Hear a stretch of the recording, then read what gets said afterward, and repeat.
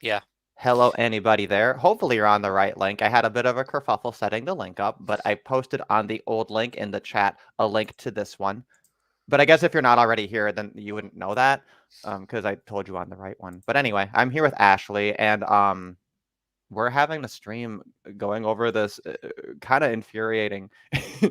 I'm sorry. No, it was not infuriating at all. It was a calm conversation, right? It was very erudite and calm and very NPR light, right? Um, and it was Benjamin Boyce's interview with an incel expert, not an incel, right? It's never an incel. I mean, Yeah. an Evo psych expert talking about incels in a very, very caring and sympathetic and empathetic way. And the comment section is full of people commenting,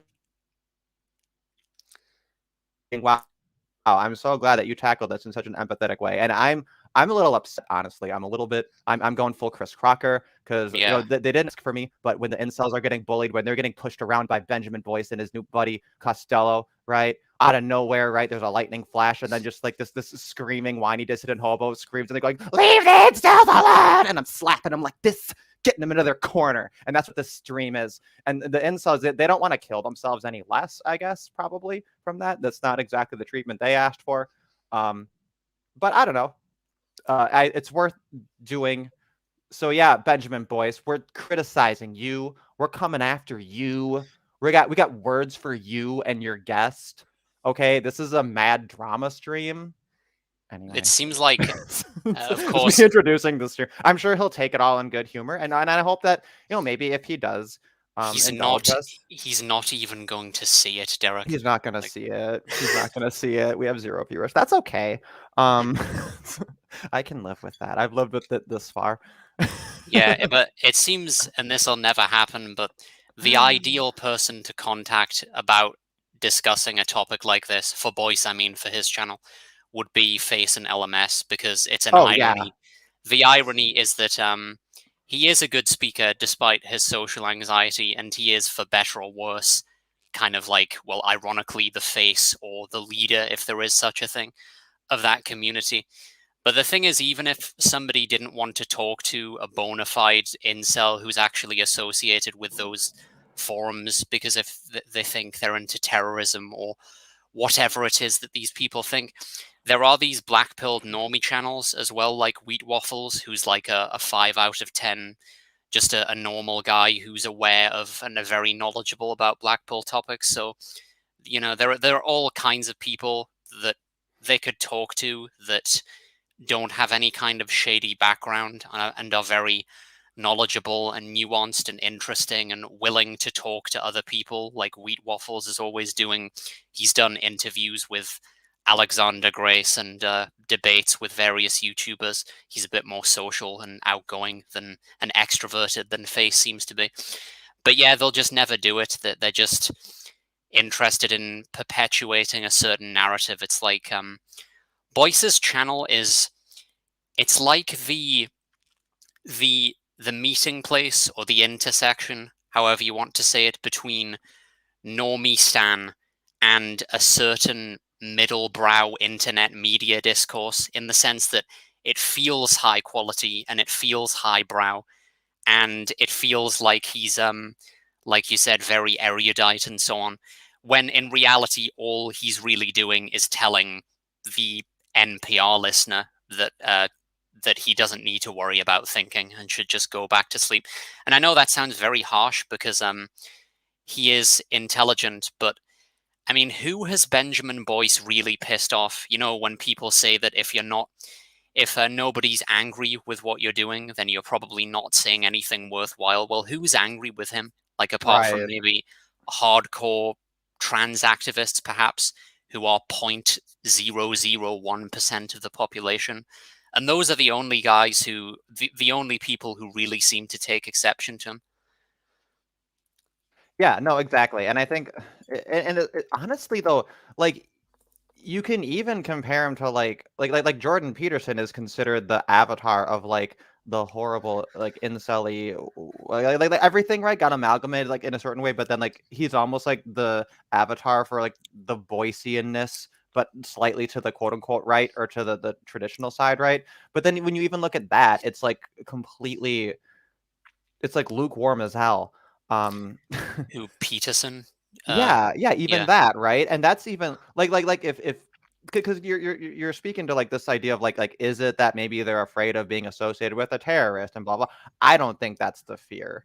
Maybe I guess my That's a judgment is very, a little yeah, bit more reckless I in that guess I'm being a little bit too charitable, maybe. I think it's more of a yeah, they don't care. They're thinking about it vapidly, and I think it's like a men's rights tourism kind of thing, right? And I think it's that's what it more is you have all these people who like they were like a flash in the pot or a flash in the pan. That's the flash in the space pan. Yeah. Anyway, ugh. Well, if you I found out remember, what the name of the channel means. I figured it out like 5 years after the fact. No, but boy, like they have these flash moments, and then they just kind of like take the notoriety and kind of fuck off with it, and like focus on other stuff. Because what can you do, right? If you just like hang out in the manosphere and in men's rights forever, you just realize like, yep, it's still fucking hopeless. Like, and that's why I love the honey badger so much, right? Is because they're just like, yeah, we're gonna fucking stay at the top of hopeless mountain, and we're gonna like fucking scream into the fucking wind, if that's all that's gonna be, right? Even if it's like it's for its own sake, it's like virtuous. yeah. Well, But I like, mean, but then you have these kinds like Boyce who like he got his notoriety like largely from Karen. Karen was like the first major signal boost he had.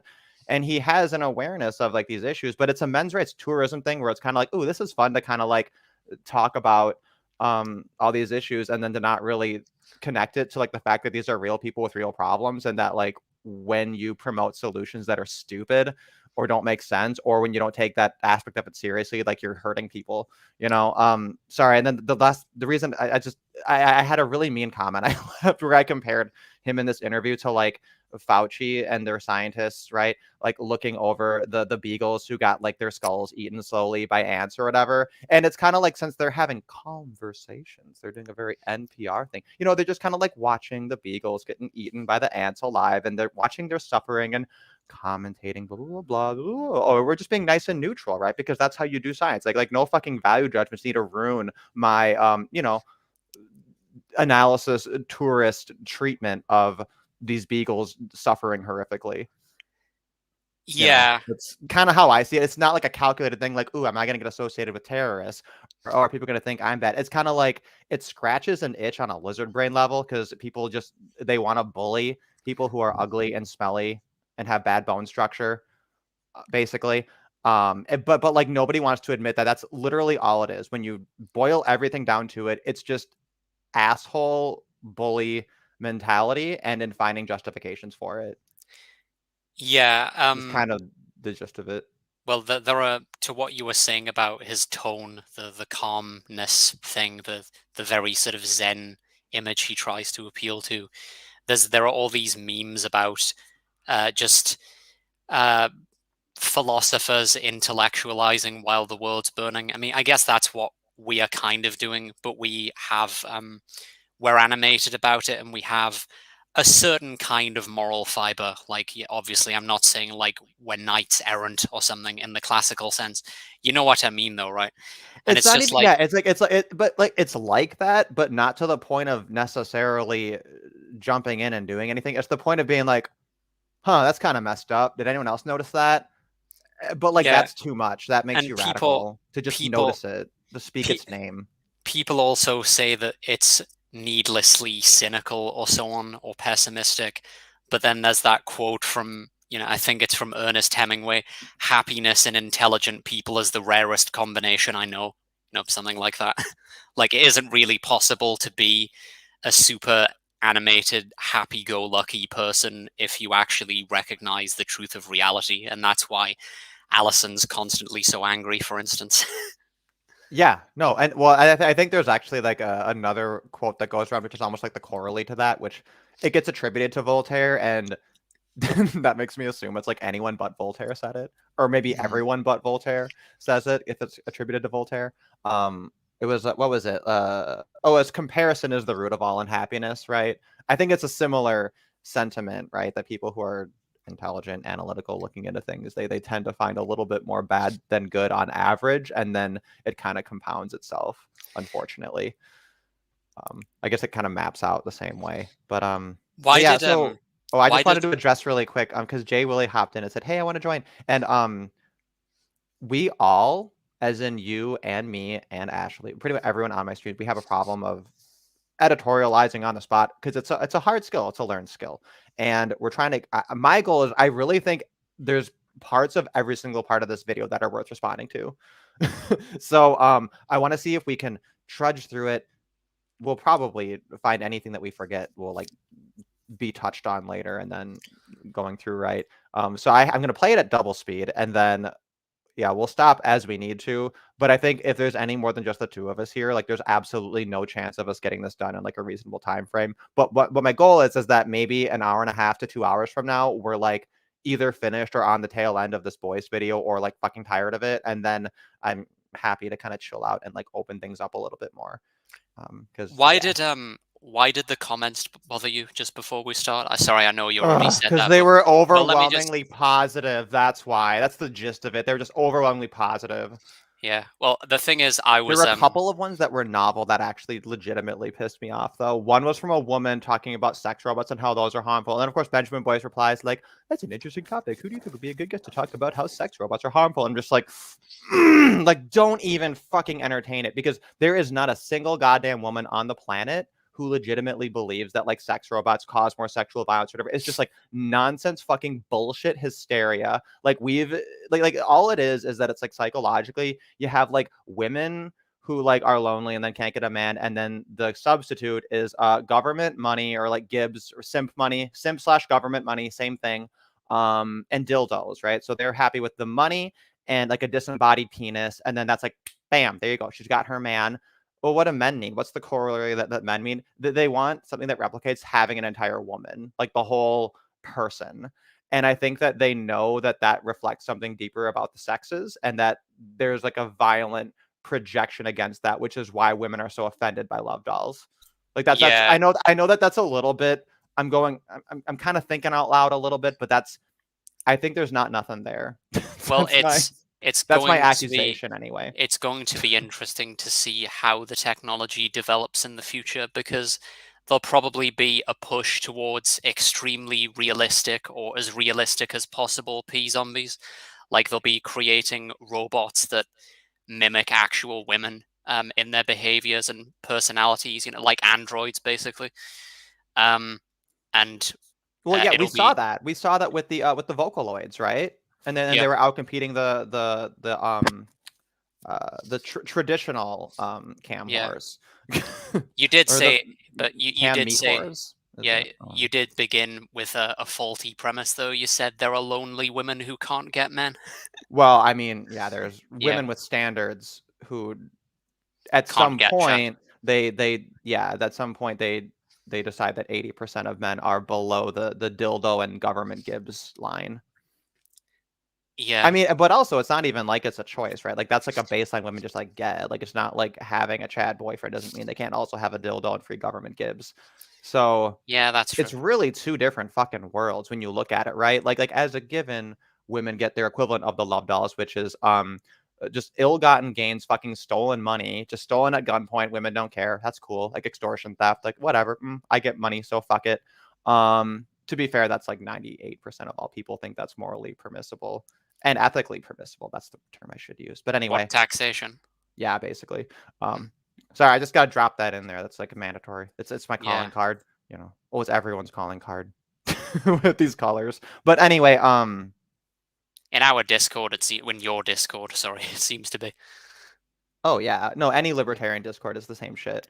Assuming they're not capital L libertarian, fucking fake libertarian party, fucking crypto libertarian, fucking communist. Or sorry, I guess they'd be crypto communist Yeah, libertarian in quotes. Okay, sorry, I got anyway. So say that they're willing to take that, and then they get it as like a subsidy off of ill-gotten gains and through unethical means, right? Like not even like voluntarily.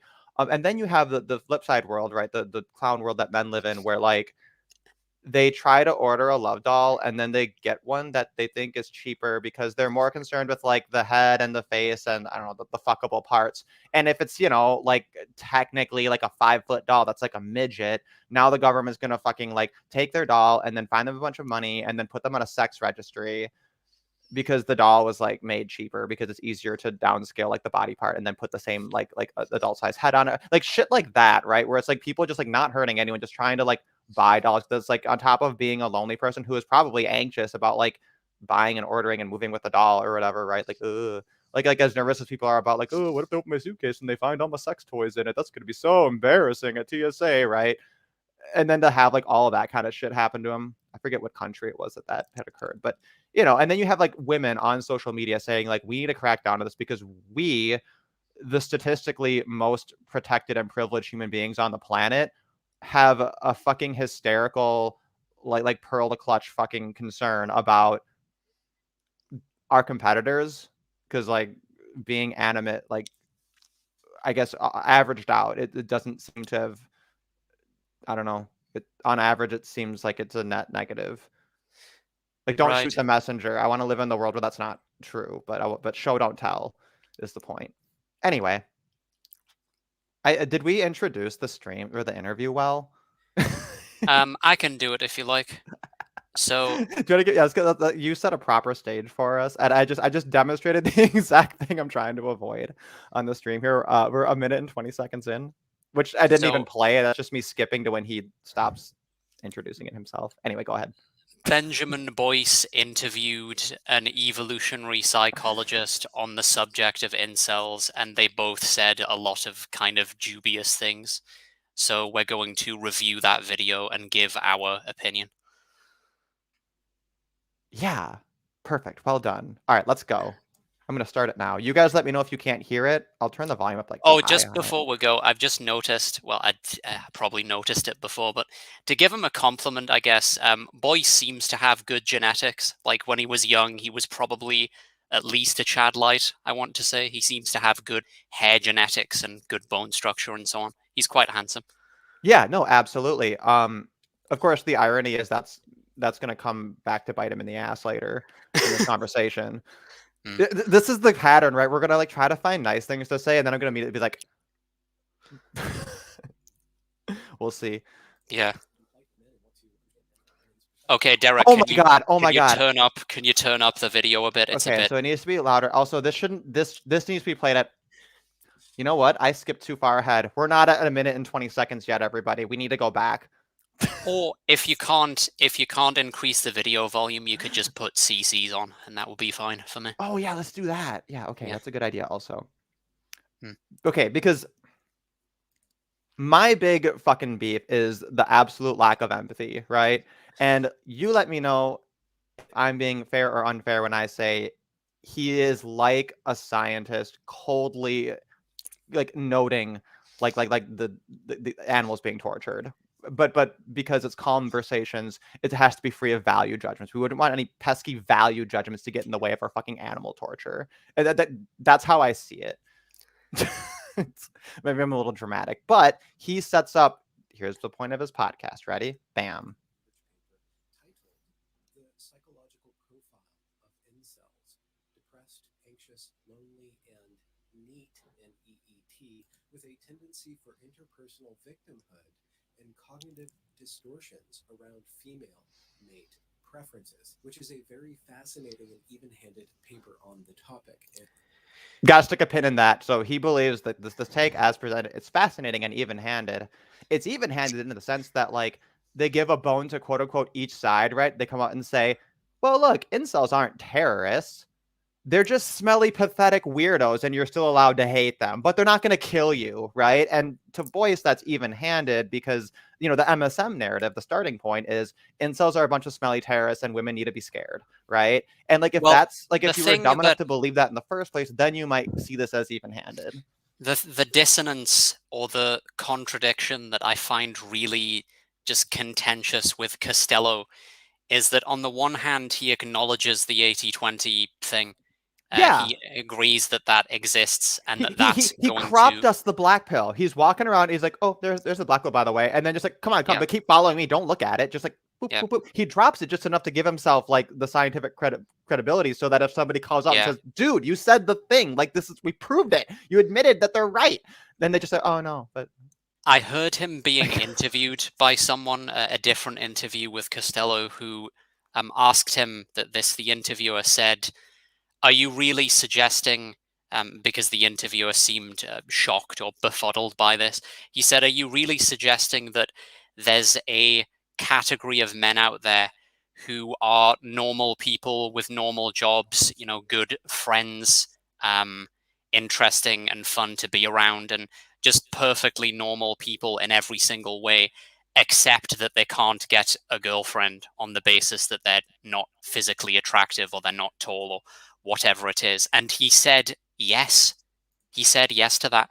So he does accept the black pill, but then he goes on to talk about, well, in this case, I just remembered, I didn't remember this the first time I listened because I was like, I wasn't paying super close attention to it, but he talked about tendency for interpersonal victimhood, which is this new, relatively recent, like, personality disorder diagnosis, which as soon as I heard it, I always thought, well, that's got to be far more common in women. Like, that's got to be like a feminist thing.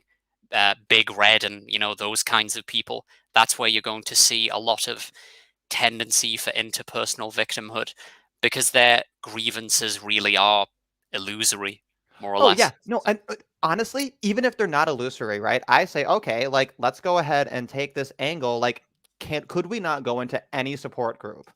Could we not open up a Reddit? No, I guess it wouldn't be on Reddit. It'd be some other website for women about like women who had mastectomies or miscarriages, right? And we could go through and say, wow, look at all these women commiserating and encouraging a culture of victimization over this harm they all have, right? Yeah, And then to demonizing men. go, yeah, and to go and to find people who are the most upset and they're finding an outlet and they're just like they're in a community of people who like have a similar experience and they think, okay, here I'm kind of safe to do it right.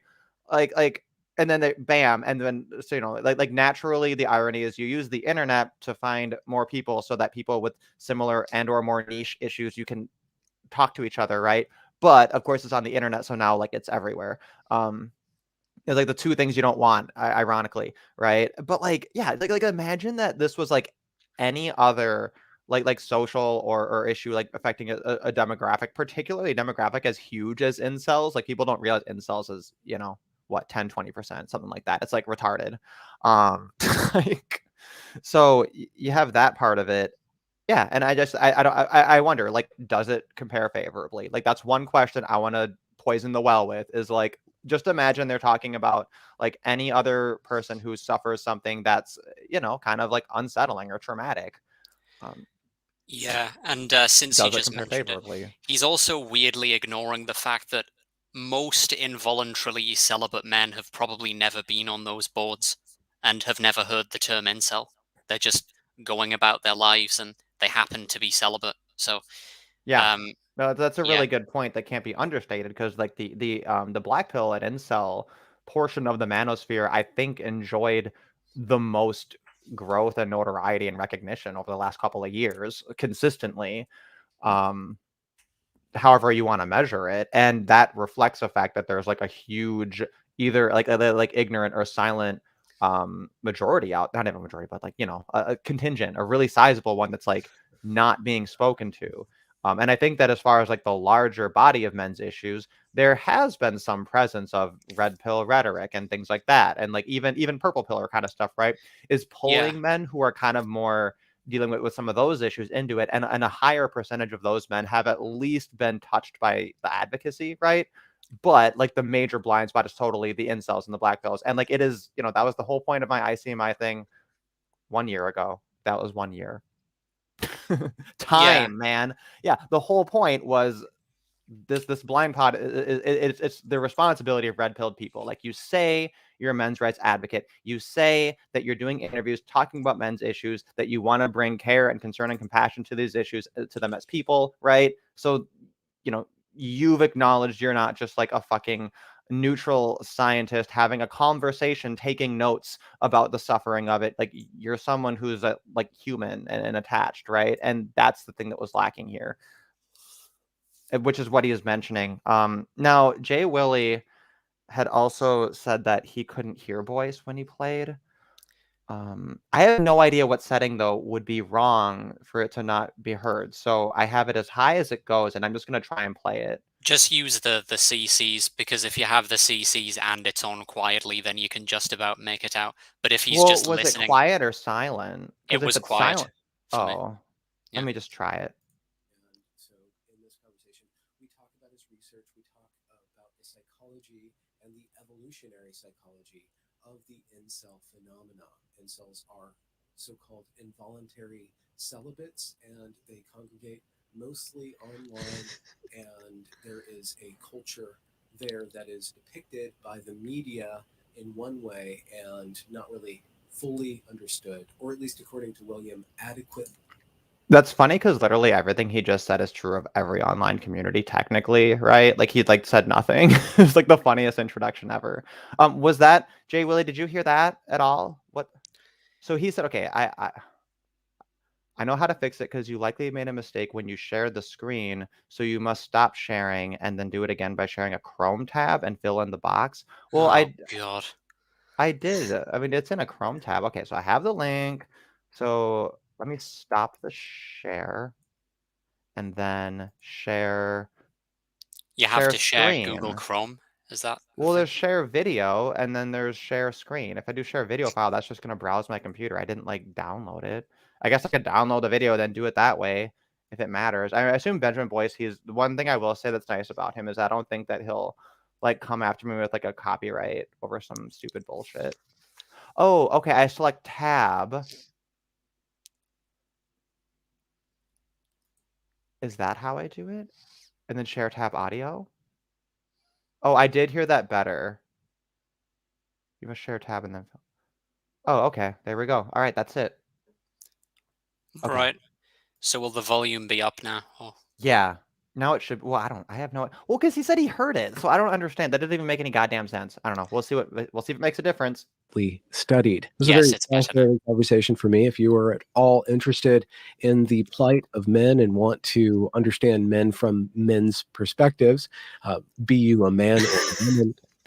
Yeah, but let's get the non-incel on, right, to talk about incels, like behind their Yeah. back and publicly, because incels have so little social power. They're like the one fucking group of people you can just do that, like talk about them behind their back as if they're not there when Yeah, I statistically also they are. just love this, like, just there's a psychological term that Alison Tiemann talks about called theory of mind, which is basically exactly what it says in the tin, understanding Epistemology.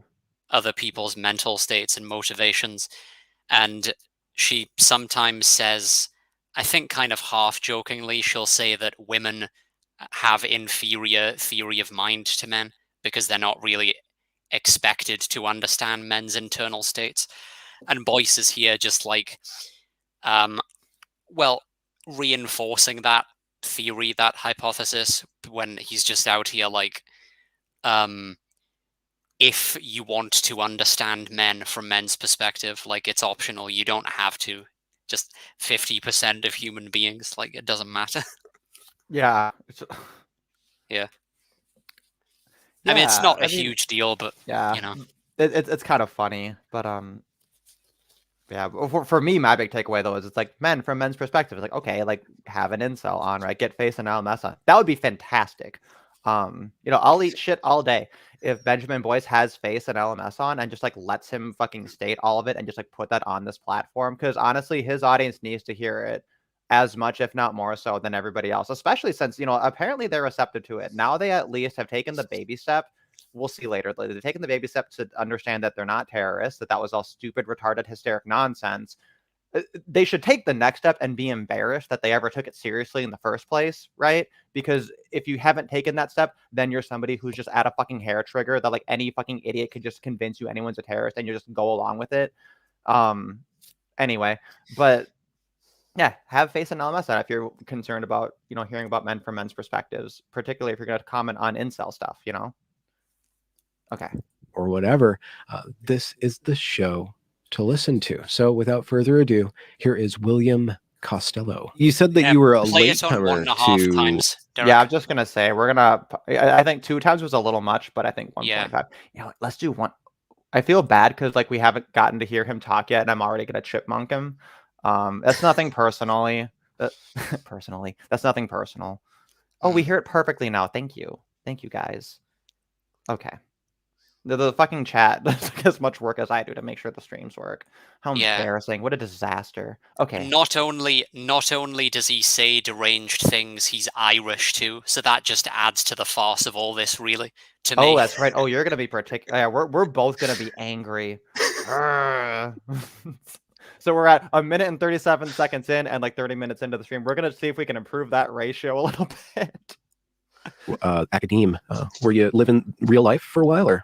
Yeah, so basically my background That's a is I funny moved from joke. Ireland to the UK in 2011, and I studied English for my undergrad with the view to becoming a teacher. But I changed my mind on that. But during my undergraduate degree, I read a book by David Buss called The Evolution of Desire. And I read that for research for an erotic writing module, of all things. But yeah, it's a bit of a strange segue towards evolutionary psychology. But after I read that book, I just fallen in love with evolutionary psychology. So then after I graduated, I spent 5 years working in a career guidance company.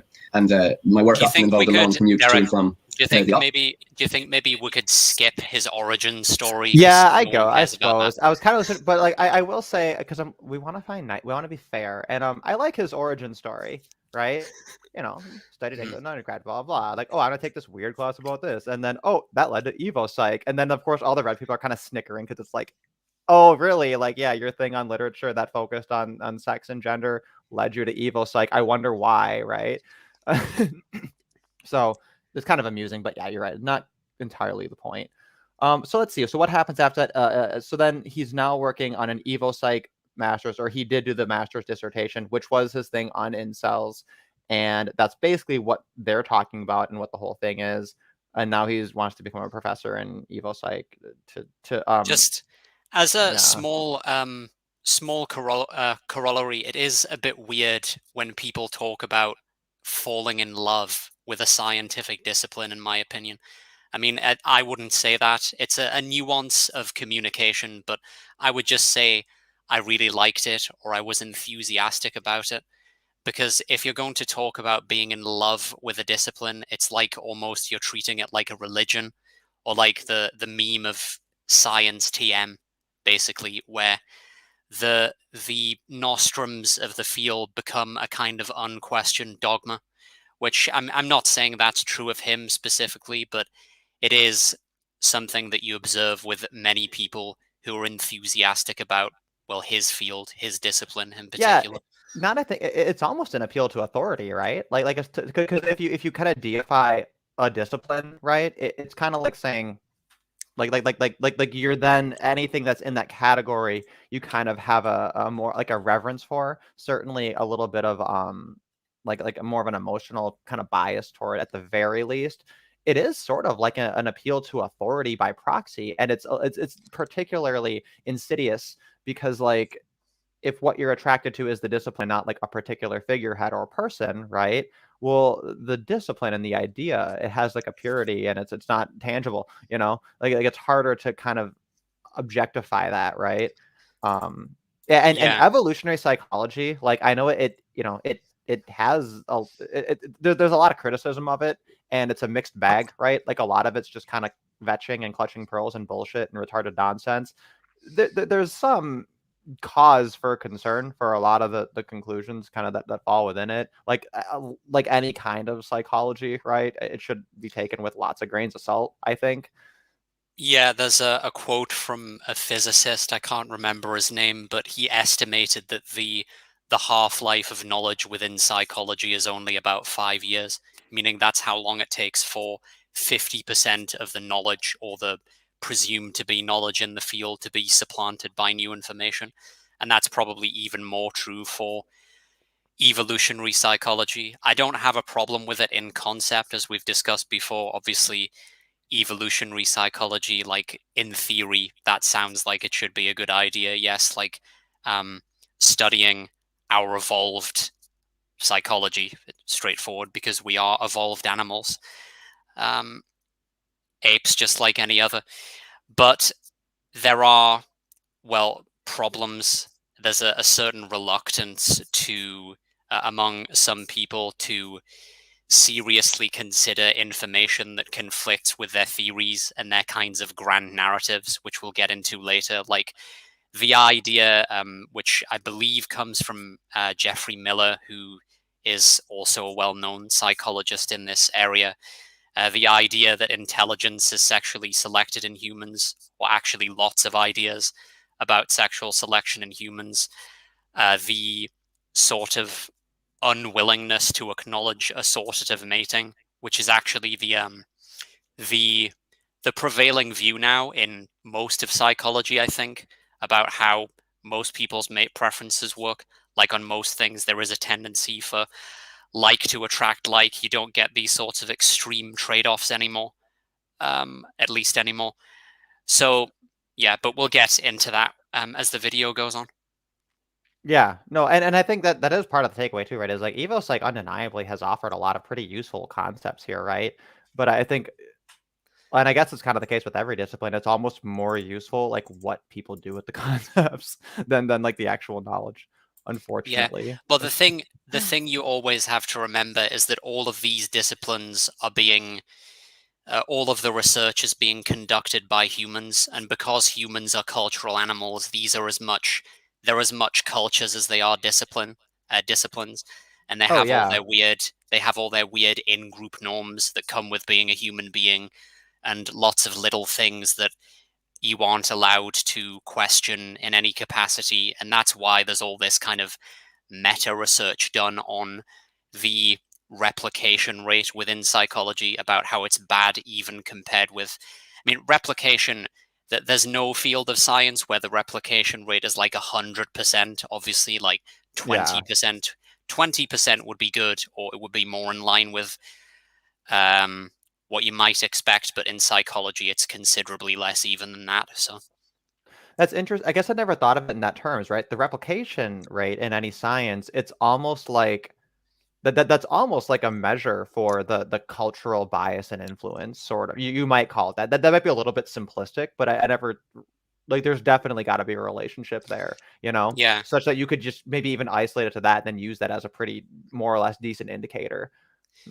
Yeah, and I you've guess that does seen make but the other interesting thing you've I just seen want to all say, like this. what Yeah, you just described, like if there's a baby in the bathwater to be thrown out with the bathwater in terms of social justice, that's the baby, right? Like that's literally the starting point for all SJW criticism, is we say like, oh, we're all humans. Humans have subjective perspectives, and it affects everything. And then we're all in a culture, so then there's social pressure. So therefore, like, what is free will? Does anyone even agree to anything? And blah blah blah. And it just spirals out of control from there. And then it lays a groundwork for, like, if no one's paying attention, to just like make up random bullshit, you know. But the core of it's kind of true, right? And it's something that like you need to find objective ways to overcome. Which, you know, yes, it's not particularly novel. I'm sure, you know, people have come up with all kinds of different ways to work around it, even just naturally, which is like the scientific method is a great example of that. yeah, and you've seen But, yeah. just to reiterate what everybody in our audience already knows, but you've seen this great work by Sean Last, not original work, but he's done a great job compiling all this evidence of basically just shocking levels of incompetence and ineptitude in the sciences, and not just in psychology, like in the other sciences too. Yeah, and your hard Yeah. sciences, yeah. Yep. So Perhaps there are only not hard and soft sciences, but flexible sciences and brittle sciences. I don't know.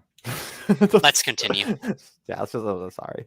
Point of view. But when it came to researching, doing my literature review for the topic, I found that almost no studies existed that had primary responses from incels themselves. There was lots of studies that had online linguistic analysis of the misogyny online, but very, very few studies with actual responses talking to incels themselves. There's one big study, and very few interviews talking to my incels master's, themselves. So it kind of overlapped with mine a little bit. That has 250 responses from incels from one particular forum. That's a pretty significant study in the literature. But the rest of them just used one small data set of 28 incels from the Netherlands and the University of Twente. So there was a real gap there. And I just personally felt that the conversation in the mainstream that we've been having about incels was a little bit kind of trivializing. And, you know, there was another study talked about how common mental health issues and suicidality, how prominent those topics are on incel forums, but those didn't get the same level of academic attention as the misogyny and the trolling and things like that. So I thought there's a gap. All right, so this is actually kind of a great start, right? I hear this part and I'm like, this is promising, right? He's like, I don't like that people are trivializing this. I don't like that people are downplaying the suicide and the suffering of these men, and that they're trumping up the whole thing about misogyny and terrorism, right? Like, great, Yeah. awesome start. He's promising me that they care. You know what I mean? And that, I think that's part of the reason I'm so upset by this interview. Is they've each now promised that they care. Okay, if you're paying attention, they each promised they care. That's like the one takeaway from the first 5 minutes here. Yeah, he said trolling, and like trolling is usually a response to emotional pain of some kind. Like people don't just do it just because, usually, in my experience. Yeah, and that's a classic trope too, right? Is, the bully is being bullied too, and that they're just channeling it anyway. Yeah, he also, and this is a nitpick, he said something about his study with a sample of 250. If somebody handed me a study with N250, I would probably just ignore it. Yeah, no, exactly. And that's the good one, right? Because he's like, well, Yeah. I saw this with 250, and I thought, like, okay, and then I saw it with only 20, and I was like, well, that's not okay. And it's like, yeah, it's I don't know, you're 250, especially given, like we mentioned earlier, the incel phenomenon. It's so much larger than anyone has any idea, and it's only going to get larger, right? So yeah, that 250 number, it needs to be way higher for anything that he just said to matter. It's not the end of the world, in my opinion, considering that he seems to be focusing on these forum users. And like I said, I guess it's that's a subset. very, that's fair. It's a very nascent, relatively new area of research. So there's that. But yeah, he's going to have to do better in future. Well, and I guess, it's not his fault, right? That he sees what's out there, and then he sees, well, N250, that's the highest one. I guess, you don't want to set yourself up for disappointment if your standards are too high, I guess. But anyway, let's see what else. We might even be getting into skippable territory, because I think the next thing they really just get into is debunking the claims of the terrorists and everything. Yeah.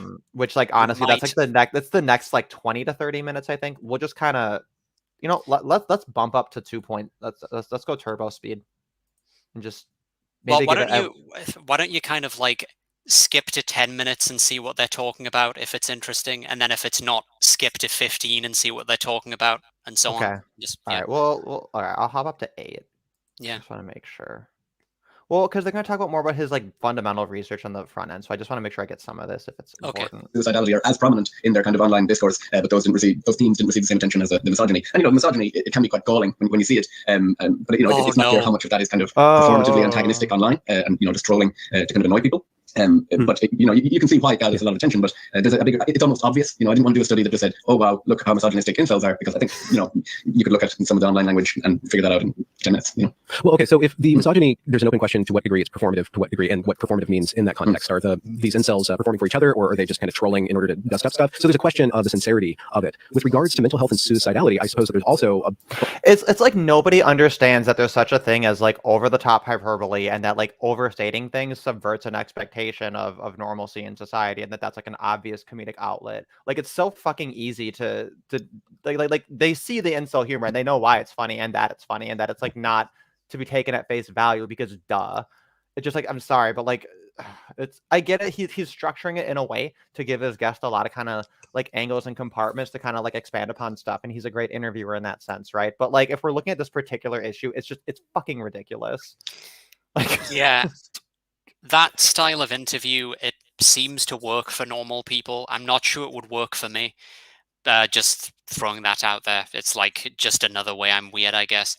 Because I am like, I just don't deal with open-ended questions well. Like, if somebody asks me a really big question that could go in like 1,000 different directions, I'll probably like be overwhelming. Like, you don't know where to go. Can you be more specific, please? Yeah.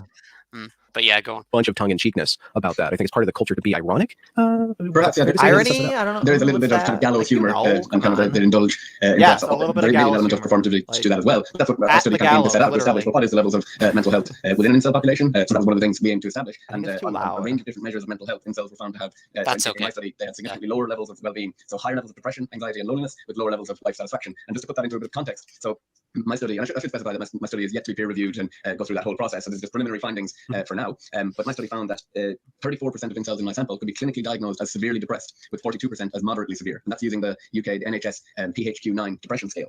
So, that kind of puts it into context that actually there is a mental. Okay, that actually, this is kind of a, can you do that? I don't think you can look at someone's fucking post and diagnose them. Oh, Like- no, he's saying, I think he's saying that he gave them like an official questionnaire type thing that's designed to measure depression. Oh, did he gave them the questionnaire, actually. He's not just like reviewing their post and then saying, oh, well, this is indicative of this thing, therefore check that box. And oh, look, you checked 2 out of the 3 things you need, so therefore you're clinically depressed. Oh, maybe That was how I was being... interpreting it. I mean, either way, it doesn't, I guess it's not that important, I guess. Like, yeah, incels are really depressed. They want to kill themselves and they're really depressed. So how do we deal with it? His phrasing was, they can be diagnosed according to such and such, which suggests, like you said, that he was just reading forum posts and diagnosing them based on that. But I don't know. And the phrase, and like that wording sounds like it's fairly neutral, except it's not, right? If you say someone can be diagnosed with it, you're saying like, yes, positively, they do check the boxes. Not like could maybe. He said like they can be. So I don't. That might have been an overstep there. I don't think it's particularly. I don't know. I just thought. Well, let's continue. Health issue here. Now that my sample might include, a broader range of incels than just the performative online misogynist kind of ones. Because another study when I was doing my literature review found that the online hatred and kind of the extreme content. Yeah, it's his literature review of incels in the accounts. So it's just it's how much we judge them by just the most extreme actions of an extreme minority. That might be what we're doing. That's a point other people have made too, which is a good point. They always get measured by the worst. And it's asymmetrical depending on what one's biases are with regards to the story that they are framing. If one is studying any group, specifically online activism, it's really easy to just pick samples that are the most attention garnering and then use that to label the entire group. For sure. So to give you an even bigger kind of example of how the media kind of just fixates around this topic. So in any article about incels, you'll often hear the case of Alec Manassian brought up. Are you familiar with the Alec Manassian? Could you review for us and my audience? Sure. So Alec Manassian. We can skip this. The gist of it is, Alec Manassian confessed and is documented that he was deliberately using the incel communities in order to prop himself up and to get more notoriety. Not a true cell, not really part of the thing, not in any way motivated by incels in any way.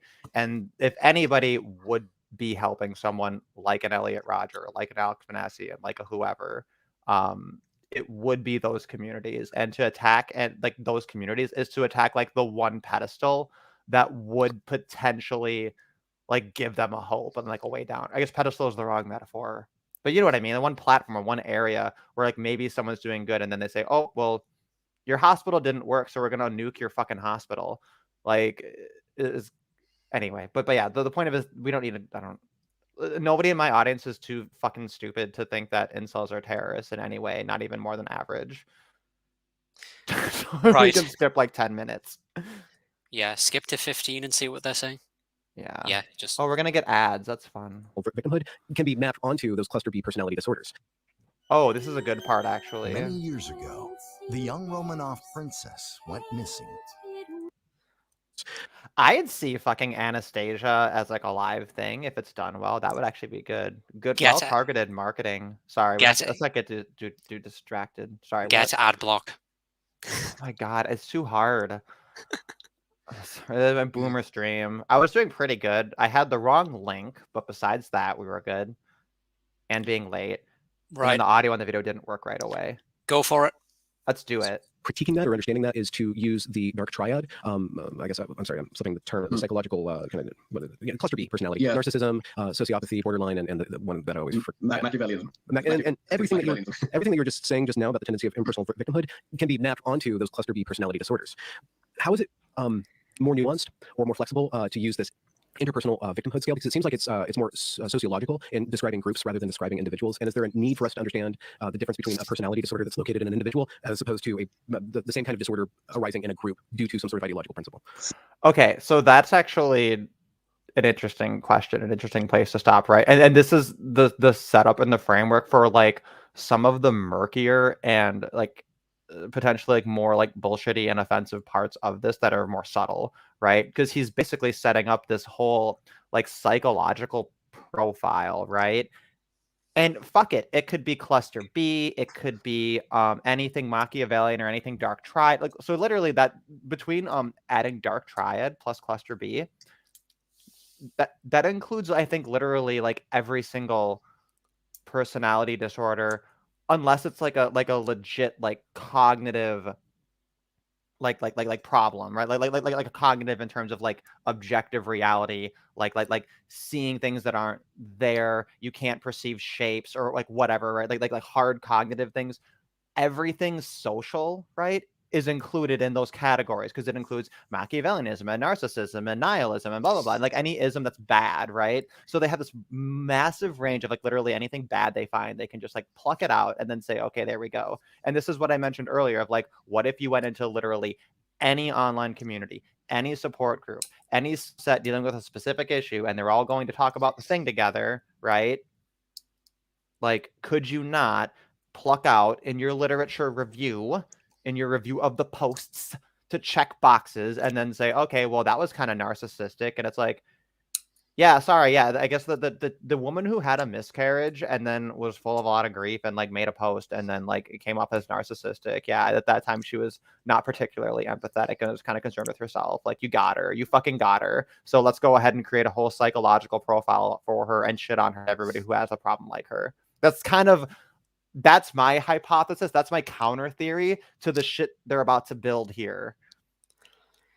Yeah, I mean, prima facie, it doesn't make any sense because personality, the personality is almost entirely heritable, like pretty much all psychological traits in modern developed countries. So you don't develop into a psychopath or a narcissist. You just kind of are those things in virtue of your genetics.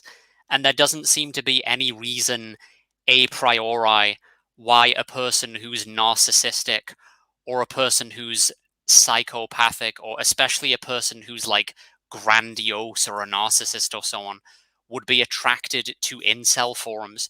I mean, the cliche, and you know, there probably is something to the cliche, is that a psychopath would be doing the opposite. Like they would be trying to kind of beef up their social status, or maybe like making up a whole bunch of sexual liaisons with women that never happened to make themselves look more special or to increase their the status. Machiavellian part totally betrays the whole fucking like BPD angle, right? Because if you're like a crazy BPD hoe doing crazy BPD shit, like having anxieties and having emotions and freaking out and going manic and whatever, like that's the opposite of Machiavellian. It's like literally hot and cold. Like, I mean, he could make an So argument. if they go one way, then it counts towards his theory, and if they go the other way, it counts towards his theory.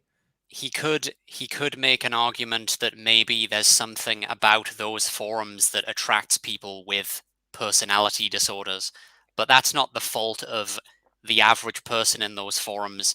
And then additionally, those forums aren't like a perfectly representative sample of inceldom, because as he well knows, this isn't a problem that affects, say, 1% of men. It's at least an order of magnitude higher than that. And they obviously can't all be psychopaths or terrorists, because statistically, only about 1% of us are psychopaths, if that. So, yeah. Well, I mean, I guess let's see what pieces of, because Benjamin was basically, he did the same thing, right? He kind of like he like unwrapped like 3 or 4 different Lego sets for his guests and said, "Hey, buddy, like, what do you want to build? Like, you do you, right?" Which again, I think it's a good style of interview for somebody who's like, you know, a guest that has a focus and a thing that they want to make sure they're going in. And Benjamin Boyce is making sure he's giving them all the toys in the toy box that he's ever going to need, right? So we'll see what he picks up and puts together. Jay Willie says these guys are pretty good looking. Boyce is not too sure about the Irish guy, but then that's me. Well, so. William Costello, he's a lot younger though. I think that's. Yeah. I mean, but if we were gonna like age control them, yeah, then I think Boyce probably wins that one. But I don't know. I mean, I think they're both fine looking. I think that Jay Willie is just he needs the bonk treatment. Yeah. I can't tell if Boyce has. I don't think he has a receding hairline. Actually, I think he just has a high forehead, like me. So do I. So. Howard Trimmer says, I always delete my live stream chats 2 days later when I walk on the right. Wait, you can go back in and delete comments that you leave in live chats? I didn't know you could do that. I thought that shit was like forever. Yeah. Unless, I mean, unless the I stream don't, gets nuked. I've never thought of that's never occurred to me. I don't see a delete button. I Here, just next. leave like a long trail of just like crazy schizophrenic posts, and I stand by them because they're accurate. Yeah, Howard Schoonover is saying I tore him to absolute shreds. I know. So I who are put you that up referring there. to? So, well, I'm thinking it had to have been in this live chat here, but it looks like on the video that it doesn't have like the live stream replay. Whom is he Does it? referring to? I think he must have been referring to Boyce. I mean, maybe Costello if it was the specific one. I think I might have seen you in the comment section down here, but yeah, so they didn't preserve the live chat because go to history, live streams. Oh, well. Just play the video. It's almost that it could be a case of, you know, the madness of crowds going on, that they actually have almost a collective personality, and then as an individual, they might not actually behave this way. Or that these groups either attract or produce these people with these behaviors or these disorders. Yeah, well, I think that incel identity, you know, a lot of people say to me, why would anyone ever even admit that they're an incel? Why would they form their identity around this? It seems kind of paradoxical. But the more I looked at it, I considered that actually it's quite a seductive identity, that incels actually get quite a lot out of it. So they trade competing in an anxiety-inducing mating market for this victimhood identity that gives them a sense of fraternity with others. It gives them a common enemy, a kind of simple black and white schema through which to kind of view the world, a fun, rich lexicon of kind of shitposting terminology, you know, that they get to engage with all day, and just an excuse to not kind of participate and go through any of that anxiety. You know, this is a nitpick. Probably, it's a nit. I just sorry. I'm yeah. gonna get my nitpick out of the way. It's just that he said an excuse to not go through that, and I'm like, you shouldn't need an excuse, right? Sorry, but like I hate that. I hate the I get that he probably didn't mean it in that sense, right? Or may not have, right? It's like a fleeting thing, but I just like an excuse what to does not it mean? do What does it mean that there could be people who perceive that there's a need for an excuse to not participate in something that's anxiety inducing, and that in all likelihood, all signs indicate will make them less happy and miserable, and likely even more likely to kill themselves, basically. So they need an excuse, like beyond just like the facts, right? But that's the thing, is that's what the black pill is. That's what inceldom is it's the facts, but it's getting repackaged as like a whole, like, oh, they're doing it for the communitarian thing, and it's like, well, it's kind of nice that when you are learning the facts that you kind of like the rest of the classroom, I guess. I mean, I don't know, I guess I'm a little muddled. Yeah. Like, and it's also just you don't, some of these people, they make it sound like you have to approach thousands of women, cold approach, to use the PUA terminology, to know whether or not women are attracted to you. You really don't. Like, I mean, obviously you're gay, but I think you can probably draw upon your personal experience of just what you've seen with other people, with like heterosexual friends, like the way it actually works. Most people, most guys who are like normies or who stand any chance with women at all, right? They get their first girlfriend like kind of in high school or in college, around there. And it's just something that kind of happens. It's not like you need to be supremely socially skilled, supremely intelligent, have an amazing job or whatever. It's just, if women are attracted to you, then they're attracted to you, and it just kind of happens. So, like, it's just annoying when people say an anxiety-inducing gauntlet, you know, as if it's like a military obstacle course or something. Like, it's certainly as if they all went through it. You know what I mean? And and that's sort of thing. It's like this is kind of, we're already getting into that territory. Like, these guys don't know. They don't really know what that's like, because they're not incels. They're not true cells. I mean, maybe give them enough years, they can be old cells later on, and then they can reflect upon how horrible it is that people don't have empathy for them, and then we can show them this fucking video. You know, the classic ballad of men's rights is that men don't give a fuck and don't want to help each other. It's not until it affects them personally that then they cry and whine about how, oh, where are all the MRAs? And I completely so they don't know what it's that. like. So, but then also so they get gifted their first girlfriend, right? Because it's basically like they were good enough looking, and they were tall enough, and they were white enough, basically. So that lined up, and then they get to turn around and say, Well, the reason you didn't get one is just because you weren't able to run the fucking gauntlet that I was able to, right? There's a Yeah. psychological bias there that needs to be addressed. And they don't realize they're doing it, obviously, I don't think, but men naturally take pride in access. Right. They get access, they have pride in it. And anything that says, I guess it's similar to when you tell women, you know, the reason you live your comfortable life and that you're free from this violence is because of your privilege. And, you know, you didn't do anything to earn that privilege, and it's not your fault that you have that, but there it is, right? That's a technical use of the term that's accurate. They don't like that because if they take pride in their position that they only have because of privilege, that it undermines everything, right? No, I'm a good trad wife. I work just as hard as my trad husband, and it's like you literally didn't. Like, we know you didn't. This is the same thing with men. They get their access, and they say, well, it was kind of just a gift. You had your 20% of fame, so to speak, like 80-20 rule, 20 minutes of fame, 20%. I don't know. Yeah. I'll play around with that one. I don't know if it's good enough, but yeah. But yeah, I just wanted to point out sorry, I that cut you off. it's okay. Just to reiterate, like they talk about dating as if it's this military obstacle course, that they feel very proud of themselves for having been so courageous as to put themselves through. As if they're going to the army or like going into the special forces, like the kinds of things that men would brag about to each other to improve For their what social should standing. be a pleasurable, mutually enjoyable kind of experience in relationship, and they're describing Yeah. it in like yeah. Is that what you're getting at? I didn't mean to take the wind out of your sails, but like, right? I mean, if not, Yes. that's what I'm looking at. Like, Yeah, well, I'm just pointing out that it seems to be a delusion. Like, this isn't actually how it is for normal people. If women are not interested in you, it's going to be glaringly obvious to you, probably from an extremely young age, and that's just kind of it. Your fate is sealed, and that's what incels will say that a lot. So yeah. Well, and then the converse of that is true, right? It was one of the studies I found when I put together a presentation was the one about babies who responded to an actress who was acting in the same way, but then they just did the one variable, which is they gave her like an ugly, realistic looking face mask, and the babies were just like revolted, like they respond to the ugliness. So, right. so yeah, if babies let off obvious cues that they are, offended by ugliness, like of course women do as well. Like women, Yeah.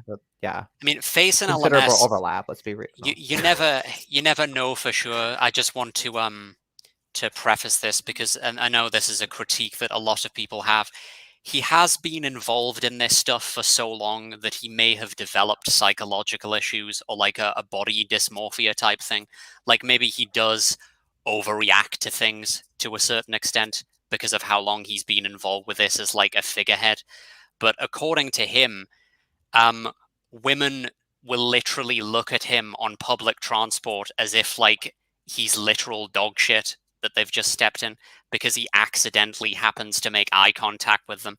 And these guys are going to be like, oh, well, why don't you just approach 10 billion women, bro? Like, Yeah. he doesn't. That's it. You don't. Yeah. Yeah, because if you have a 1% chance of success, you approach 100 women, and if you have a 0.01% chance of success, you approach 10,000 women. Yeah. I think. Well, Yes, if that's the reaction, if that's the reaction that he's getting just from making eye contact with women, what's approaching tons of them going to do to his mental state? And he already did that in the past, and it doesn't seem to have done wonders for his mental state. So this rhetoric of you just need to approach this is also a bit of an issue, which is that I've said it's not up to me, obviously, but I've considered the idea that maybe for the purposes of analysis, and talking about these things in a sort of collected intellectual way, maybe we shouldn't really use the term incel. Maybe we should just say sub fives, because the thing is, there's always going to be someone who says, oh, well, how do you really know that you're an incel? Because you could always just approach 10 more women, even though you've already approached plenty of women, even though normal men don't even have to do this. They don't have to go through this gauntlet of approaching thousands of people. They just hit it off with some girl in high school, and that's it. They don't have to subject themselves to this. And none of your ancestors would have had to subject themselves to any of this. So, like, you get what I'm saying, right? That yeah, no, exactly. Right. So they have this brand new standard, and like not only are they not recognizing that, like, well, this is like a totally brand new crazy standard. So like, can we at least look at it from that perspective? If you're not willing to care about the people and their problems, and for its own sake, But then you also have this issue of like, I think that it is a smarter thing to just refer to sub fives. I mean, let's be real. It's like sub 7 practically at this point. You have to, Chad Light sub 5s, right? And then you have to have a definition which is consistent with, maybe you have to take into account what things would have been like for our ancestors. And like I said, our ancestors weren't expected to go through any of this like incredibly grueling process psychologically. They weren't subjected to any of it for the most part. Like 90% of people were married pretty young. And then there's also just the fact argument, right? You could say that like they had other hardships, right? Right. Like this is the equivalent of our World War II, is like the great sub 5 dry spell, I guess. Yeah. Which I could kind of see that, but to me that's quite tenuous. It's very apples and oranges in my opinion. But if I'm going to play devil's advocate, maybe that's where I'd try to argue. And people say just go to Asia, or whatever, right? But realistically, no sane person, in my opinion, like no mentally healthy person, is going to want to travel halfway around the world to do some PUA crap, right? And it's not going to amount to much anyway, in all likelihood. Like, most of the stories I hear about guys getting Thai wives, they end up being these kind of horror stories.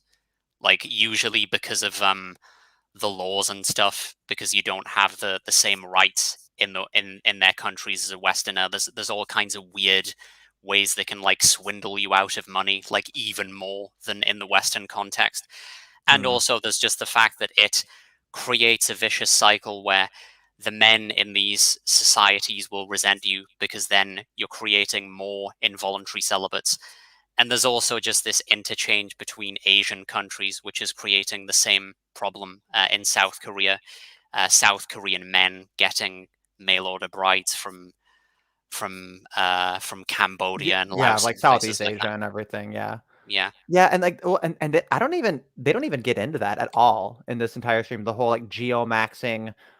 In fact, they don't even get into any of the particular like subsets of the black pill, like height pill, race pill. Like they go a little bit into hypergamy and monkey branching and stuff like that in order to kind of like cushion it and explain it away.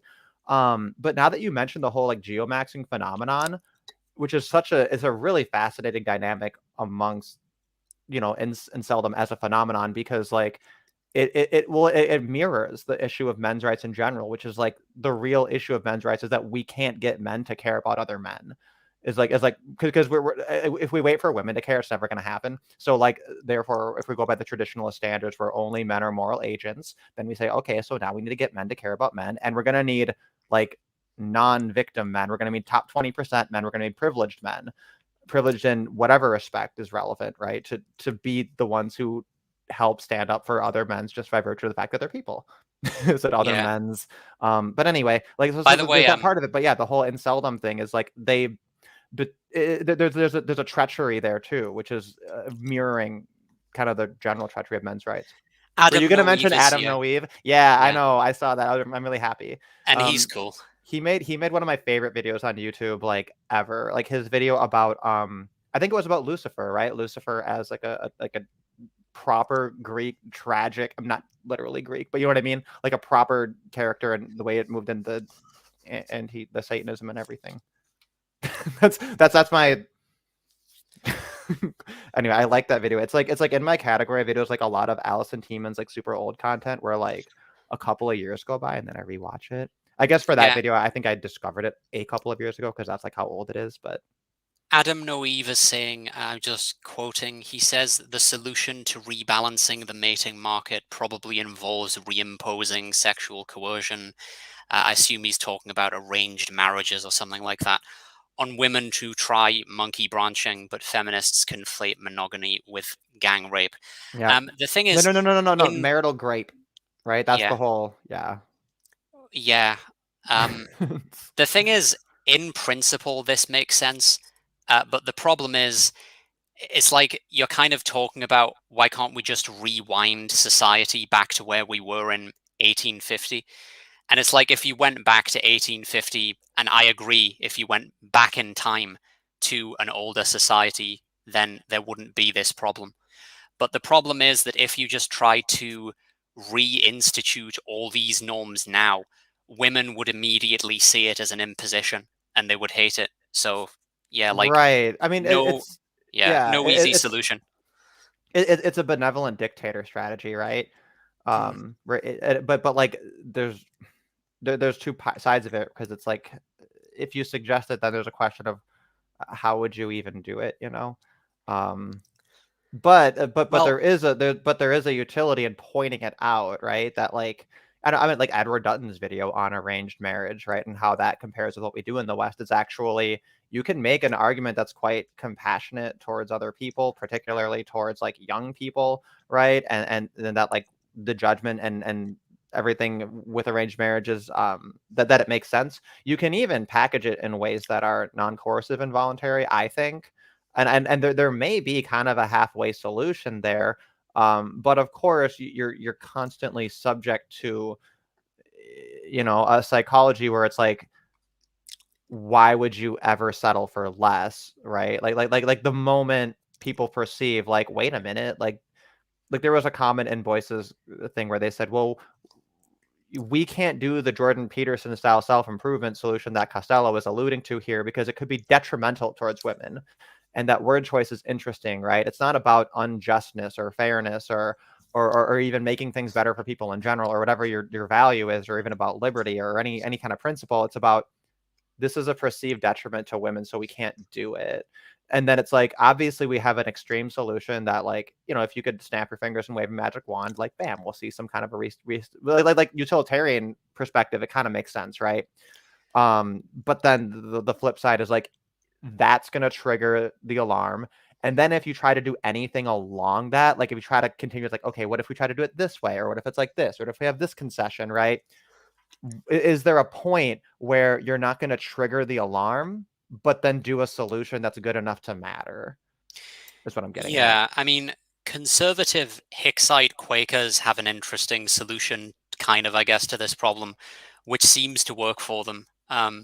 The Hicksite Quakers in Pennsylvania. Chad Monday, back when he was around, he did an interview with one, and she talked about this. What they do is they'll basically arrange for people to be married, usually when they're still children. So it's determined when the kids are still kids that at some point in the future they will be married. And they'll talk about how there is a process to avoid bad things happening, like if they don't get along in the way that a married couple is expected to. And she was also talking about the genetics of Quakers, how there's a problem with inbreeding depression, like basically lots of autosomal recessive disorders in the Quakers and the Amish, because they have these small, like somewhat inbred populations where everybody's kind of related to everybody else, which increases the risk of genetic disease. So there's actually they have to take that into account when choosing which family should intermarry. But there's an interesting way that they could improve all of this, so and make it even better. So polygenic risk scores are now quite popular, where basically you scan your genome or a portion of your genome to check for risk of, for instance, certain types of cancers or rare diseases or whatever it is you're looking for. But the thing that's really great is that they measure adult potential for traits. So it doesn't matter if you do a genome sequence when you're still a child, it'll determine your adult traits. It'll tell you how tall your kid is going to be once they're an adult, how intelligent they're going to be, and so on, which means one could take all of the assortative mating research about the kinds of characteristics that tend to be good for successful marriages, assortative mating for intelligence and whatever else that's important, personality, etc. So you could use that to determine how your kids will map onto all of those traits once they're adults, the Quakers, I mean, and how well they're going to do as marriage partners. You could actually determine it in advance. You could do this for attractiveness, for instance, like to make sure people are fairly matched for attractiveness. And then you could go ahead with this using the new genetic knowledge. And the interesting thing about this is if they're pairing people together who knew each other from childhood, the utility in that, and this is what the Quaker lady who Chad Monday was interviewing said, she said there's utility in it because it means you already have a good established like relationship with the person, and you know each other very well, so it greatly reduces the risk of abuse and so on. But there is also a risk with doing that, which is because of the Westermarck effect, which is that basically people that you're raised with, you're predisposed to not be attracted to them. So you have to be careful with that. People might ask, like, isn't that kind of like banging your sister? And it kind of is in a weird way. Like there would be a same kind of awkwardness.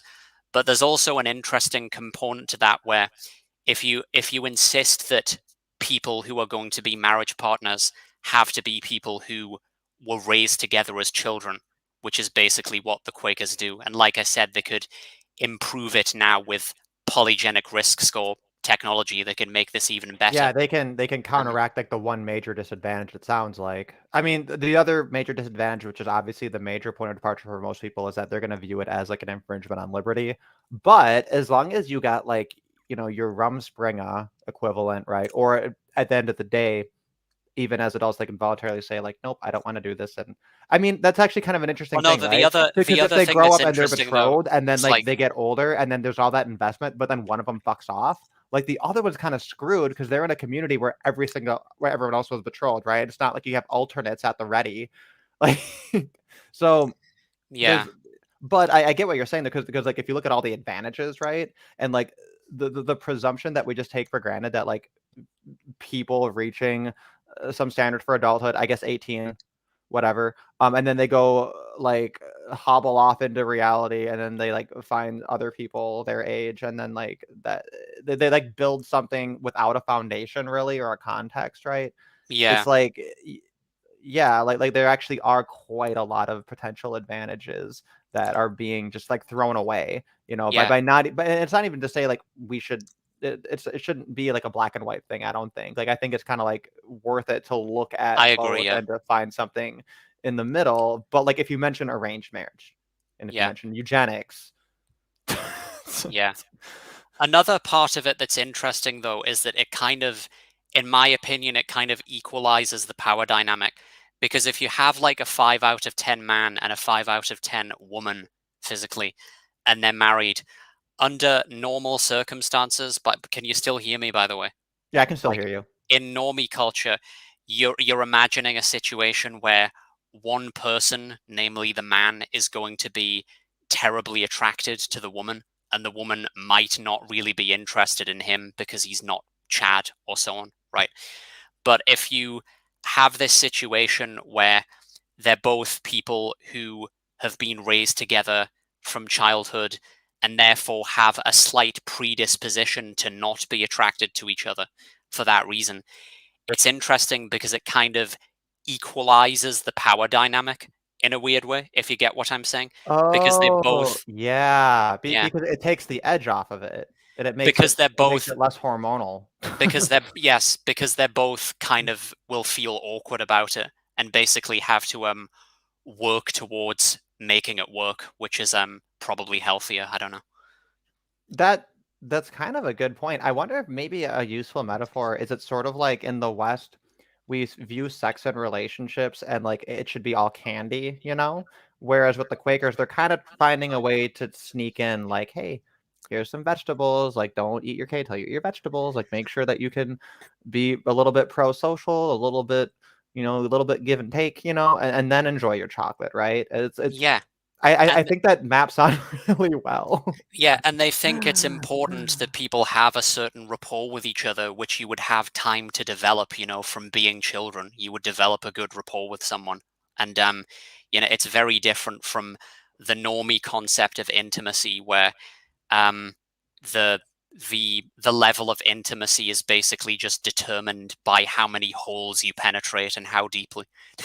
Yeah, I know right. that's kind of gross, but like that is Well, literally it. Like, this is analist. We are in the analist paradigm, right? That which yeah, facilitates what's the word? Not even like anal sex, like penetration of an anus in any context. That's the yeah. ultimate moral good. Well, that's literally it. Like, I It think that's literally is. It's like it's yeah, funny because I'm like, haha, what a funny hyperbole, what a funny joke. And then I just look around me and it's just like anuses as far as the eye can see and just like crazy satanic degeneracy. And I'm like, man, like I'm libertarian and this is creeping me out. Like you can't unsee it. Now it's like the sixth sense, and I'm just like, I see fucking analist moral paradigms like everywhere. yeah. You fucking cursed me. Right, you might as well continue with the video. I'm just going to get a drink. I'll be right back. The other way you cursed me was when you mentioned Sydney Watson's criterion for traditionalist feminine morality, which is I want a Yeah, hot she chick who cries praised. a lot and they can fight. She's got to be Yeah, fit and beat people up and cry a lot, yeah. or hot and cries a lot. That's the Yes, that phrase. was it. Yeah, She's and hot and cries a lot. she liked Wonder Woman for that reason. Mm-hmm. It's really weird the way these people would call me a misogynist and they think they're defending women. Like, I find, Right? Like I'm listening yeah, to a scream, and then they're like, "We can't expect women to have this moral standard because women have always been that way, and therefore women are not the problem." And I'm just like, yeah. anyway, but yeah, if you want to hop off for a couple minutes, I'll go ahead and run this a little ways. We'll let them actually talk for a while. We're okay. Our ratio is bad in terms of how far we're in, and then the video, but I think we've laid a lot of groundwork such that we're going to be able to kind of Well, it's been really fun so far. Like, I think we can we're just having fun, right? I think we're continue. good. So, are you going to get a drink as well, or Actually, I will. But I'm I'll also be gonna back in a second. I'm gonna play this, and I'm gonna be following it as I'm. Yeah, so I'm Okay. here. When you view it like that, you can actually see. I can imagine how you could get trapped in that kind of mindset, and if you had others encouraging you, there is something to do with the fatalistic group element. Because I've heard of even some cases of incels who've reached out to me, and they'll talk about how they might be almost disowned by other incels if they go on a date or something like that, and it's kind of, this is a race to the bottom then, and they could be holding each other back. Yeah. So yeah, I would be interested to tease out more, and perhaps something I'm hoping to do with my PhD is tease out how incels behave in groups differently, how they behave in person as an individual differently. But yeah, the idea of how much of this is performative online antagonism is a big one for me, and it's hard to tease out. So just to back up Sure. into the realm of evolutionary psychology, the incel is primarily male. So That's there's right. probably a lot of really juicy things to explore about male psychology when it is enmeshed in this interpersonal victimhood culture. So could we just start exploring evolutionary psychology specifically with regards to males, with regards to females, like in the marketplace of desire? Yeah, so the evolutionary psychology behind that is that there's a greater variance of reproductive success between males and females. So basically, the way incels describe it is that there's no such thing as a female incel, because every woman will have some choice. She just would need to lower their standards. And they maybe say that nowadays women have a tough time getting the sex and love that they want, that they really are looking for, whereas many males or incels have a tough time getting anything at all. Because from an evolutionary psychology point of view, it's the female that's more sexually selective because of the greater obligatory parental investment. They have a lot more to lose by choosing the wrong sexual partner, whereas men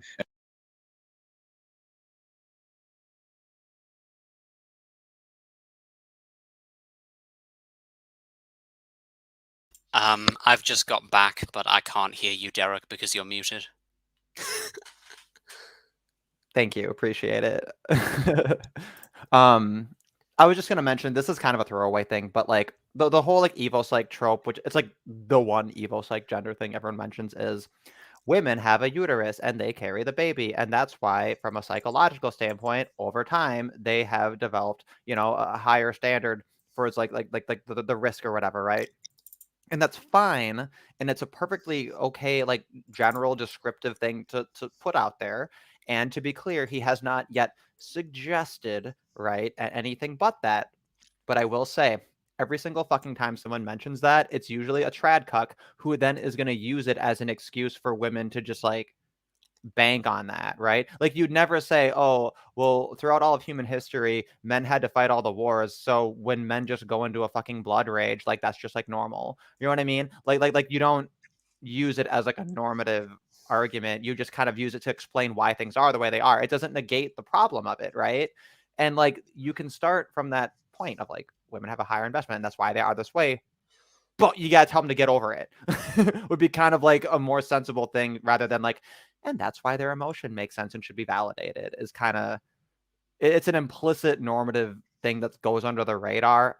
I would suggest above a coin flip that it was baked in here and went under the radar. That's all. Yeah. And then they It's mentioned also- stem cells. Stem cells don't exist. That's perfect. Yeah. If Yeah. anyone mentions stem cells, 0%. Like that's if you include fem cells in your definition of incel, you have a definition that's not operable. And basically, same applies to gays, more or less. An argument can be made for lesbians if you can prove that lesbians are real first. So that's a lot of work. I'm not going to do that work. No. Anyway, yeah. Let's. Yeah. There wasn't. They're just kind of laying some groundwork, but I think it's fine. Or males can be a lot less discerning, particularly for short-term mating. When it comes to long-term mating, the sex difference gets a little bit lower, and men are almost as choosy as women for who they will invest their time in. Oh, actually, this is another thing that's important too with incels, right? The distinction between long-term, short-term, right? Because Yeah, those we've things get discussed this Mhm. before, haven't we? Yeah. Right? Because because you I fuck it just up know. sometimes too. Yeah, you know? because you just know, right, that when women look at the Hemsworth brothers, they're thinking, oh, well, he would be good one-night stand material, but he's certainly not boyfriend material. Or the same with Harry Styles or any of these other celebrity men that women fawn over. Like, I just... Like how much I can't even respect this enough to give it a reply. Like I'm sorry. Well, okay, but that's one part of it. But it's also in regards to like everything, right? But yeah, so it is like because there are right like women who are just going for the short term as well, you know. Yeah, but they're going. It's the same men typically. Like, do you know what I mean? Right. It's a very small pool, and they're going to acknowledge that, but then they're just going to not connect like the impact of it. But maybe we can help them. Let's see. But I just wanted to mention that distinction because like that's what gets conflated is that like a lot of these involuntary celibate men, they want anything, right? Their filter is not advanced to that because if they added in anything, it's going to not work, right?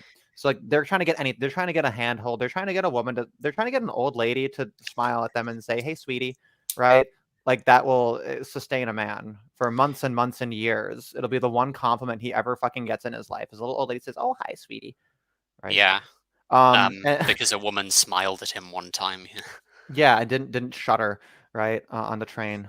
Yeah. Do you remember the funny story that that Face told about the store clerk or clerk that this young black girl, like what she said to him one time? Wait, I think I remember the beginning, but tell me what happened. I don't know if she meant it as a compliment or not, but like Face said it as the punchline of a joke, as if to imply that it's like horrible. He said this black girl said to him, "Has anyone ever told you that you look like Jay-Z?" And he said, "Absolutely brutal. Absolutely over." Yeah. God, I miss his streams. It's so fucking fun. Like if people would just like calm the fuck down and like listen to a Face and LMS stream and like look at some of the things, like they'd admit like this shit's really funny. Like and it's because if you look up, the if you go to funniest gallows humor you'll ever find because they're literally being funny to the point and to the intensity that it takes to not kill yourself. Yeah. And that's why everybody comments. Everybody says, "Huh, have you ever noticed how all the funniest stand-up comics are like depressed white guys? What's the deal with that?" And it's like, yeah, every comic is like a fucked up, depressed, like fucking pile of mess. It's like how they not die. Yeah. Incels, man. Face would be a fantastic stand-up comic, which is ironic. They'd have to put him like behind a curtain. That could be his gimmick. Oh my god, I gotta send him an email. He'll do it. That'll be fucking fantastic. They'll love him, and he'll just be behind a. We can give him a one-way curtain. No, he doesn't want to see them either. because he's not as ugly as he says he is. He's really not. Like you're not. I don't know that you're wrong about him. Kind of leaning into it a little too much, right? But well, he means being a human. He means in the eyes of women, especially Oh, black okay. women. That's fair. I guess my standards are much more permissive than women. Yeah. And certainly more permissive than black women. At least didn't. Oh, I don't know. I guess women. He also, and these are his words, he says Does that that there difference are make a difference? Oh. he says that there are unique difficulties with black women, like as a black guy, because what he basically said is that they often expect you to be a thug, and he's like not. He's quite educated and well, yeah, just like a normal person, and apparently black women don't like that. So Yeah, well, the ones that's a bit slanderous, so I'll nuance that a bit. The ones from the hood don't like it. Yeah, the ratchet ones. Yeah. Yeah. That's the academic term is ratchet. Mm. Because if you say ghetto or hood or Shaniqua, yeah, you will get us canceled. I am very, very careful about what I say on my social media. Okay. Okay. Go for it. Howard and Jay Willie having their whole conversation about gabies. That's fine. You get your gabies, Jay Willie. I hope your master plan comes to fruition. It'll be glorious. All right, let's see what we can do. But that's kind of a little bit of a background that women are more choosy, and what's happening culturally now that's perhaps contributing to more incels is that we have almost an unintended consequence of women's socioeconomic success. So basically what you have is women's socioeconomic success. True. However, this is like what, sub point 3, 4, 5 on the list, right? Like, yeah, women have more money, right? So of course you can't do your money is out, right? And he's counteracting the red pill core, right? Which is, women are hypergamous and only want cash, right, etc. So yeah, I mean, the evidence. He's focusing on this for a particular reason, right? He's taking the legs out of the black pill argument, but like only where it's a straw man, where like it's not the money argument. Like any black pill person, Face at LMS would come out with this like right away, like swinging, right? Like anybody knows this.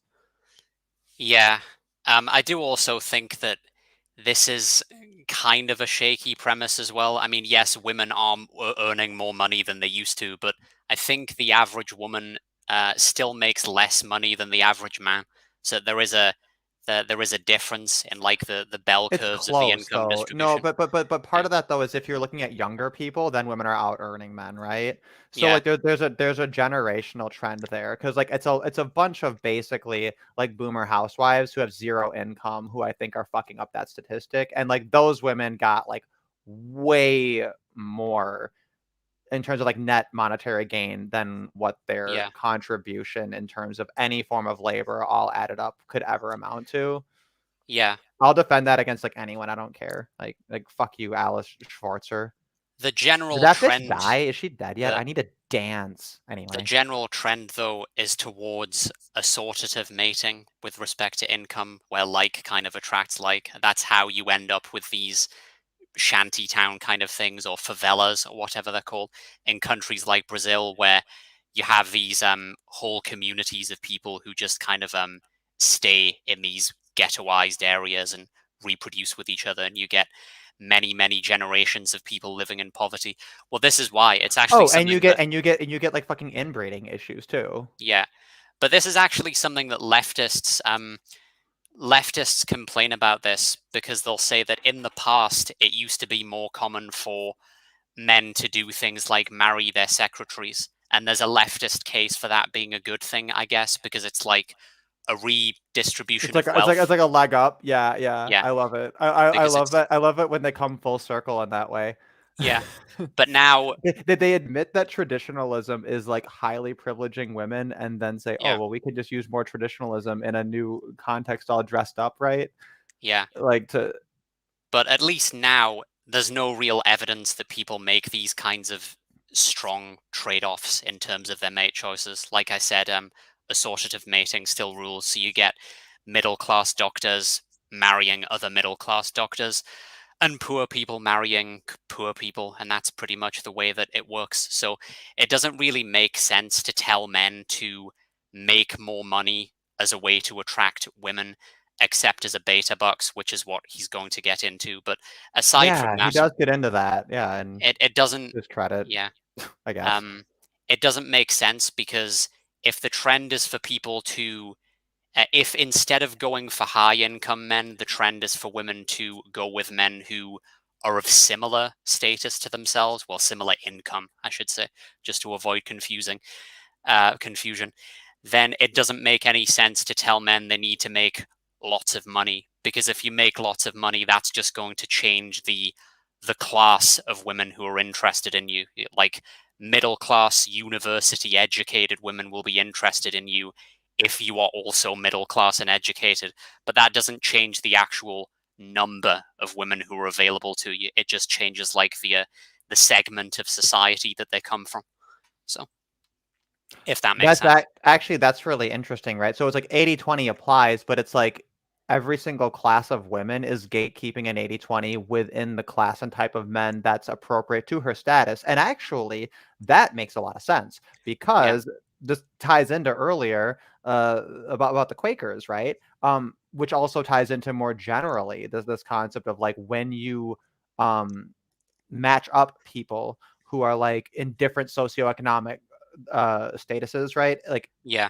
it causes like it doesn't fucking work, right? On like a really fundamental level that's like very human and very like if you think about it and unpack it, it's very intuitively understandable, right? Like you live in different worlds. So it's like, why would you choose to pair bond with an alien over another human is almost like how different it is. That's my best way of understanding it, right? Is that there's just going to be stuff. There's going to be there's going to be like why doesn't this offend your sensibility? And it's like, oh, because they have a totally different framework and environment, and it goes both ways. They're going to offend and piss each other off all the time.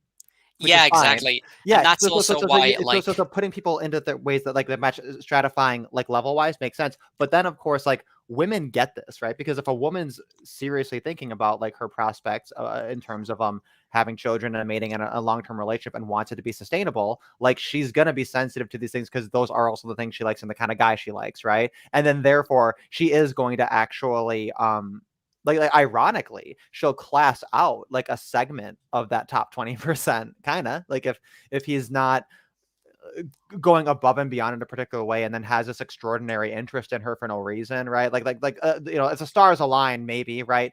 But by and large, that's an interesting point, is that it's gatekeeping, but it's not like women are all in like a tree house at the top with like one gate. It's like they're all along the tree and men are climbing all over the tree and like they're going to get denied at every single gate. Yeah. And they have the best chance at the gate that's like similar to them, which is the gate that the Quakers would tell them, like, yeah, we'd pair bond you guys, but the women have the key to the door and they're in the treehouse. So fuck you, I guess. Sorry.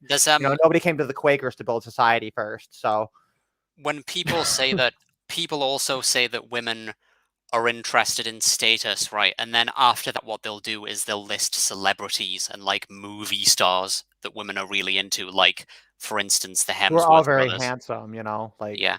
Well, that's so setting aside the ridiculousness of like just be a celebrity, bro, or just star in movies, bro, right? Which is obviously insane. It's like telling someone to just win the lottery.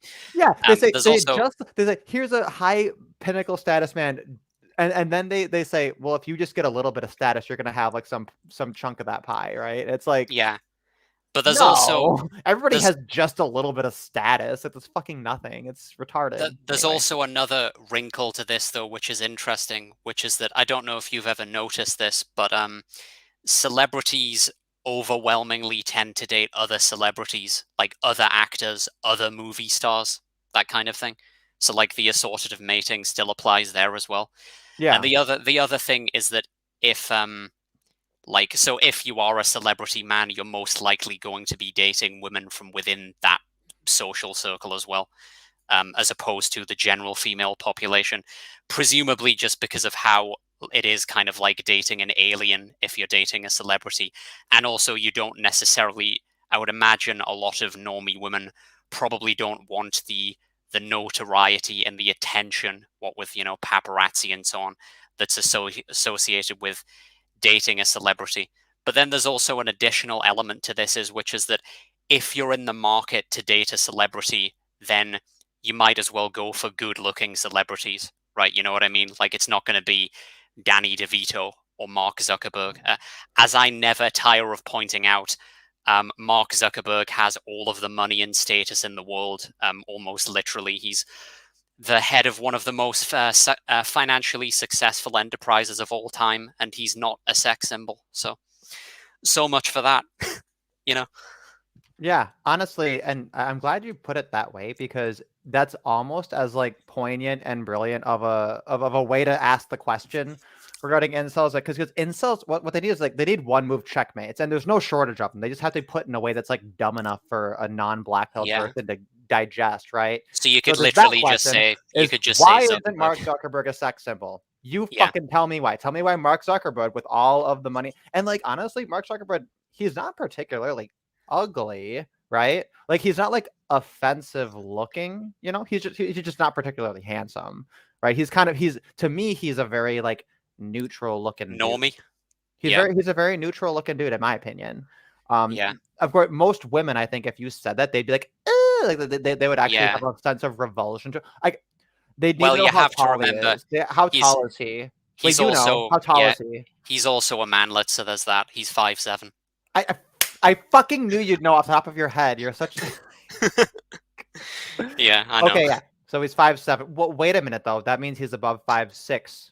5'6", I think, is that's the like point of no return, right? That's the Depends who you ask.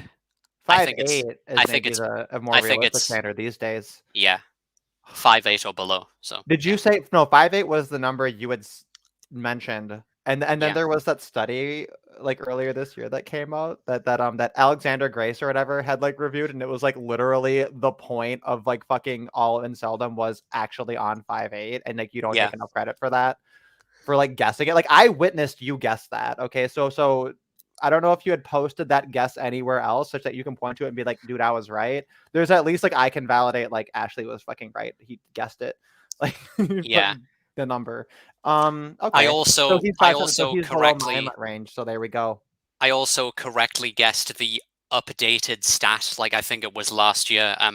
In 2020, the numbers for basically involuntary celibacy among young men based on like the just Yeah. survey data, they weren't in yet. Like, we were going by older numbers.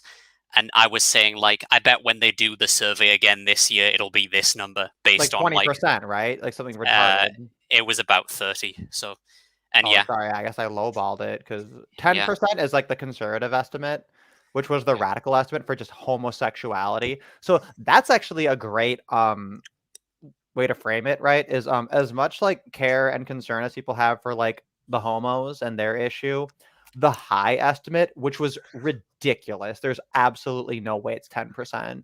Even if you include all the bisexuals, like, no, I don't, like, 0%. Is that a thing? It's not 10%, right? Okay, so they say, oh, it doesn't matter. I don't care if it's like 0.2%. Like, they're people are people, and if they're different and we can accommodate, let's be cool. Great. Okay, fine. That's an awesome principle. Now we got incels. 10%, 20%, 30%. Pick any of those numbers, right? and rising. Yeah. Pick my optimistic 10% figure and go with that, right? Okay, that's double your homos. Okay, and it's like 1,000 times your trannies. Yeah, So it's over 3 times gay men. So yeah, I think it's yeah. like, right. But you know, I think some people, maybe they just need Chris Crocker to scream at them a little bit. And that's what I want. Benjamin Boyce is watching this right now. He's been like engaged at the edge of his chair 142 minutes in, and he's like, I'm so regretful over the last 20 minutes. What can I possibly do to atone? Can I just shower the incels in money and gifts to atone for it, and then just tell this whiny dissident homo and his friend that they were right about everything forever? I mean, Crossing the fingers. I haven't been rude to him, apart from saying that he's a bit milquetoast, I guess. But then I say that about everybody. So I've been rude. anyway, let's continue. I'll own it. Oh, but sorry, I just wanted to mention your question. Is Mark Zuckerberg a sex symbol, or rather, why is he not a sex symbol?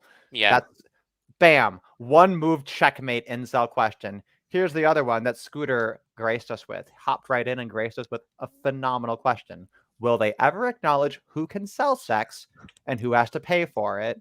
And I'll tell you, in this interview, no, I don't believe that comes up.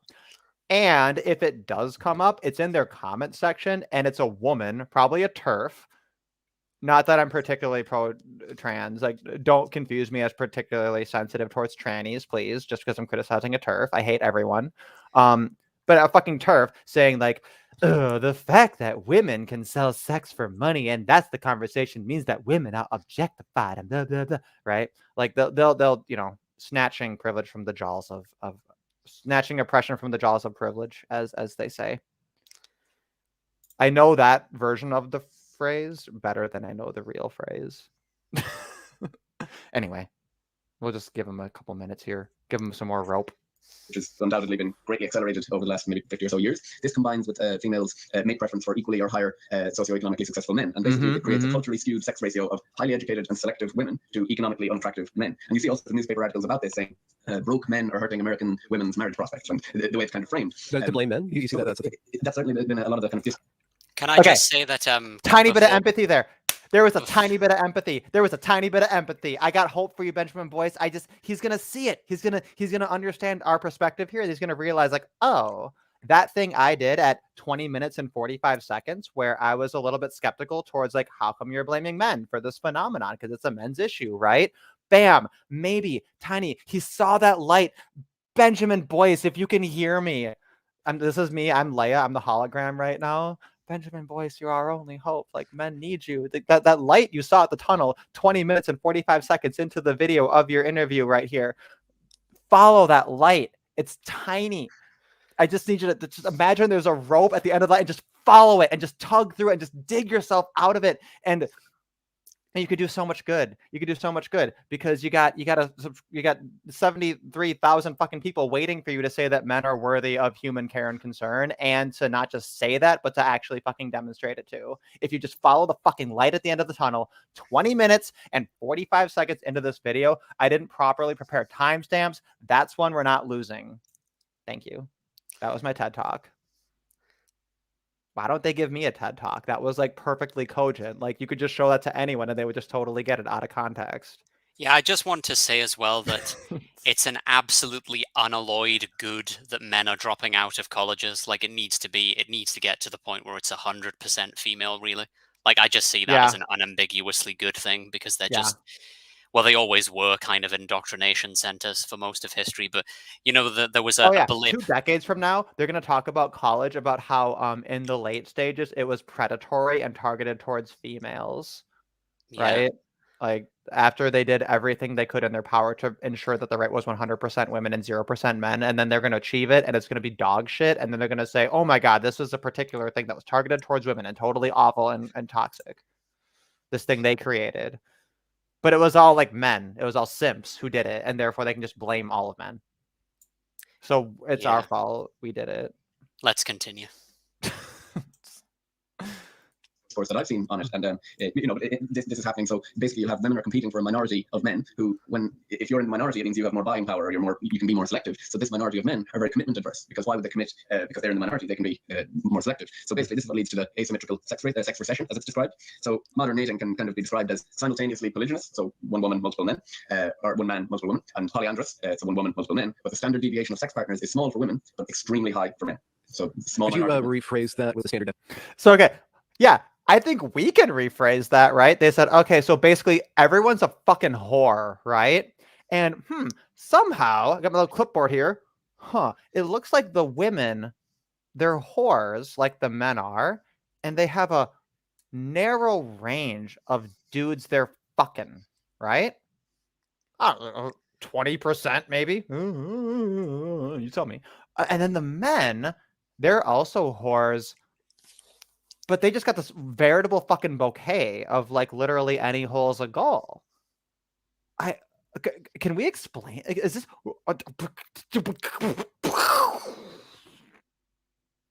Like, are we dead? Can we not think anymore? Was this too hard? Like, what happened? That was a question. Was that too open-ended? I'm sorry. Yeah, I don't know. You know what I mean? No, he just stated like the fact that you have everyone's a whore, right?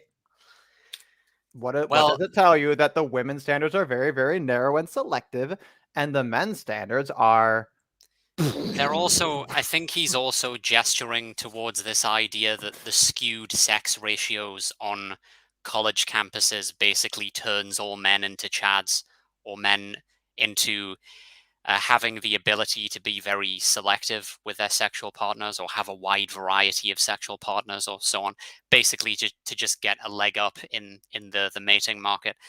And I'm sorry to make an argument from incredulity, but I guess I'd just like to ask people if anybody really believes this. I mean, like, it certainly doesn't connect to my experience. What, because that I women are guess, slutty, like in practice? well, no, it's like What's the point? Sorry, I think I that, missed like, the point. they're imagining modern universities as being these scenes of Dionysian abandon where everybody's getting drunk and taking drugs and running around having one night stands left, right, and center, even like the normie, not particularly attractive men, because they have an advantage just because they're in the minority on campuses. And this isn't what I remember. I remember school, and especially university, being an extraordinarily stolid, stifling, boring atmosphere, to be honest, where Yeah, but you did your homework. Yeah. Well, yeah, there's that, I guess. Like 70% of all students don't do their homework. Like, we do all of our homework on the bus, on the way to school, right? You get to school 10 minutes early and just like scribble it all out, or you finish everything during class when you anticipate what they're going to assign, right? And then you never take a textbook home because like school fucking sucks and you're lazy. And then you graduate because you had like a C plus B minus average. And then by the time you carry all those habits into undergraduate university, you graduate and your GPA is 0.01 below the GPA that you needed to get honors. Yeah. And then you make a YouTube channel with 500 subscribers. You'll get to 1,000 eventually. Maybe. That'd be cool. You would need to upload. I'd like another digit. I need to actually do stuff, right? That's a critical problem. And Adam Noeve should shout you out as well. Like, that would probably get you some more subscribers. He's very quality over quantity. I think he's made much fewer videos than I. However, they're, as I mentioned earlier, they're quite good. Okay, so do you want to give them a little more rope? Sorry, I didn't know if I derailed you a little bit there. But oh no, it's fine. Just continue. I don't know. Well, sorry, but you're British. When you say university, do you mean high school? No, I mean... Okay, that is university. That is undergraduate. I mean what you call college, the thing that you go to when you're 18 and come out of when you're 21. Okay. I had to make sure, because it's all over the place. Wait. So what does university mean in America?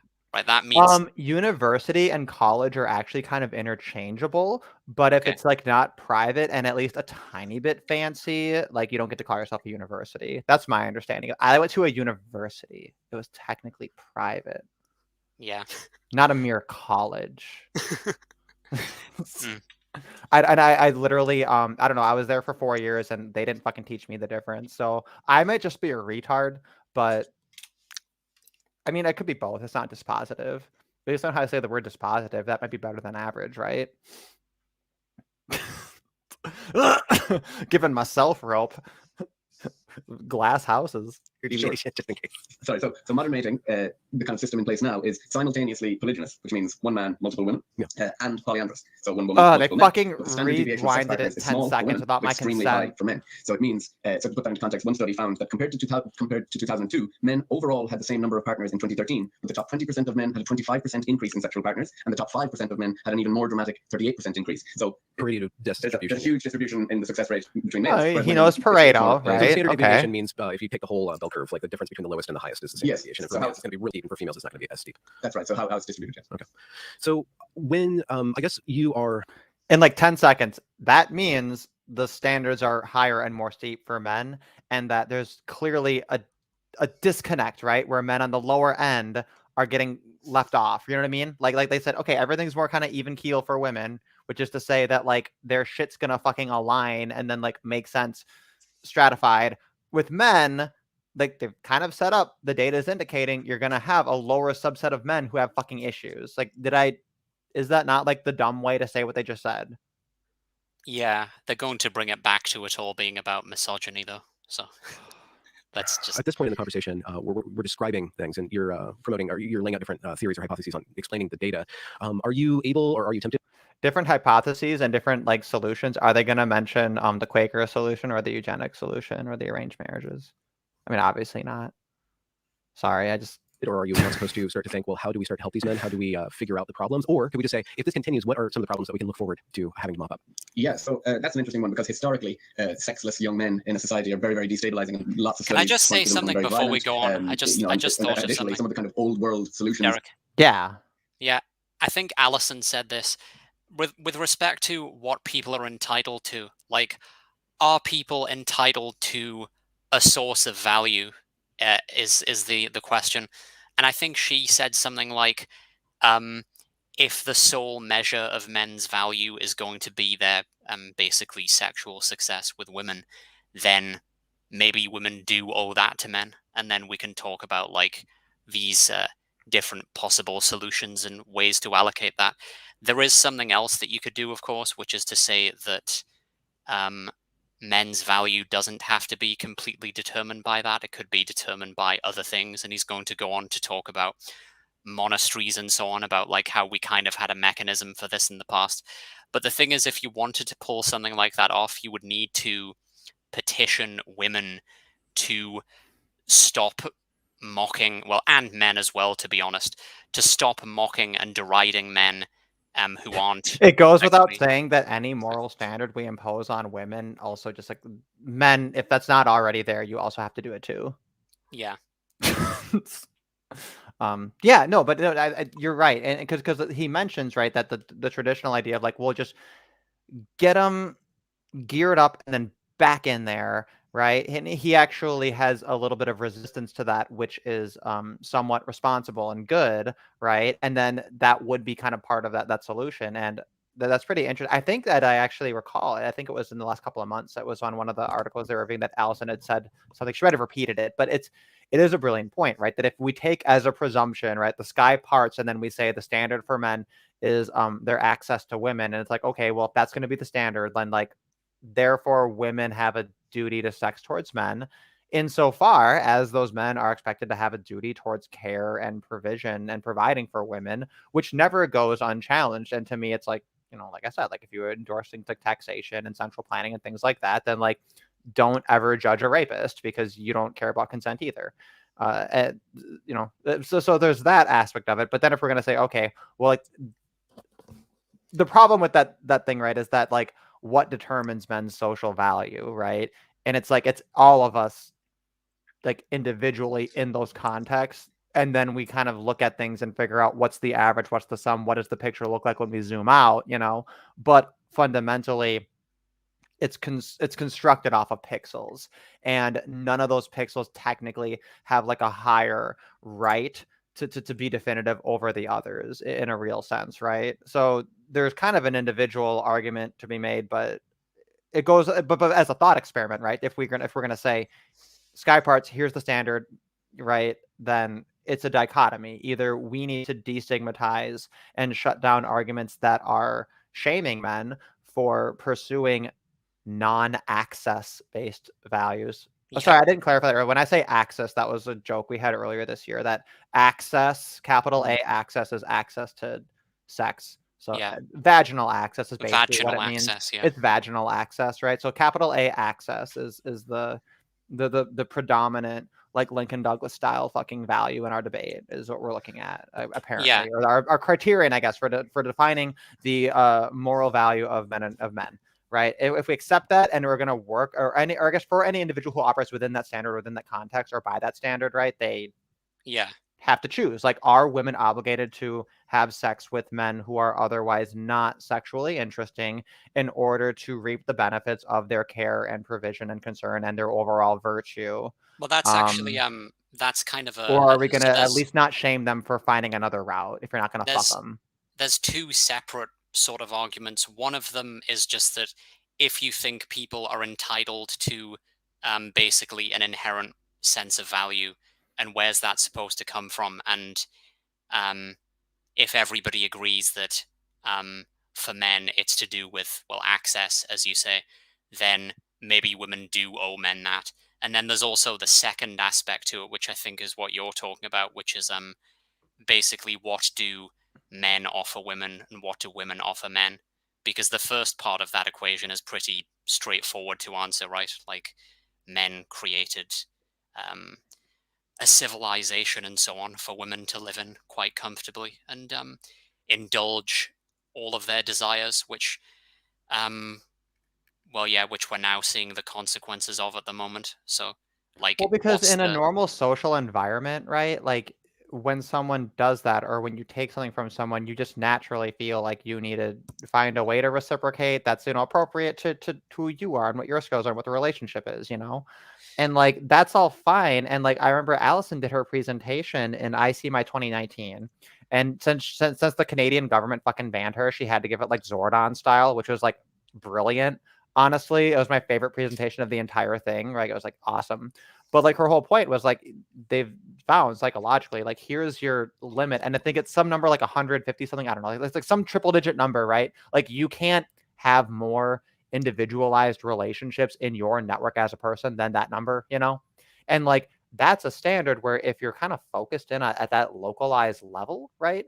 Like when people do nice things for you, you notice because it's your uncle, it's your brother, it's your husband, it's your son, I mean, occasionally it might be a daughter or a mother, well, but you'd think so. okay, right.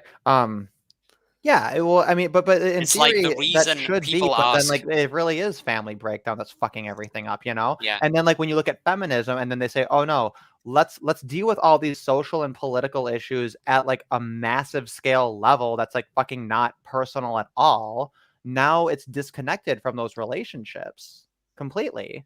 And yeah. like that, I think makes sense as to why it's not immediately obvious, as why we don't see this supreme level of emotional intelligence such that women are reciprocating and making up for all of the extreme levels of value that men are just giving them by initiative, Yeah, that's also why people might ask, right? They might ask if if you think men are just as big an obstacle to men's issues being taken seriously as women are, and like you agree with that men and women are both part of the problem, both gynocentric, however you want to say it. And people might say then, okay, why do you criticize women so harshly specifically? And this is why. It's because of the principle of reciprocity, basically. It's because you'd think that when men care so very much about women's issues, and that's plain for everyone to see, and they've also, created civilization and a variety of different goods that women are currently reaping the rewards of, right? You'd think women would feel at least some duty to reciprocate that, even just a little bit, but they don't. So, Hmm. so that's why. Right. Yeah.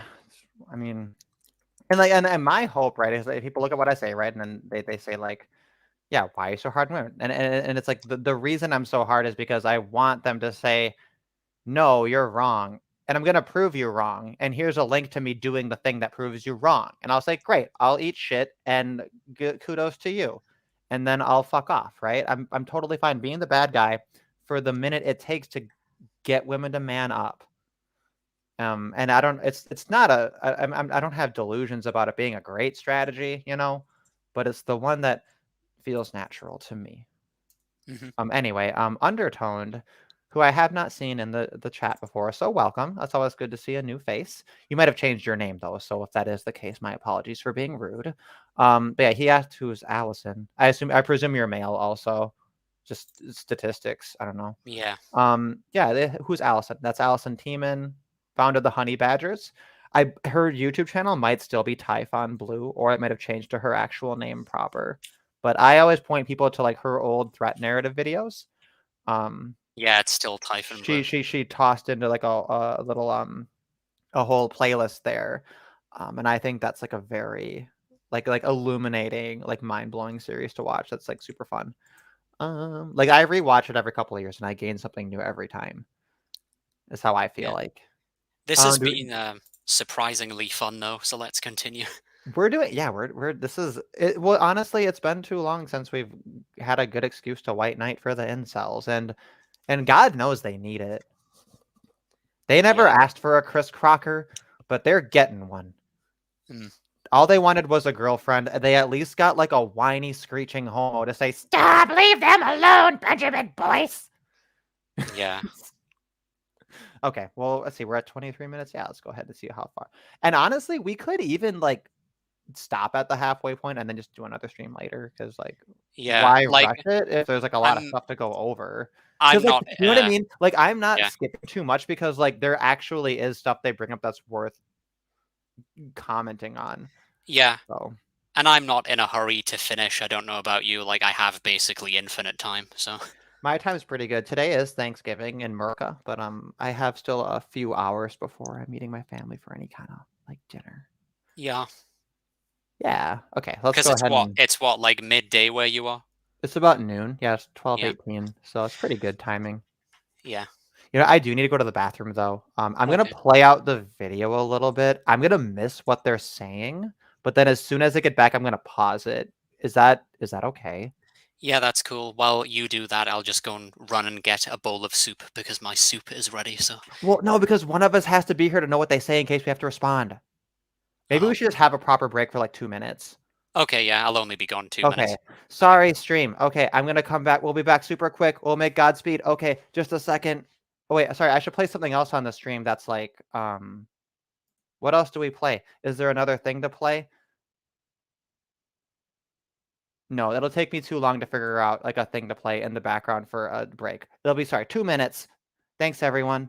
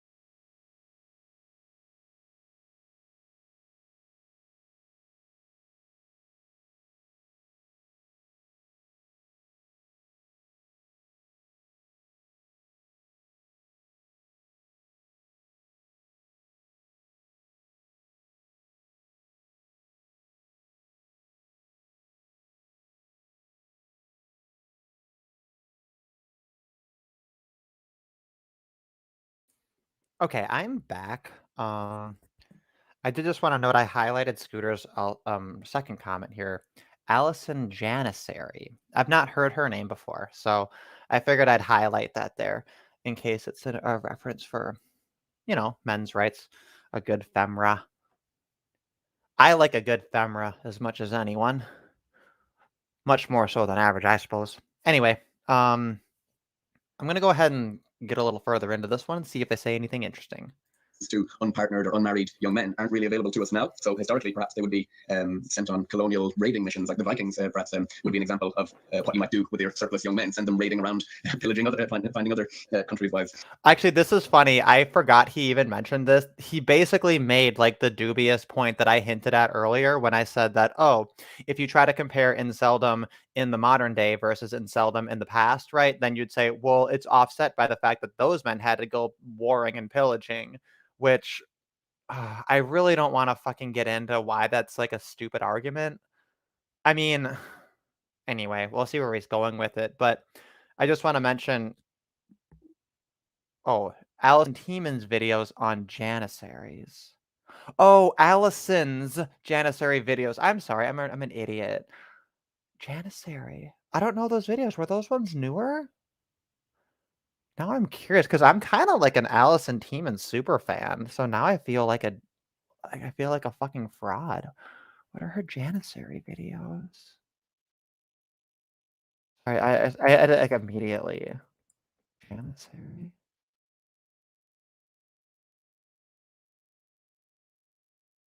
Oh, was this one he did with Benjamin Boyce? She did with Benjamin Boyce on the Janissaries? Or was it related to an earlier ICMI one? Anyway, I might have. I don't know Janissary by name.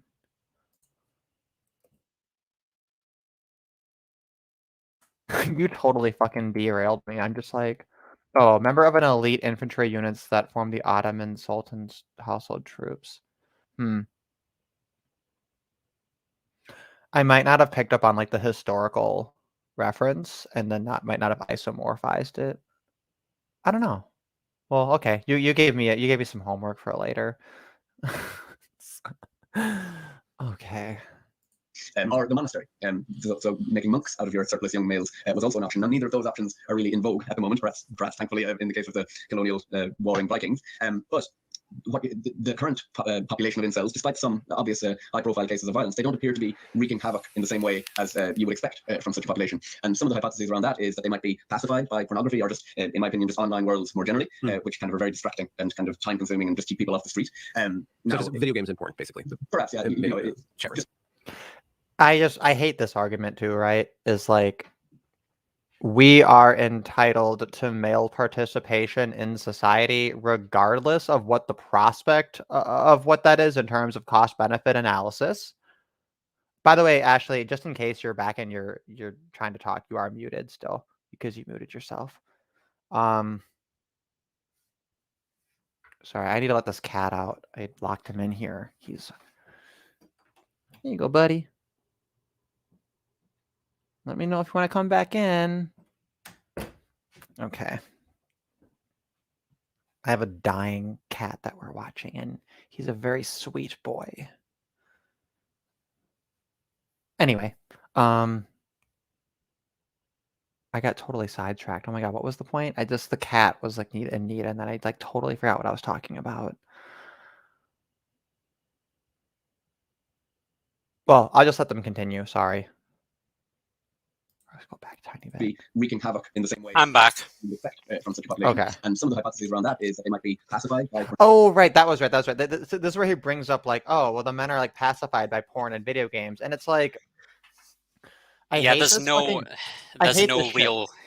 the fucking value judgment people throw on people who want to plug into the hedonium matrix. I'm sorry, like to be a human and to act like that's not relatable. Like, to me, that's bothersome. Everybody plugs into their own fucking hedonium matrix. You know what hedonium matrix is my favorite? Sleep, right? Like, I like to sleep, and then I'm like really, really euphoric when I get to like sleep a little bit and like be energized and not exhausted and blah blah blah. Like whatever the fuck it is you enjoy in life, that's your fucking hedonium matrix. So then they look at these men and then they say, well, you like porn and video games, and since we want something from you, since we want active engagement from men in our society to fucking keep the world spinning and to keep fucking things working, like now we're gonna fucking demonize whatever it is you like. Like, imagine if we said, it seems like women are just like really lazy and worthless and stupid. how can we subvert this problem so that we can get women to like do things that are more useful, like baking pies and cleaning kitchens, right? And we say, oh, well, women are really, really into smutty romance novels and being bitches on Tumblr. So I think we need to really psychopathologize those particular female behaviors. Oh, and decorating. We need to really look into that. Like women are kind of like checking out into their own little like hedonium matrix fucking world. Where Well, they're there's just also just if you think this like if you place such a negative value judgment on this kind of proto wirehead hedonism, like if you think it's just such a horrible idea to withdraw from society and just retreat into a virtual space like that, which is like what we're heading towards, like you'd think it would be some kind of pause for introspection, like, okay, what are you offering? what Right? yeah, what Yeah. is it that's so horrible about real life that's making them choose this as the alternative? Yeah. Yeah. No, they're just looking at it and they're just like, well, why can't they just fucking solve the problem themselves? And it's I like, mean, okay, well, they that's did the first exactly step, which is they fucking formed support groups on the internet, and then these assholes come in there and they're like psychoanalyzing it and breaking it down in a way that you would never treat any other group of people. yeah. And yeah, the It's like, thing sorry, about they're nascent and they're doing the first steps for a new thing, and they're the ones experiencing it. And like, maybe let's kindly suggest that, particularly when you begin your podcast saying, let's hear about men's issues from a man's point of view. It's like, okay, you're talking about issues of a subset of men, and then the man who you're talking to is not in that subset. Like, he's acknowledged the importance and the validity of the whole fucking thing. And that's why it's I get so mad. I can't. I'm mad because like Benjamin Boyce is like there's no reason that he doesn't get this. You know what I mean? It's an enigma to me yeah, I agree. that he's not activated. Like what? And to me, that's like my biggest frustration with people is that when I found the red pill, I was like, oh, that's fucked up. Activated, right? Bam. I'll go tell my feminist friends about it. You know what I mean? I got the Diana Davison treatment. So, as in the treatment Diana Davison got when she like noticed it also, and she was like, oh, like I guess there's something more fucked up going on. I'm not gonna go to the feminists again because they don't care. But like to other people, you mentioned the red pill stuff, and then it's like it just like it's like water off a duck's back. Like it's just like doesn't like oh, Yeah. and it's like I'm sorry, my second axiom was like men are people and worthy of human concern, right? I thought that was implicit.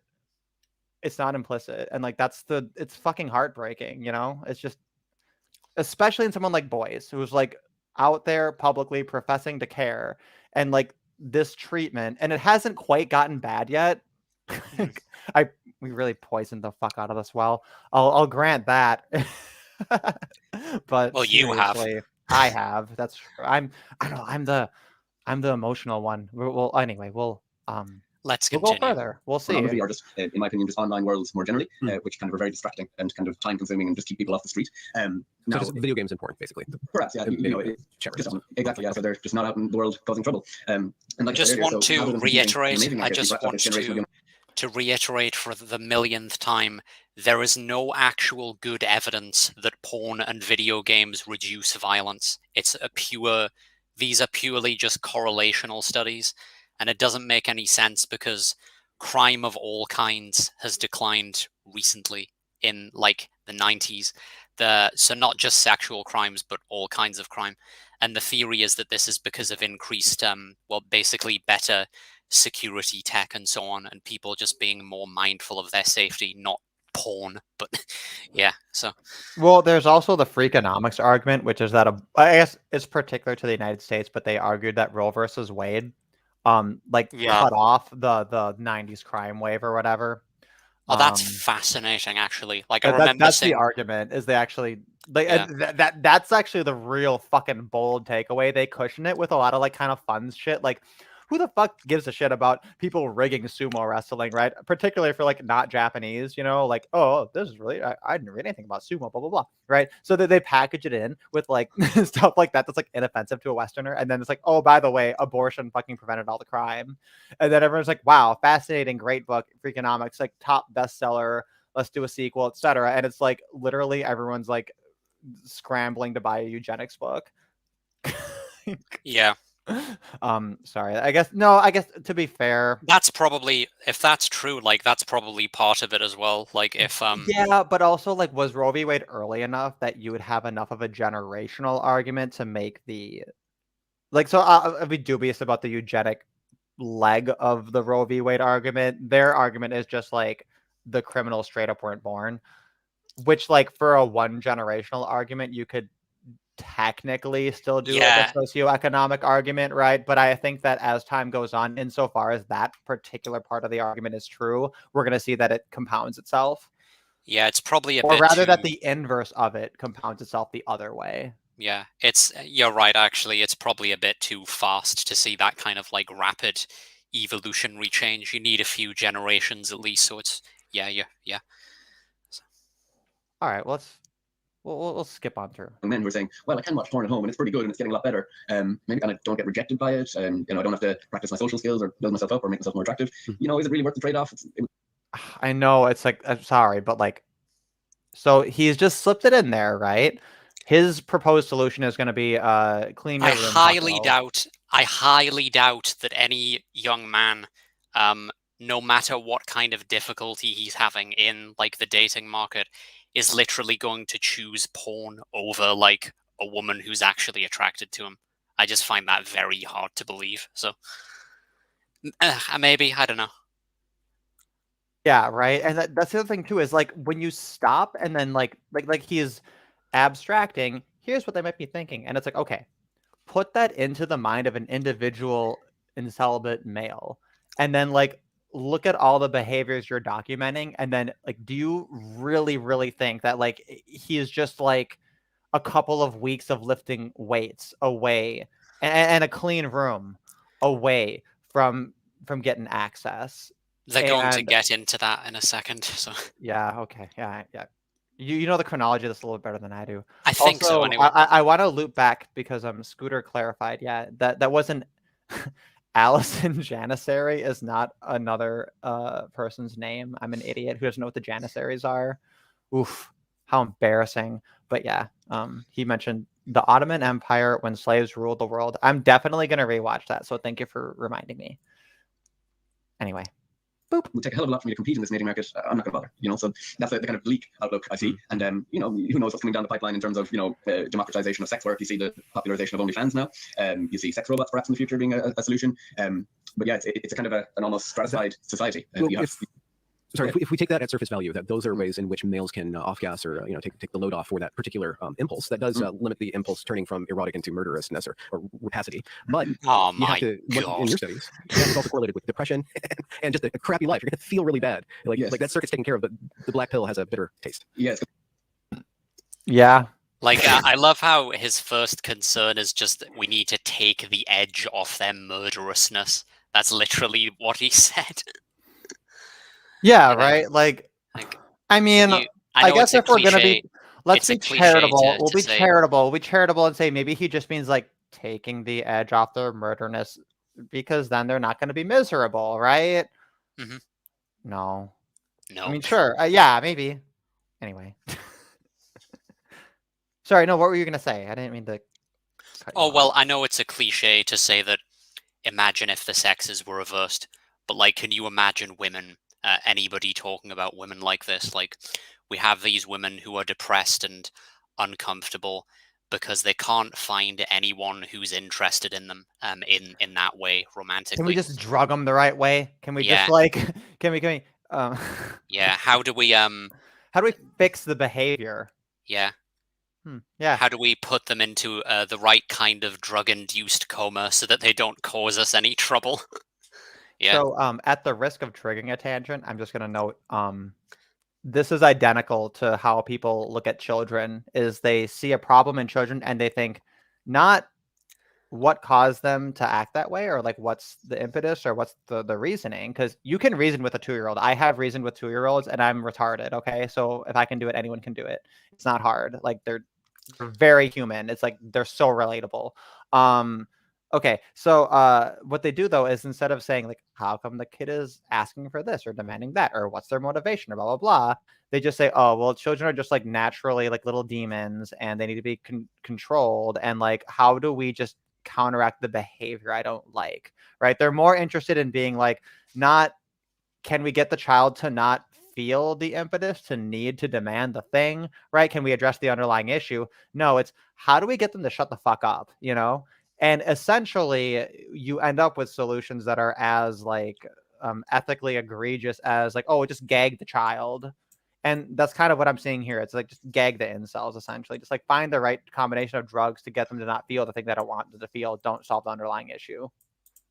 I mean, it's uncharitable, admittedly, but I see a mapping onto there of how people view and treat children, and I just think it's worth mentioning. Yeah. Okay, let's keep going. Boop. Because there's no status associated with achieving that impulse. You know, there's no status associated. So I would say that that's perhaps what's causing the loneliness, all kind of clustering together. Okay. You know.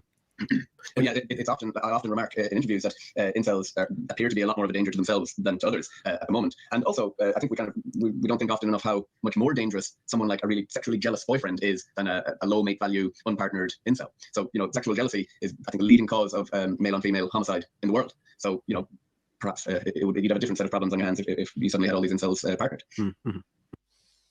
I get so excited when I find a beauty product that is 100% cruelty-free, vegan, and plastic. I'm not getting ad block, okay? It's too fucking hard.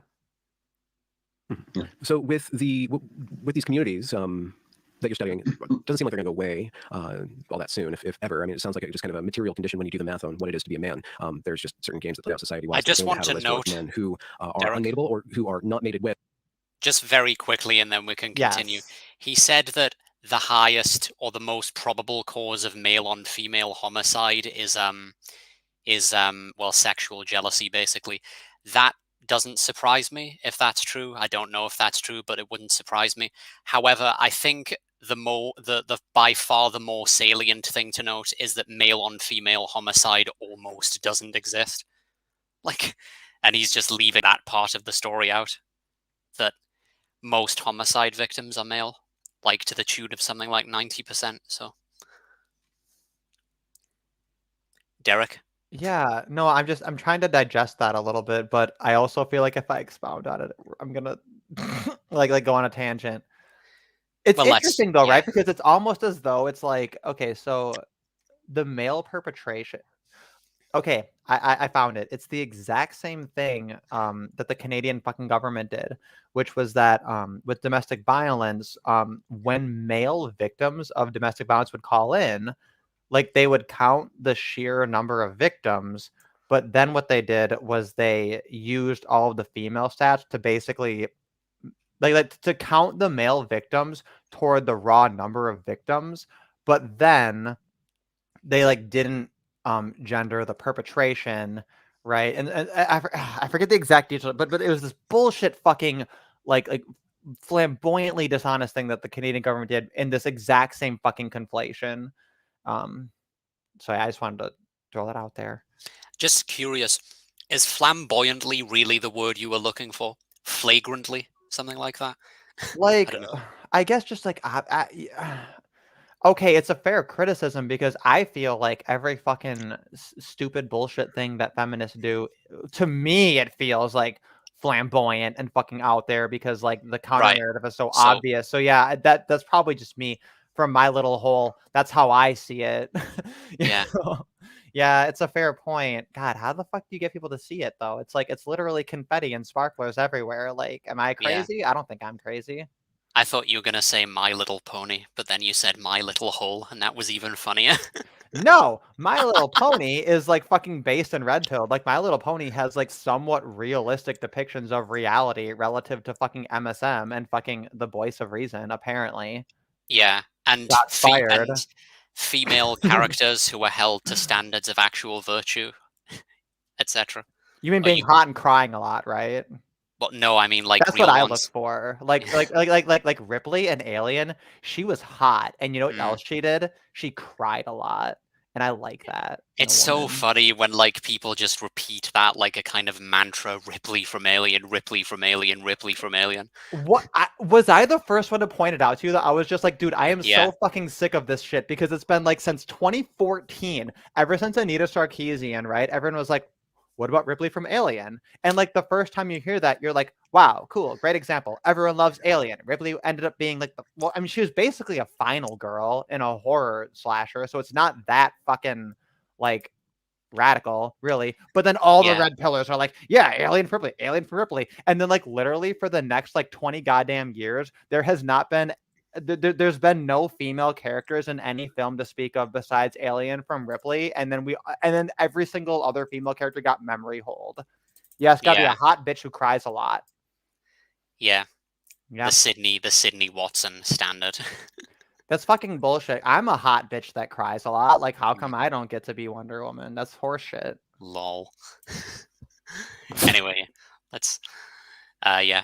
And if they were mated with, then there's probably a lot of domestic violence issues that will crop back up. Potentially, that thing. So, is there like regulatory behavior? I keep on thinking of two paths. I guess one would be the classic red pill before it became a political term, where there was an online forum which was ran by a man, or the man who did the whole red pill thing, which was specifically about a very sociopathic Machiavellian sort of dating strategy, where you basically dehumanize the woman and it's all a game. And then that man ended up like converting to Islam or Christianity or something like that. And he's like, I don't want to do that anymore. Whatever. So there's that, which would just be externalize that sociopathy, and then just kind of do this code in order to get what you want. And you're probably going to end up participating. Maybe a group that does that, a group of men that does that, ends up participating in self-building, like working out and taking showers and figuring out like different social skills and stuff. So you kind of like there's some positive to that, even if they're acting in bad faith. There's also the Jordan Peterson route, and I bring him up because a lot of his message has really profoundly affected a lot of people in a variety of different victim communities, and even waking them up to that they're in a victim community, where he's saying, basically clean your room. Like that's the anti. So, I'm assuming you've paused, so there's something you want to say. Victim communities. I just wanted to stop and say those words and just. They haven't built that up, right? They just said, oh, these are victim communities. Can you imagine? Let's fucking go to the Reddit for women with mastectomies. Let's go with, how about people who had like cosmetic surgeries that got botched and now they're fucking like walking around like zombies, or like women who had miscarriages, right? Or women who had abortions that they regretted. Let's go into any fucking group of people who want they would fucking compassion and concern and a little bit of community, and then let's go ahead and call them a victimhood community. He would not give this treatment to any other group of people, and that's I just want to die. I could imagine them using that same phrase, victim community, in those cases, but they would mean it like sympathetically instead of it being an insult. And that's another great illustration of just the differences between how we treat men versus how we treat women. Like if you say, we wouldn't call it that. We would not call it a victimhood community, because they'd say, how dare you? These are you know what I mean? Like they wouldn't like it, and they're using it to say it's a victimhood mentality, right? Like you think that the whole world is out to get you just because the way the entire social landscape of the world is such that it definitely fucking disadvantages you. It's like, I'm sorry, but like they, I mean, yeah. I don't have words. I'm just like. Like, you know what I mean? It's like, I hate that. I fucking hate that so much. And but like I said earlier, I think we laid the groundwork for that earlier. So I just keep going. I'll let it speak for itself. Just before you, before you click sorry, yeah, again, go ahead. Yeah. I just want to note before you go, and then we can go. Scooter said, I think it was Allison who said, there's not one incel who wouldn't date basically the female equivalent of himself in terms of looks. This has actually there have been proven case studies of this, I guess you would call it. So there was a time when there was a femcel subreddit, and male incels from the incel subreddit, back when that existed, went over to the femcel subreddit and basically told these women, like, hey, we heard that you're femcells, like, we would date with you, whatever, and they all just got banned. So yeah, that basically speaks to the point he's making. We know that this is true. We don't have to speculate. That needs to be a meme, because you know how every like movie they have like the scene of the high school prom dance, and then it's like all the boys are on one side and all the girls are on one side, and they're all nervous, right? And like nobody wants to start to dance because they're gonna look like a fool, right? And then it's maybe like one of the male teachers and like the female admin, they get out on the dance floor and they kind of dance together, right? And then like the boys and the girls are kind of motivated to it or whatever. And it's literally like that dynamic. Like you could like take a scene from any of those fucking 80s or 90s high school drama movies, right? Like you know, like what's what's the best one? Freaks and Geeks, right? Freaks and Geeks definitely has a scene like this. I have to find it, and then I'm gonna meme it, where it's like the boys who are kind of nerdy, kind of different, whatever, go over and they proposition the girls who are standing there, and then the girls are the victims because they denied their advances, right? And it's just like, yeah, literally that happened. It happened in like the most cartoonish fucking high school drama ass way. And honestly, like that isomorphizes onto everything, because what Benjamin Boyce and his friend are doing here is basically just like lunchroom, cafeteria, high school bullying of men and boys, because they have low social standing and are therefore easy targets, and they're doing it in a way that lets them maintain their social status while pretending that they're sympathetic. And like, and I get, like, they didn't do it in a calculated way. They're not Machiavellian, they're not evil, they're not like bad people, but like they're engaging in this madness of the crowd's fucking bullshit that they would not hesitate to criticize others over, in my opinion. Yeah. And I'm guessing there are probably films like that where the nerds are portrayed sympathetically, which wouldn't happen Revenge now. of the Nerds, but except in Revenge of the Nerds, they do the whole thing where they like put the cameras and stuff, and they try to peek on all the girls when they're like changing or God. whatever. And so it has these kind of like rapey, like awful themes in Revenge of the Nerds, but it's also like that movie's like funny as shit and a total classic, and like you can't shit on it. Like it is what it is. Yeah. That's my defense, I guess. But anyway, let's see what they're certain messages that can be put into these communities to help reverse some of the negative things that are going on in them. Sure, yeah. I mean, you hit on a couple of things there. The first one is the Jordan Peterson idea. He recently spoke on a podcast. I can't remember. Oh, yeah, solutions. Guess what? The first one, the Jordan Peterson idea. So I hate this. Yeah. I hate it so much. Here's the thing. Like I tell this to everyone whenever I bring up inceldom, and I say, hey, it's a serious problem. Like I get that like these aren't men who are like attractive or sympathetic to you, and that's fine. You're not required to have an emotional response that you don't legitimately have. That's okay. However, if you are not interested in trying to understand their plight and looking at the data and looking at like literally what the facts are, right? And like looking at how things are and like what is the plausible chance of success for the thing you're going to promote. If you promote some like dramatic, life-changing kind of a thing, right? Say, oh, just do the Jordan Peterson run, do the whole self-help circuit, blah, blah, blah. Like, absolutely do not fucking recommend that to someone if you're not confident that it has a reasonable chance of success for the output. And when they come back to you and say, hey, like, I tried your thing and I was invested in it, and I did X, Y, and Z, and maybe I did something. Like, they come back to you and they say it didn't work. Like, you need to be in a position to then own that and say, like, I'm really sorry it didn't work. Let me help you. Right? Like that would be the standpoint. Like if I gave advice to a friend and then they came back to me and then said, like, I tried your thing and I feel like I'm in an even worse spot. Can you help me? Right? Like to me, it's like I feel bad because I feel like, did I give bad advice? You know? So like there's that aspect of it, and it's like, okay, so from an incel perspective, who are the absolute best people to gatekeep? Who is it who's going to stand there and then say, you know, you're feeling a lot of things that we feel, and it's logical, and we have like demographic information that understands, like shows, like, yeah, it's all males are going to suffer this problem to one degree or another, or in one context or another, right? And like, who is most fit to filter out the true cells from the incels? And the answer is obviously incels. Obviously. The solution to this idea of like who can or should take the Jordan Peterson route to just clean their room and take a shower, you know, like, yeah, there's a lot of like 6 foot tall, handsome white men who are just like fucked up people who honestly just need to take a shower and fucking clean their room and maybe do the dishes every once in a while, right? And then they're fine. And then like they're bam, they shoot up from like a 7 out of a 10 to a 9 out of a 10, and then they got all the access they'll ever fucking dream of. Great. The absolute best, most qualified person to make that determination and to diagnose it in like a really, really morally and ethically like responsible way are incels, is like Face and LMS and Friends.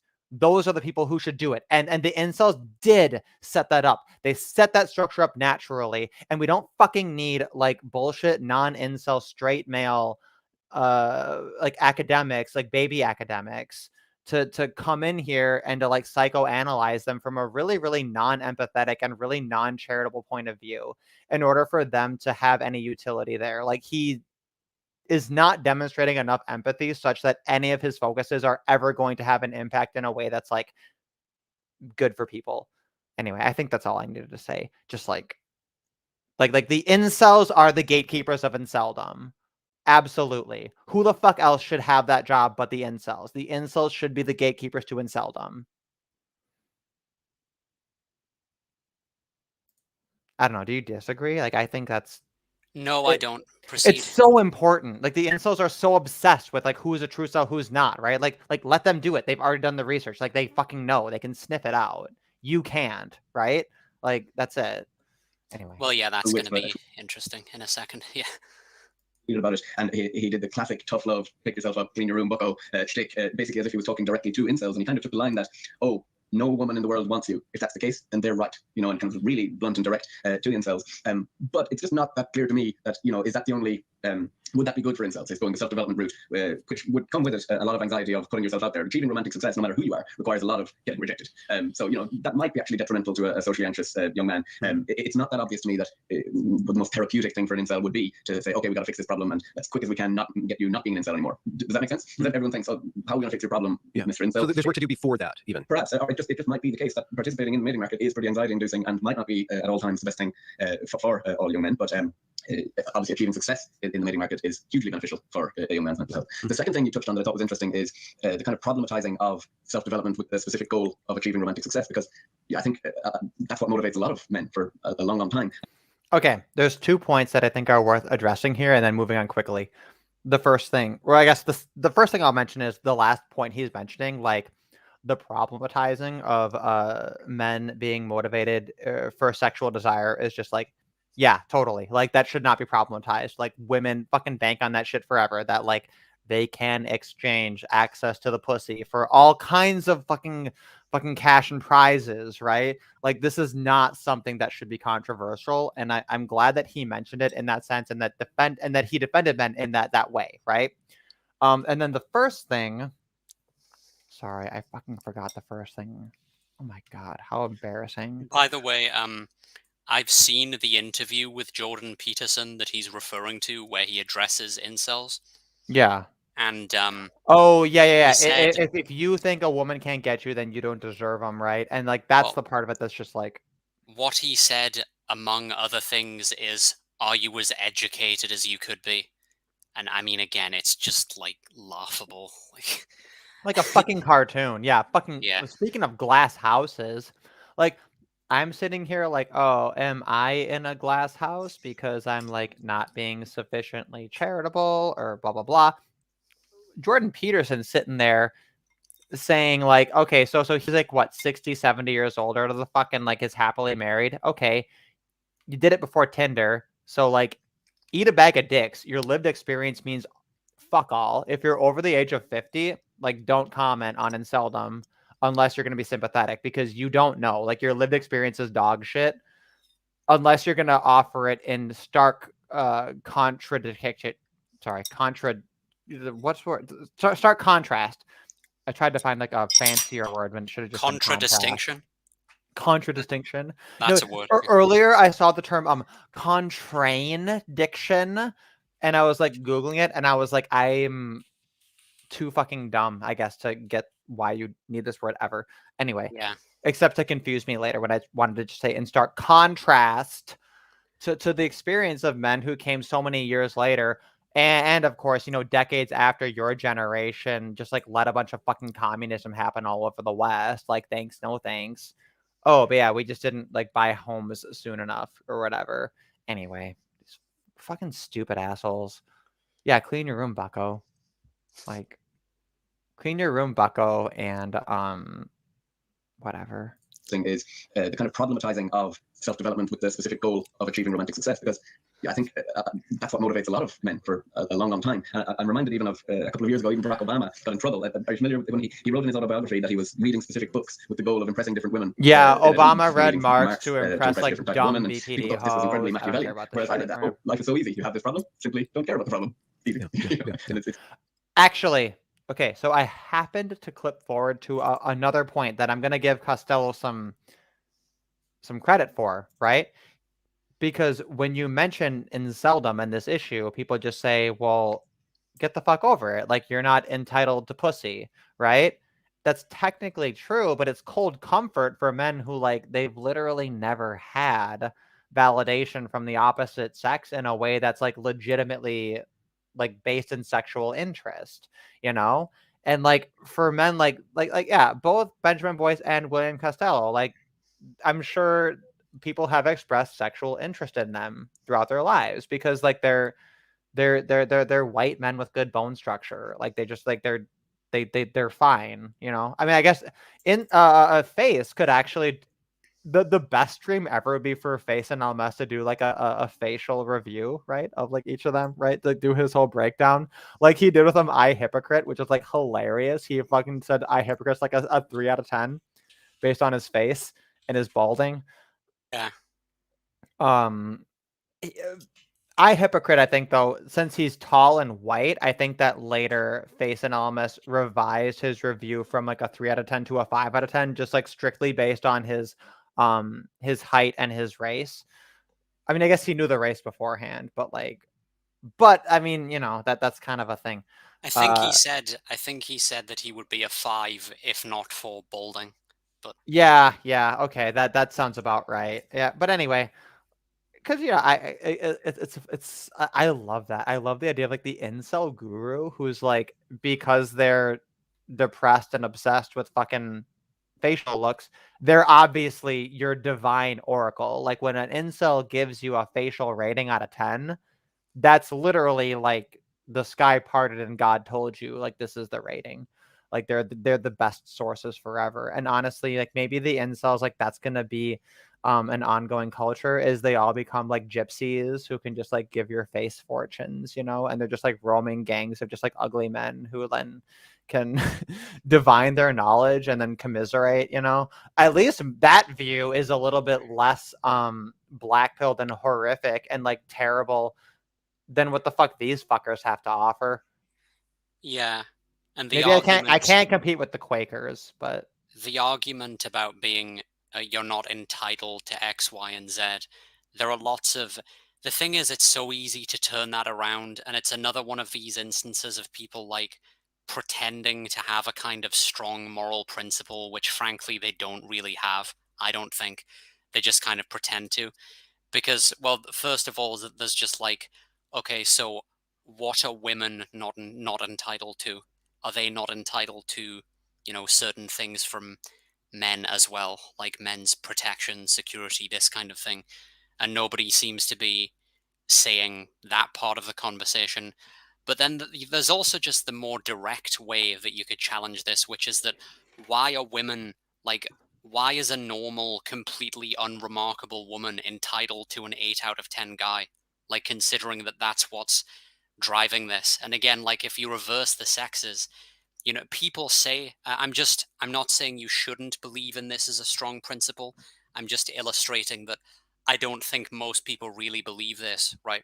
Is where people will say, everybody's entitled to their preferences and you can't question that, period. It's like, okay, so is anybody prepared to die on the hill of saying that men are entitled to, like, just ordinary like normie men are entitled to demand 8 out of 10 women?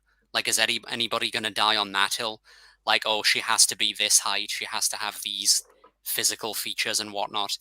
Nobody would defend that. So again, it's just and just to another be clear, the example. way you worded it came off as like people will misconstrue that as like as though you're saying that like that the women should be provisioned for the men, and that's not what you're saying. What you're saying is like the man himself has a standard where he says like, I do not want to fuck a woman who looks or is this way. I'm not fucking any land whales. I don't got a harpoon. Or maybe, Yeah. or maybe I got a harpoon, but it's not going into any land wells. Like that's the funny way to word it, right? Yeah. But like yeah. So People you're not people talking will about yeah. like the government People should will provision for demonize men these women, you know? no, Like no. but when it comes to women, if they say I want this, this, this, and this, like we never tell her you're not allowed or you're shallow or you're stupid for demanding that, you know, like Yeah. that's and even in the age of And the no being the hyper permissive about sexual identity and sexual preference, right? Well, Mhm. when someone says like I have a fetish about like I want to be a dog in latex and have my partner walk me around and fuck you for telling me that that's not what I can value, right? Like once we get to that point, like there are really interesting questions about like what's a realistic or unrealistic standard for what you can just demand of the fucking world to satisfy your Yeah. sexual deficiency, And I the guess. thing is, like, the no land whale standard, for instance, people demonize men for saying things like that, even if they are chads, right? Yeah. Never mind if they're just normal guys. So I just like, I'm so tired of hearing this bullshit from these same people about how, oh, everybody's just entitled to their preferences, and you have to respect that, when you just know for a fact that those same people are going to will demonize men for having any standard at all. So they clearly don't really believe this. So I guess I'm glad you mentioned that because like one of the and maybe this hasn't quite been cognizant to me until this moment in words, which is that like if I try to bring up and sell them, like if I'm talking to someone and like they're a friend or an acquaintance God, and like we're kind of like having I like can't like believe you that I talk to have normies friends. about this. Well, no, I can't believe you talk to normies about this. I do. No, I am the same person on my YouTube channel as in real life, as on Facebook, as on Twitter. I am the same person everywhere I am. I don't create multiple identities to try to be someone different. I am the same person to my own detriment. Um, you know, like I actually had a violent anti-racist woman try to attack me just like last weekend. Oh, Yeah, in my own home, and I said, "Okay, well, you're banned from my home, you know, like, you can't ever come back again," right? And that she's, like, the one person who's, like, banned. Other people have had unscheduled fights, and, like, they're not banned because, like, we made up for it or blah, blah, blah, but, like, she's totally banned because, like, I can't have a fucking violent anti-racist who, on a hair trigger, is just gonna, like, hit people for no reasons, right? And I've never been in a fight before in my life. Anyway, the point is, like, I make people uncomfortable all the fucking time. And like my whole thing is like I try to feel it out. I'm like, hey, you know, you mentioned that you care about this person or that person. Like, well, this is my particular area of interest, and these are all the things I talk about, you know. And I'll mention I have a YouTube channel. I don't like try to I don't aggressively try to link people out. I don't want to like push someone into watching something they're not interested in, right? But like I mentioned to people, like, yeah, I care about these issues. And like, for example, if you care about race issues, well, you know, like if you care about, like, for example, a white person versus a black person is privileged in the criminal justice system. Okay, well, being a female is like 6 to 10 times the privilege of white versus black. So, you know, any woman who's commenting on the racial element is essentially obligated to comment on the gendered element, right? There's this basic shit that's lying out there, and like by pointing it out, yeah, I'm the messenger, and everybody wants to shoot the messenger because they're low IQ and retarded. But yeah, doesn't it just black pill you into oblivion when you realize how apathetic and fucking just sanctimonious and up their own asses people are? Because like yeah, it makes that's me want to die. It makes me yeah, want to die, honestly. Like when I you hate talk to it. normies. Yeah.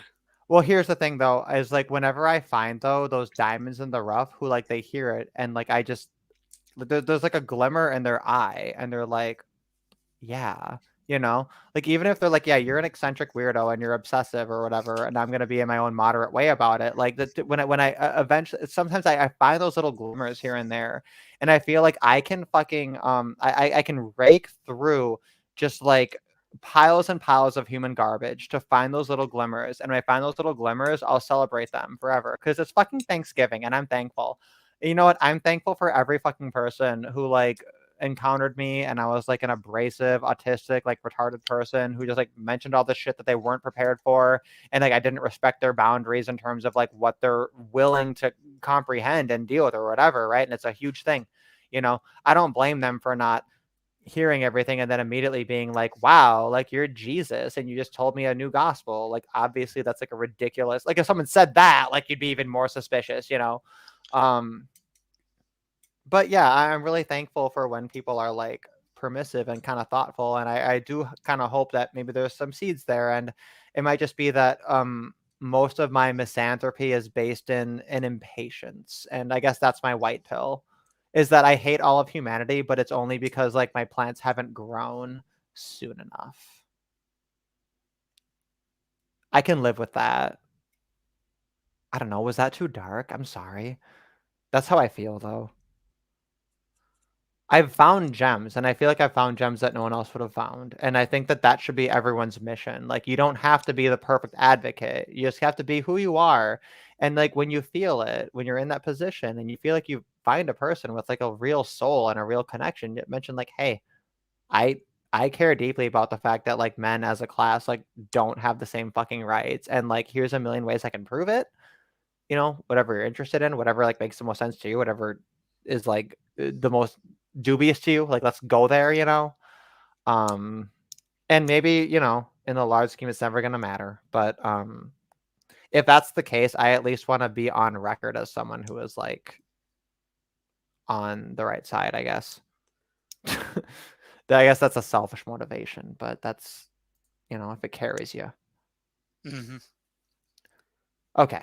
It's just, you know, romantic relationships can be some of the most enriching conscious experiences available to us. And to just turn around and tell someone, yeah, I just care less. I think that's comical to me. Yeah, there's a Sorry, that was the other thing. The first thing was what we just talked about. The other thing was when people dismiss inceldom and say, just hire a whore, just get a doll, right?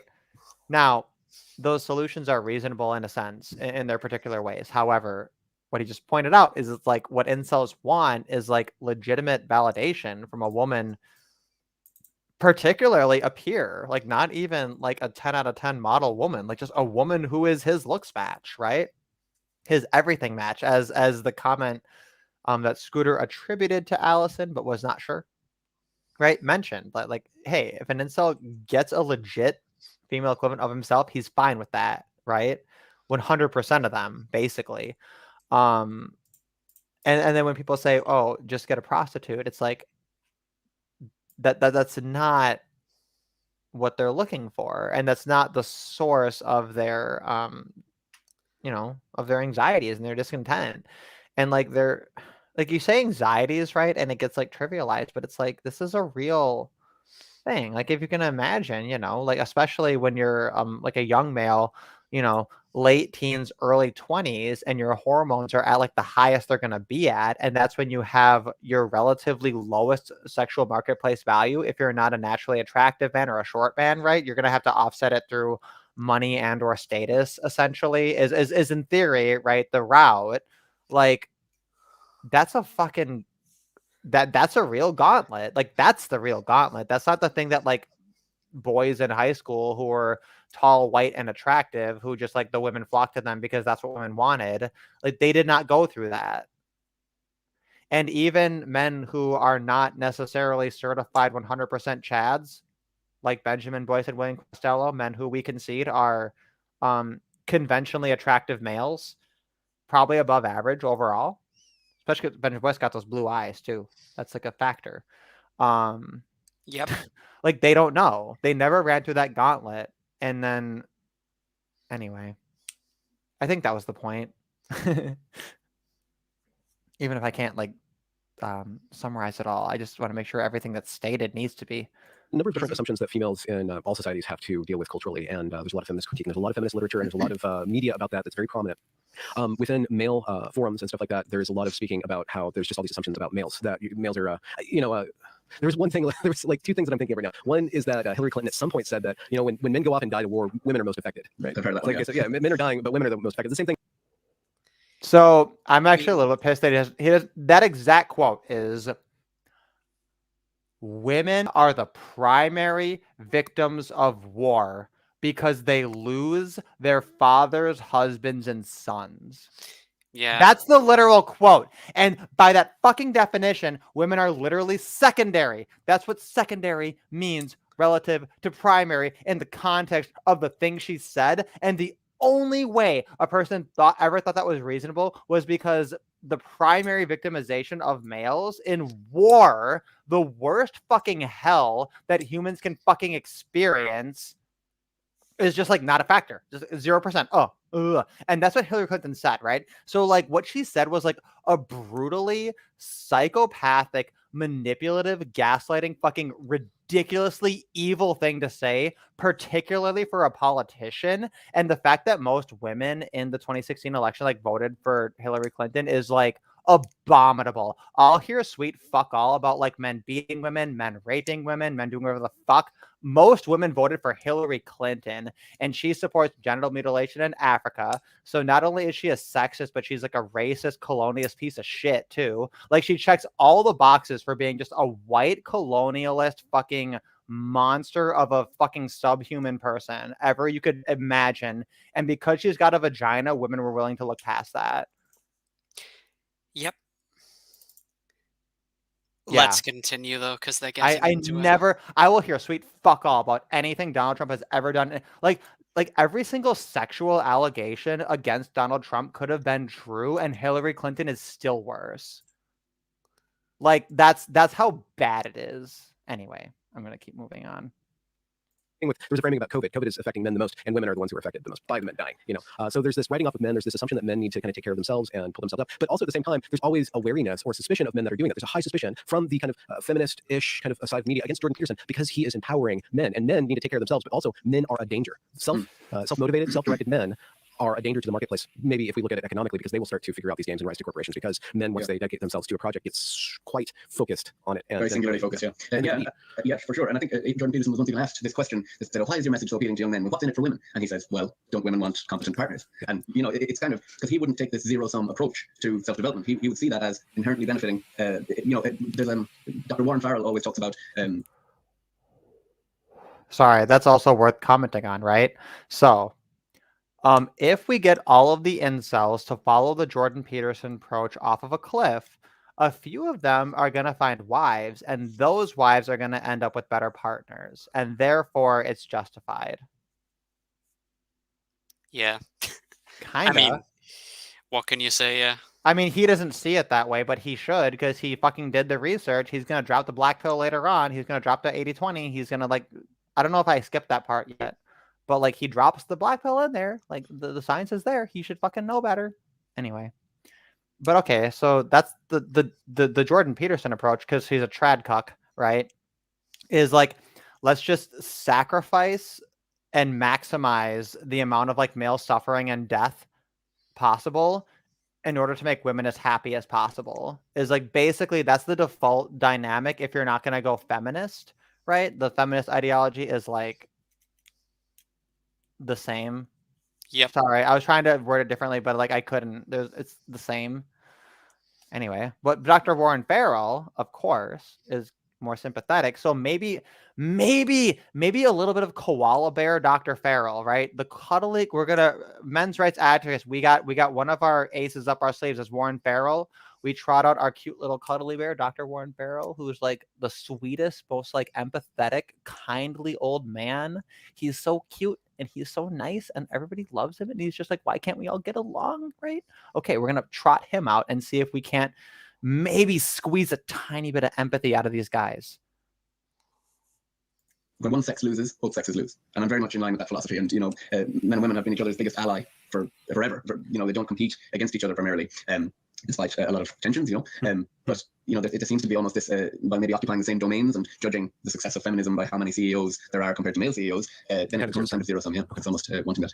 So within the incel community, I've spoken with Okay, sorry, no, I was optimistic. The Warren Farrell thing was just like a little like bone they throw to complementarianism, and they're moving on. Okay. Yeah. All right, we'll keep going. And immerse myself in these communities and seeing kind of the interesting ways in which they compete, and then how you're not supposed to point out that they're competing with one another. That's just kind of women never compete. We're all in the same game. I'm sure that behavior is within any group, perhaps any group that is steeped in a tendency for interpersonal victimhood. But how do incels compete amongst each other?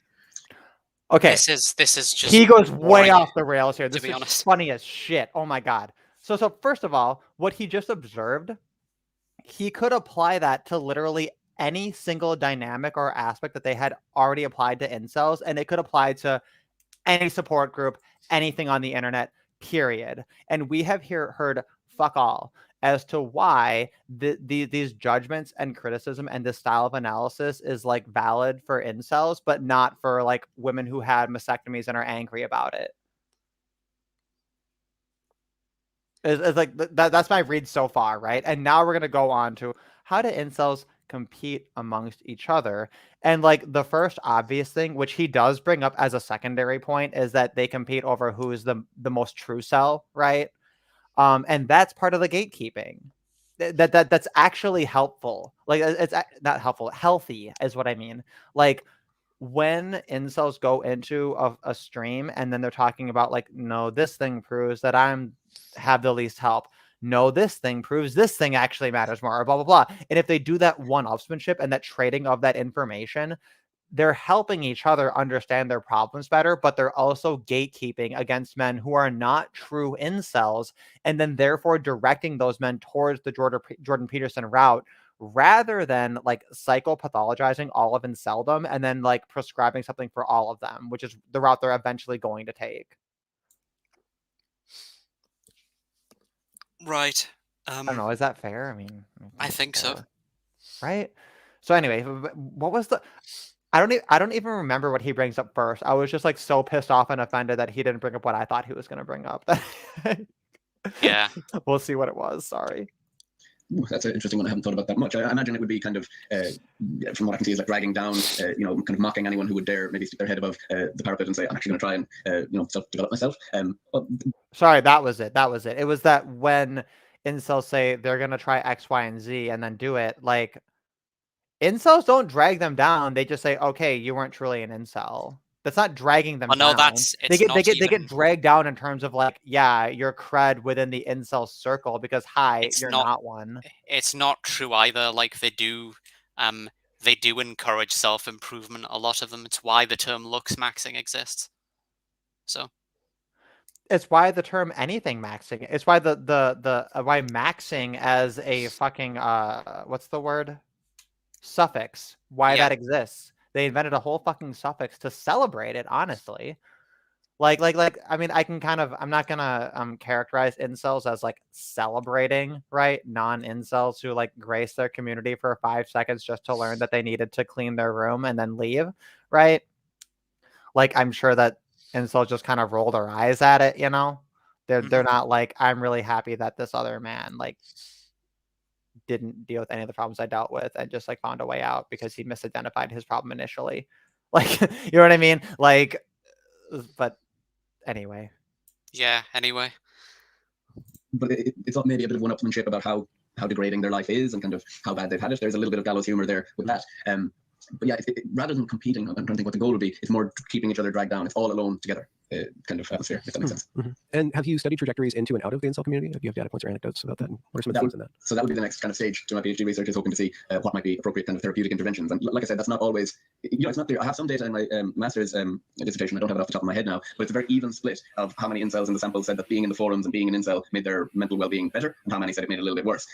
But when I actually did the studies, the forum using incels scored lower on the levels of well-being than the non-forum using ones. So despite whatever they say, it seems to be that the forum users score lower, but not by much. Still pretty even. Okay. So it may be the case that for some personality types, being in the community is actually helping, and then for others, it's really detrimental. Okay. That was actually, I'll give him credit. That was particularly fair, right? Mm-hmm. Yeah. Okay, that's fine. And like, I don't know. I guess I'd be kind of curious though. Like, I just feel like how many of these men who don't interact with the communities, if you were to then direct them to the communities, like what would the breakdown be for those men? You know, like because he found incels outside of the communities in the wild, allegedly, or the study did apparently. Like, what would happen if you then directed that sample, right? Because, for example, your naked sample of men within the incel community is going to include non-true cells, right? And it may be the case that these are these marginal incels, right? Basically, they're Chad Lights with a problem or two, who they're then drawn towards inceldom. And then, find their Jordan Peterson advice when they realize, like, oh, wow, I'm actually 5'9" and I'm white and I earn, like, roughly an average income. So maybe I got a chance and, like, my face doesn't look horrible. So there you go, right? But, like, they might have needed that, And, like, so what I'm wondering is when you find these men who self-identify incel, who have no interaction with the community, and then direct them towards inceldom, those men probably more so than your average population are going to benefit more. And then conversely, the men who naturally hit those communities more, you're going to have more of the men who are like Chad Light or whatever, who then like they're going to offset it being like a positive experience because they just got what they needed then left, So that, and this is kind of beyond, I guess, the scope of their conversation because I'm speculating, of course, but I just thought that was worth mentioning. Yep. Right? Okay. So not clear one or the other. So Incel is distinct from MGTOW, and MGTOW and Incel are distinct from MRA, even though those are kind of lumped together. MGTOW's not used a lot. MRA and Incel are kind of... This part maybe I wanted to fucking die. I'm just going to let it speak for itself. Yep. Swappable outside when commenting negatively on males. Could you tease out and help me understand the difference between those three categories? So, as I understand it, MGTOW is men going their own way, and they would be distinct from an incel insofar as I think that they would, most MGTOW would consider that they could get with women, but they just maybe think that women aren't worth all the hassle, and they think that they're more trouble than they're worth, so they decide to kind of live their life separately. I think even some MGTOW may even go so far as to still be involved with women, but have a kind of an enlightened awareness of don't trust kind of philosophy. Okay, so that's fine. That's a perfectly fine, workable definition of MGTOW.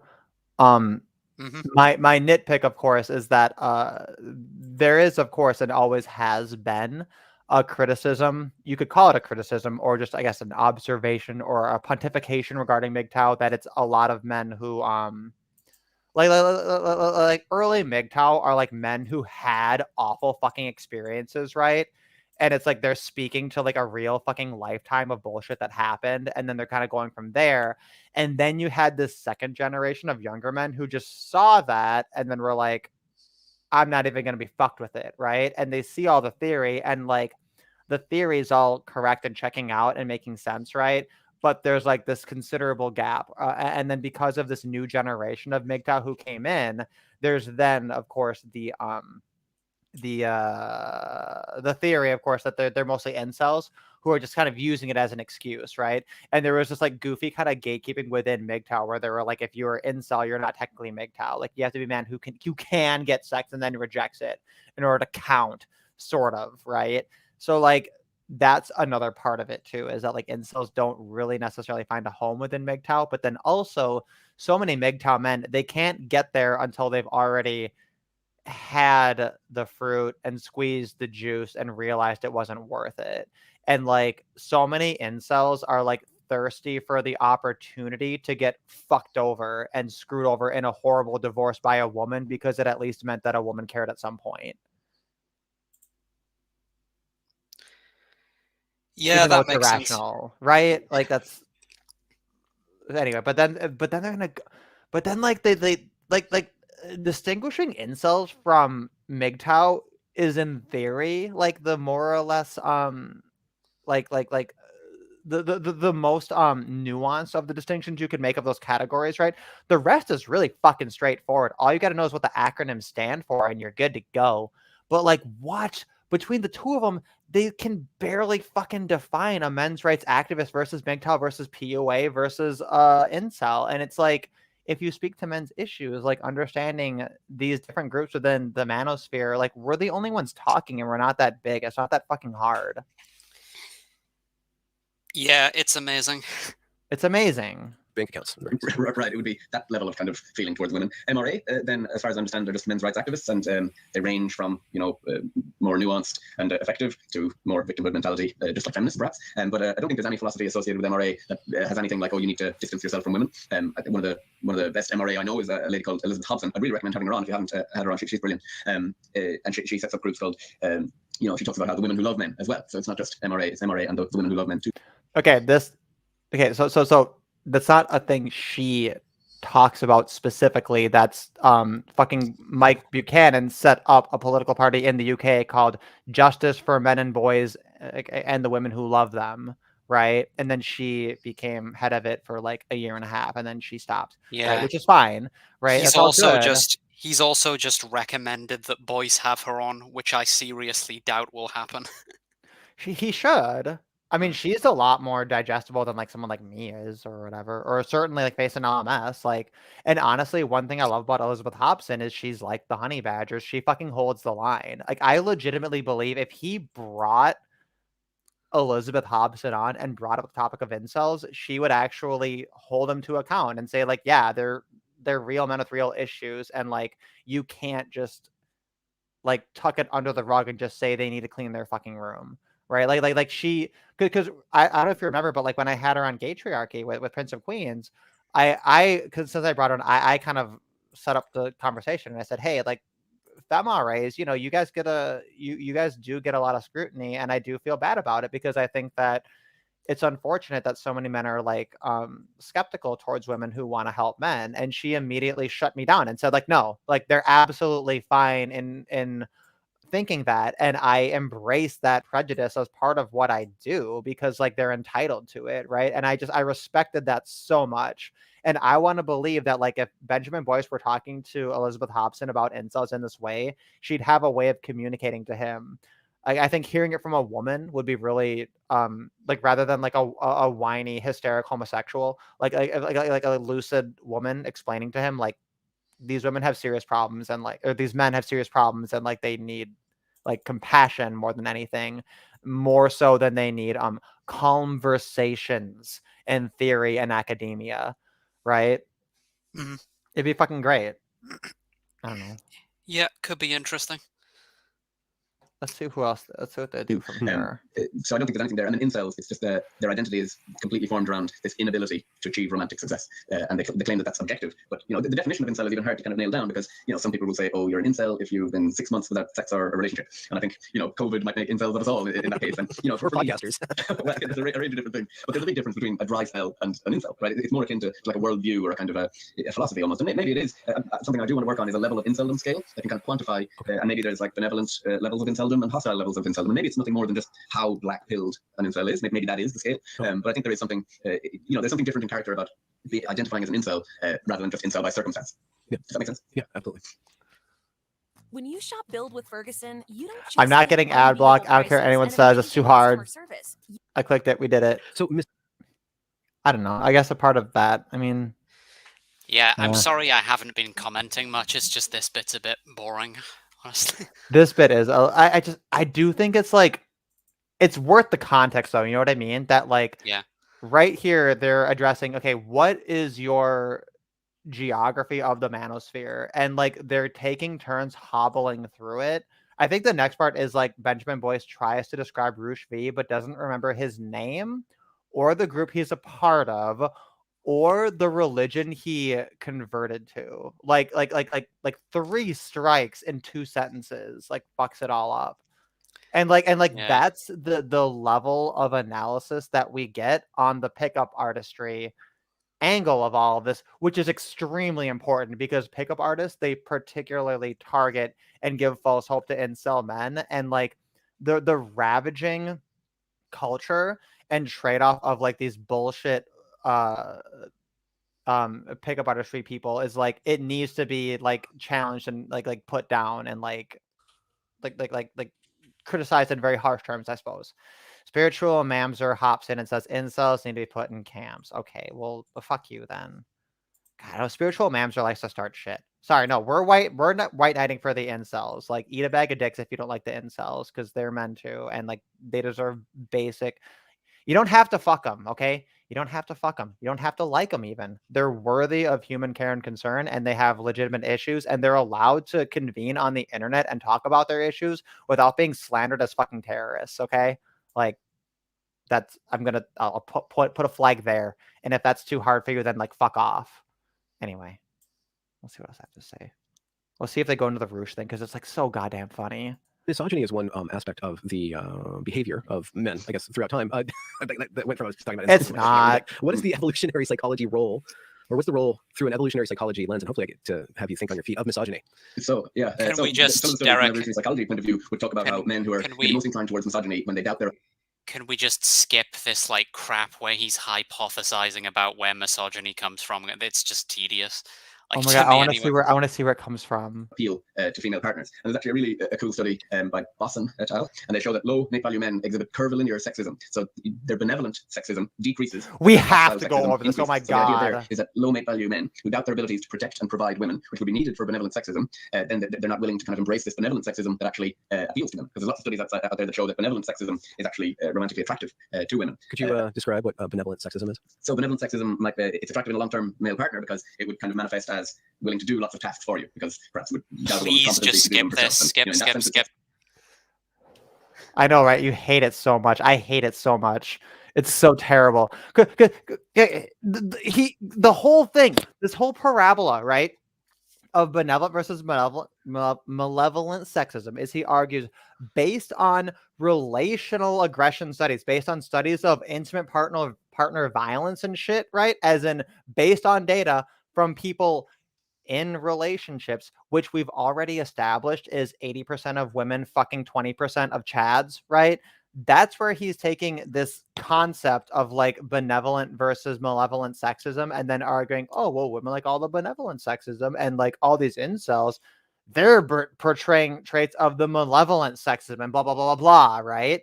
Like the incels are not part of your fucking data by definition. They're not in these fucking relationships. Like, you don't have anything. You're just like looking at their forum posts and then saying, oh, well, like they're mad at women because women like make horrible fucking choices that destroy society. And that's the incels' fault for noticing. Like, fuck you for noticing. And therefore you're the same as like men who are in relationships with women who beat up women. Is like basically what they're saying, but if you need like enough time to connect it. I just Yeah. Long-term partner, it's really because he's doing lots of stuff for you. So another way that the kind of misogyny might play out is also that one idea is that incels might be kind of wanting to lower the value of women that they're not actually securing. So it's like, oh, if I can't have her, I might as well lower their value to everybody else, and who'd want her anyway? She's just a slut or whatever it might be. So that's another aspect. And another okay, so that part of it too, right? You could say, for example, in a charitable way, it's a sour grapes phenomenon, right? They see, okay, well, I can't get a woman, so it's not worth it, right? But he's packaging that as like, incels want to go out of their way to slander females as a class in order to suggest to all of society and to all of men that it's actually lower value in order for them to like get a higher value as a man who is an incel, right? As opposed to Occam's fucking razor, which just says they can't get the thing, so they decide it's not worth it. And they have a psychological right? Like, instead, like that way he framed it, just packaged in, like incels are going to go out of their fucking way to slander women to lower their value in a social context. Like, I hate it. Like, why can't it just be sour grapes? Like, why can't you just say, oh, it's sour grapes, and then move on from there and have it be like a normal fucking criticism you make of like a normal person? Instead, it's like, no, it's sour grapes combined with a goddamn conspiracy to hurt all women. Yeah, he's certainly overcomplicating things. But let's just, proceed. idea I considered is that within the context of relationships, you have different types of mate retention behaviors, and men with low mate value who don't have much benefit to provide, they apply what are called cost-inflicting mate retention behaviors. God, so this really is so boring. Just skip. No, but this part too, it's not boring. It's infuriating.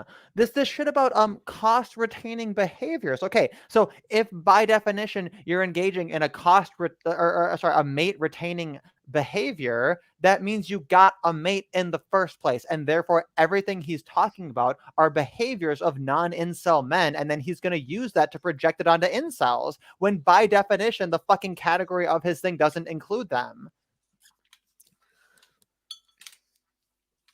Right? Right. I just gotta say, so her self-esteem becomes lower, and she doesn't think she can get anyone else, and she'll never leave the relationship. So that kind of ties in that incels might be using this as a strategy from outside the context of a relationship. So they're trying to lower women's mate value by attacking their self-esteem. Pretty much. So could you repeat that phrase? Mate retention behavior. What was that? Yeah. So within the context of relationships, you have mate retention behaviors. Yeah, no, you're right. We killed this horse. That's it. I mean, he's just like, okay, in the context of relationships, here's a bunch of data from women with the men that they chose based on the Pareto distribution. And it turns out that when you choose the top 20% of men just based on their bone structure and whiteness and height, yeah, you don't get other qualities that could be pro-social. Like, wow, that's Incel's fault, I guess. I don't know. Let's hop to, let's see what's happening here. You're going to treat men and women differently, which is basically just sexism. It's just sexist. Particularly if benevolent sexism is actually selected for by women, then it's definitely going to become more prevalent as a behavior going forward. You know. So expand on that. How would benevolent sexism be selected for by females? So my lecturer, actually, Dr. Laura Adair, she did a study that showed that women are attracted to benevolent sexism in a long-term male partner, and even skip. No, but this is important, right? Because on Tinder, right? Like, it's not like women are swiping left and right based on people's looks. You know, these apps are very sensitive to finding a way to quantify the benevolent sexism of the men, and that's what's really important to women, right? And therefore we see it everywhere. Like, that's just how women are choosing their mates, and that's why even single mothers, right? Like, yeah, they chose, obviously, the men with the most attractive benevolent sexist traits. Duh. Women aren't shallow. No. His female professor in EvoPsych told him otherwise, so there. Even the females in her sample that recognized that benevolent sexism is socially unacceptable, but they didn't like it on a social on an ideological level or a social cultural level. Yeah. But they still. Okay, that part's honest though, right? They're like, okay, it's socially unacceptable, but we want it. Yeah. Okay. Wanted that type of partner. So if you think about, you know, what is going to motivate male psychology more, what women ideologically say, we definitely don't want men to be like that, versus which are the type of men that they're marrying. Get rewarded. You know, so that's going to, you know, become a lot more prevalent, and I think, you know, that's definitely what we see. And adversely or conversely, what are some of the behaviors that are selected for by men, benevolent or malevolent sexism in their partners and women? Yeah. So in terms of men. Sorry, I just want to note though, right? So he made a point which is larger, in particular to a small retarded point. The small retarded point is like, women prefer benevolent sexism to all the things incels say they prefer, even though like he didn't have the confidence or the logic to connect those two things, because he knows it's going to be an embarrassing comparison if he like sets it up that way. So then we say, okay, so even though women have a social perception that the thing is wrong, they'll still demand the thing anyway, right?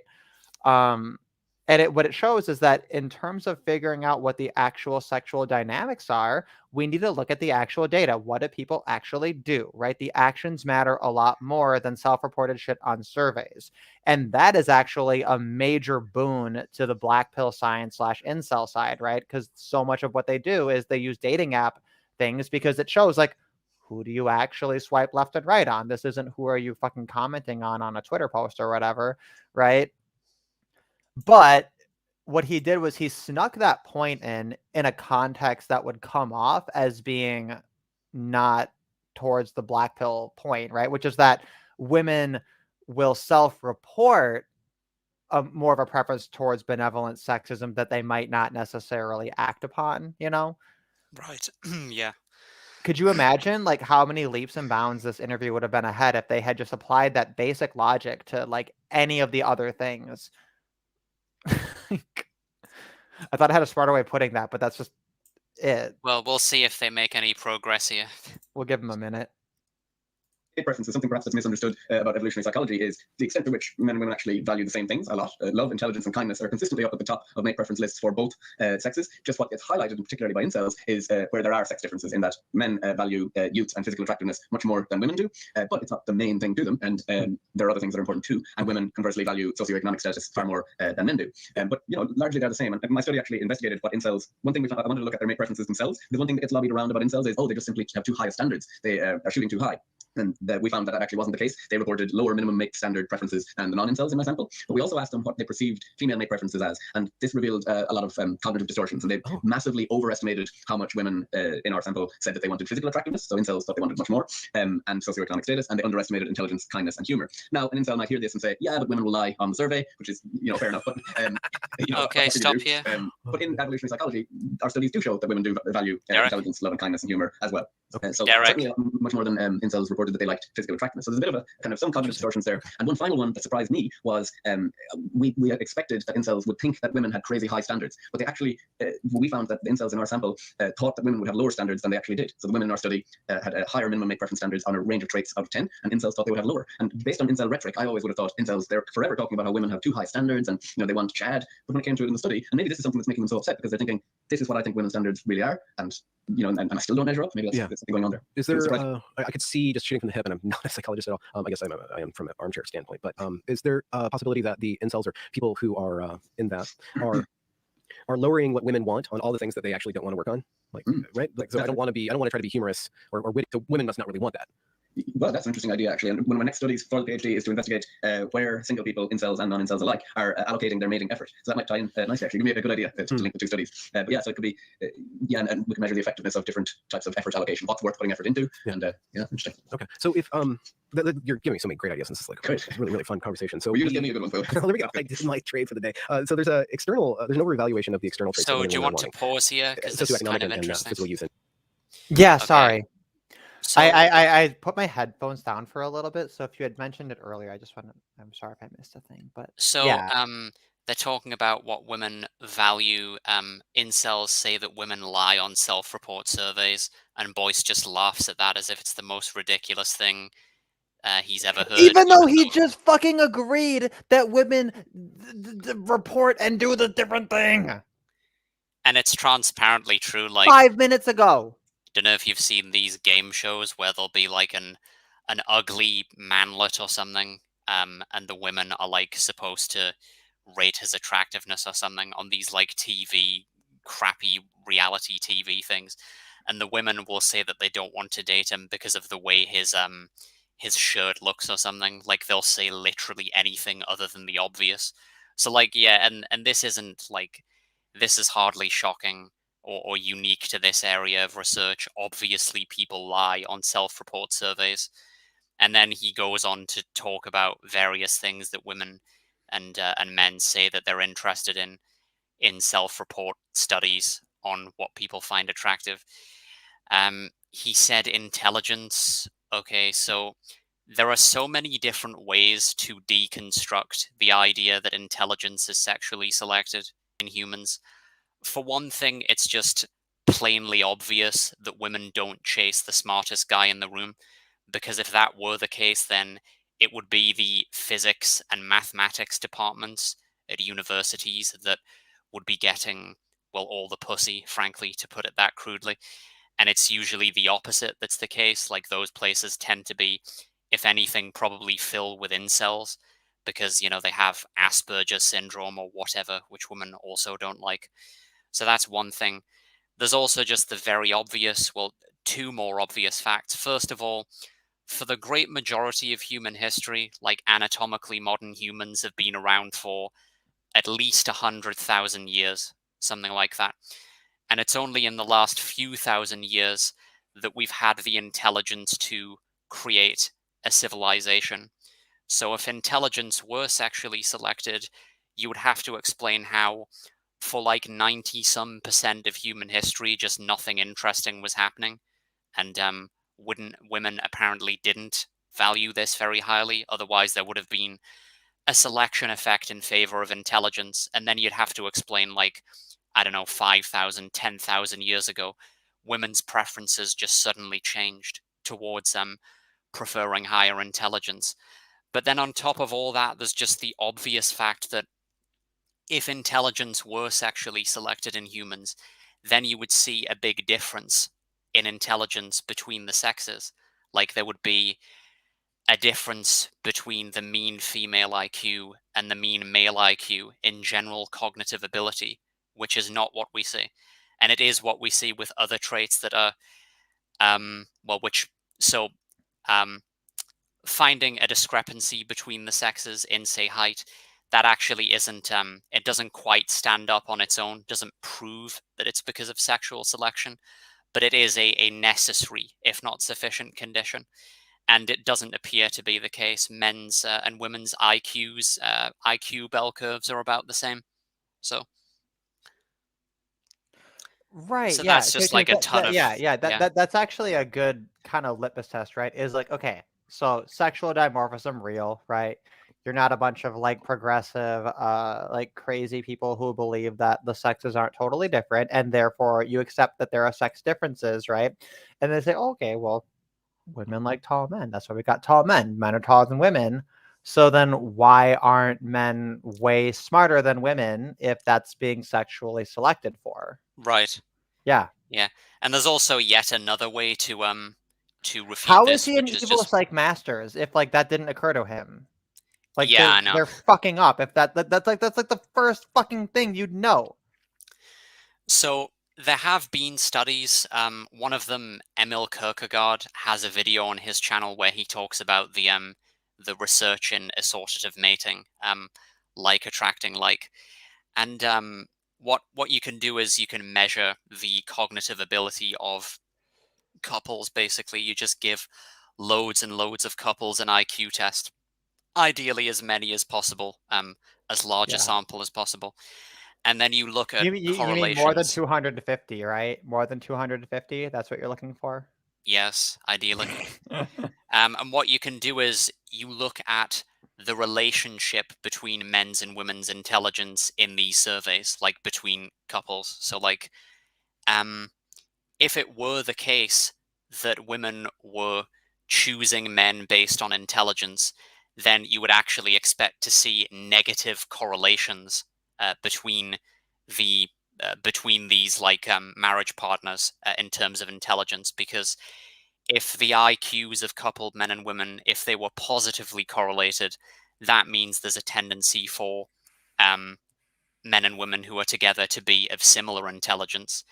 If there's no correlation, then that means there's literally just no relationship. Like they don't care at all about intelligence. It makes no odds one way or the other. And if women were specifically selecting men for their intelligence, then you would see negative correlations. And what you usually find, as far as I understand, in most of the studies, is you either see not much of a relationship, like very close to zero, or usually what you see is weak positive correlations. So in other words, there is a weak tendency for people to be attracted to people who are of similar intelligence to themselves. So like maybe it's rare for there to be a difference of more than one standard deviation, which is about 15 points between partners.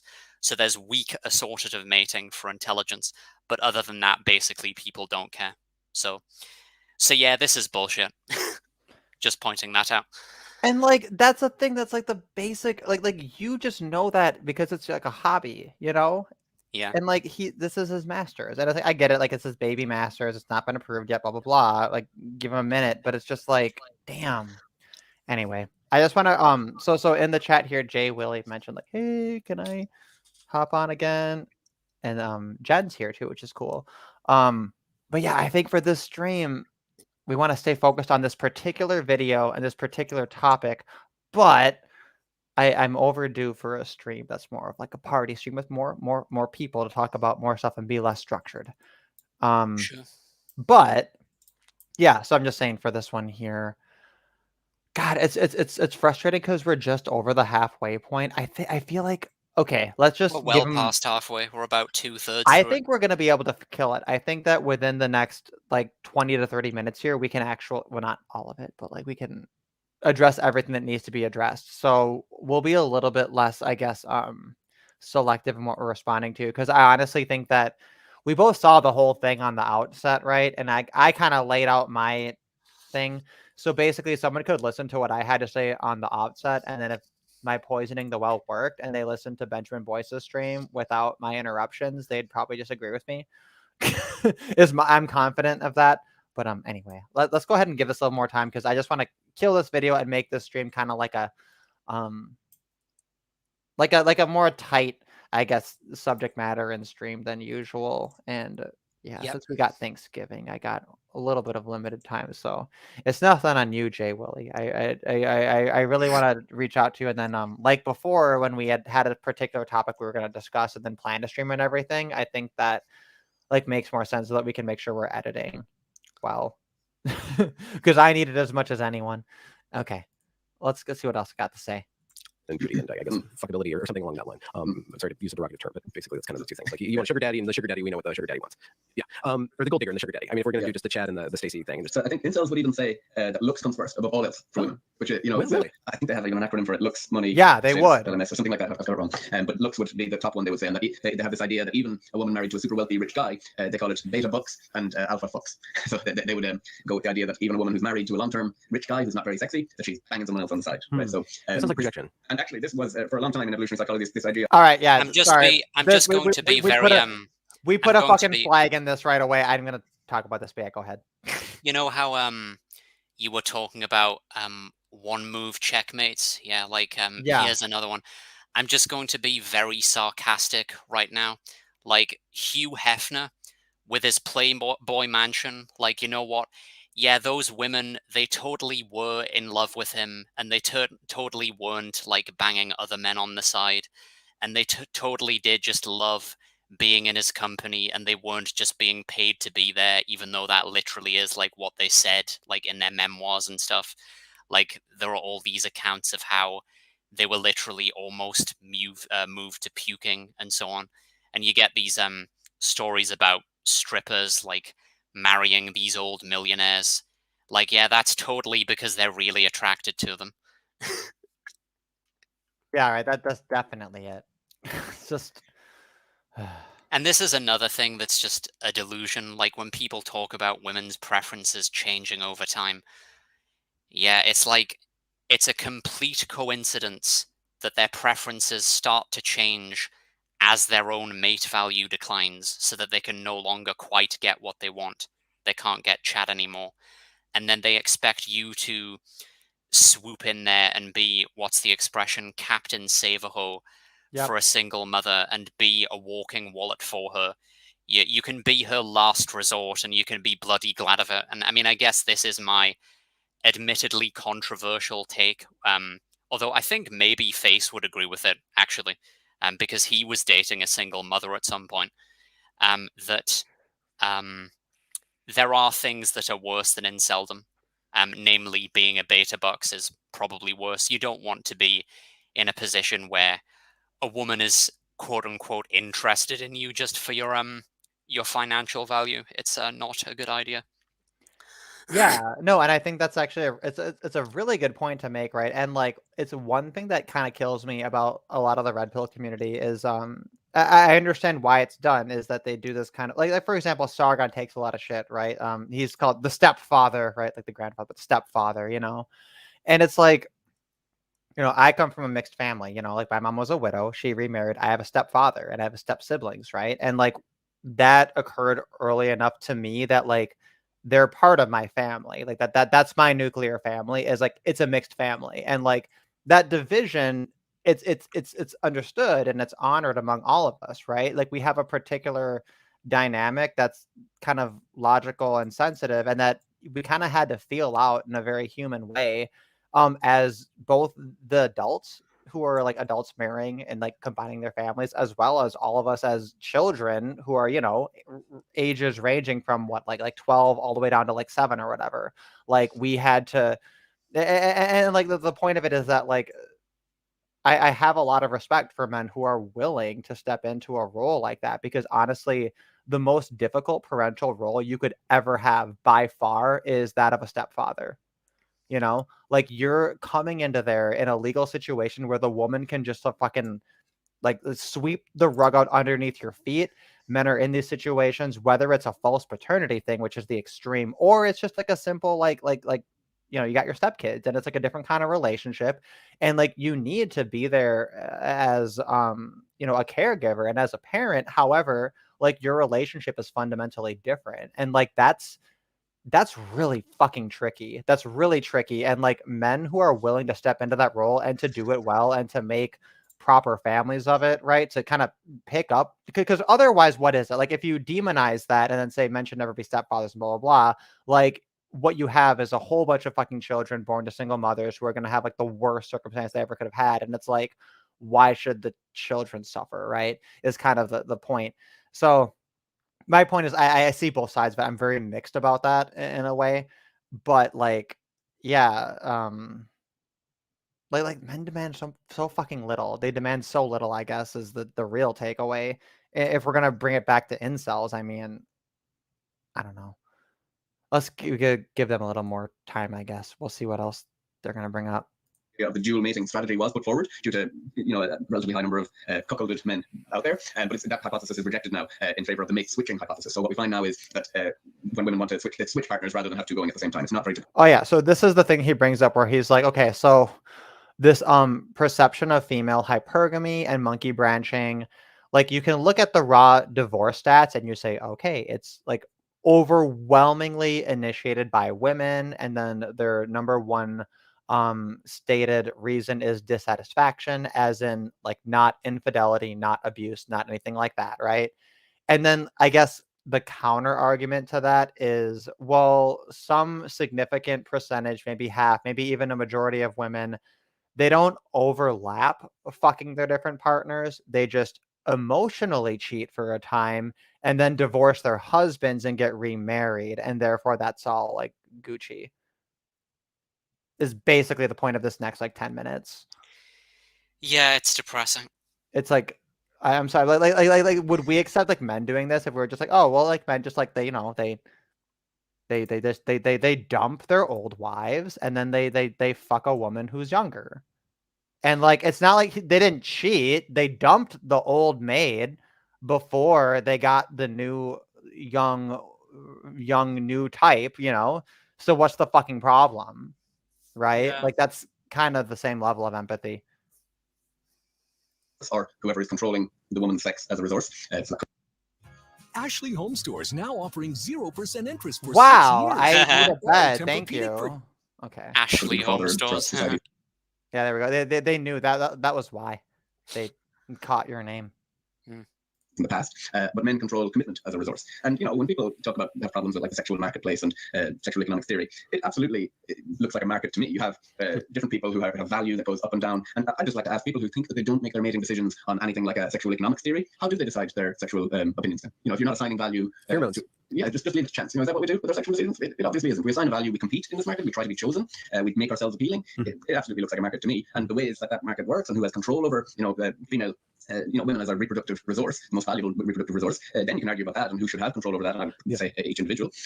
But the idea of the sexual marketplace seems right to me. I really, I hadn't thought as deeply as you, not by a long shot, but I really like how you opened up the evaluations of males and females, because again, stereotypically we think about resources of financial resources or physical resources of beauty, and then generally assign them to males need to be rich and females need to be pretty in order to, secure that thing. But you opening up all these other vectors that are actually shared among the sexes of love, of humor, kindness, and coziness. What was the other one? Love, kindness, humor, intelligence, yeah. And maybe dedication and hard work, industriousness. Yeah, well, humor is my forte. But so we all have, when we think in terms of these multivariate attractors of the opposite sex or of the sexual partner, regardless of sex, you say, well, I don't have the money to change my face, or I was born with a face, and I can work really hard and try to figure out a market that way. But I can also work on being loving, I can work on being funny, I can work on just being kind. And there's all these different other things that allow people to want you, and that you will actually, if you look beyond the surface, you want in other people. Certainly, but what incels would.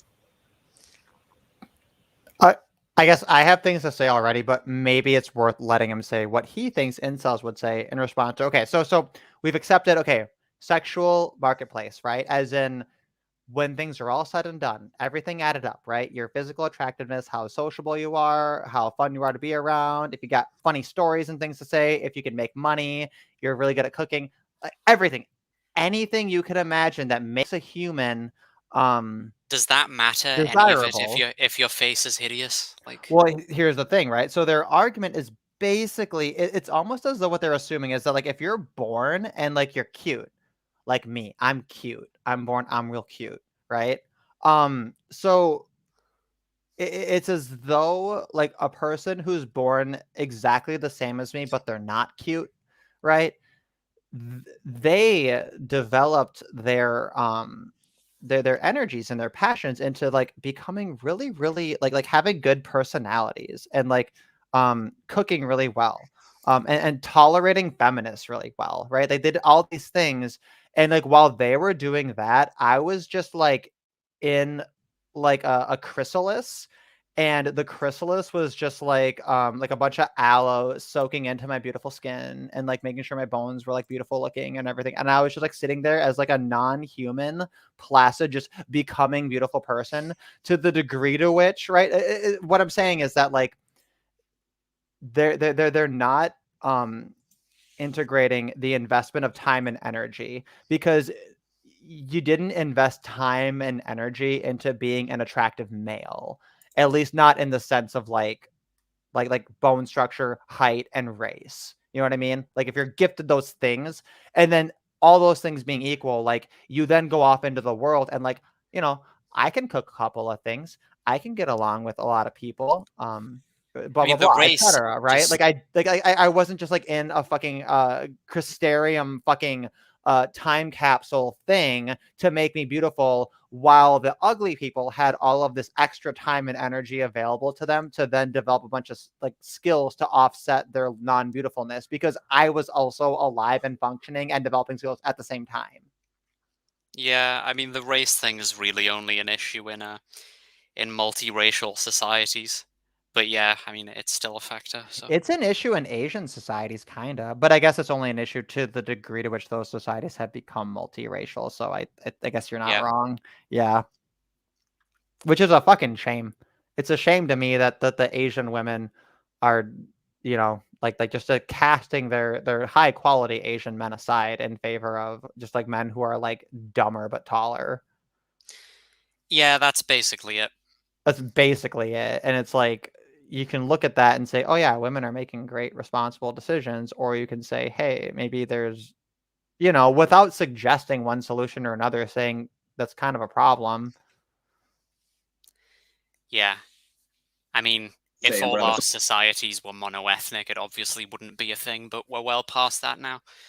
But yeah, so yeah, Yeah, continue. and honestly, fine. Like that cat should be out of the bag, right? Like that's gonna be a Mhm. thing sooner or later. We have sufficient liberty. We can travel from country to country. Fine.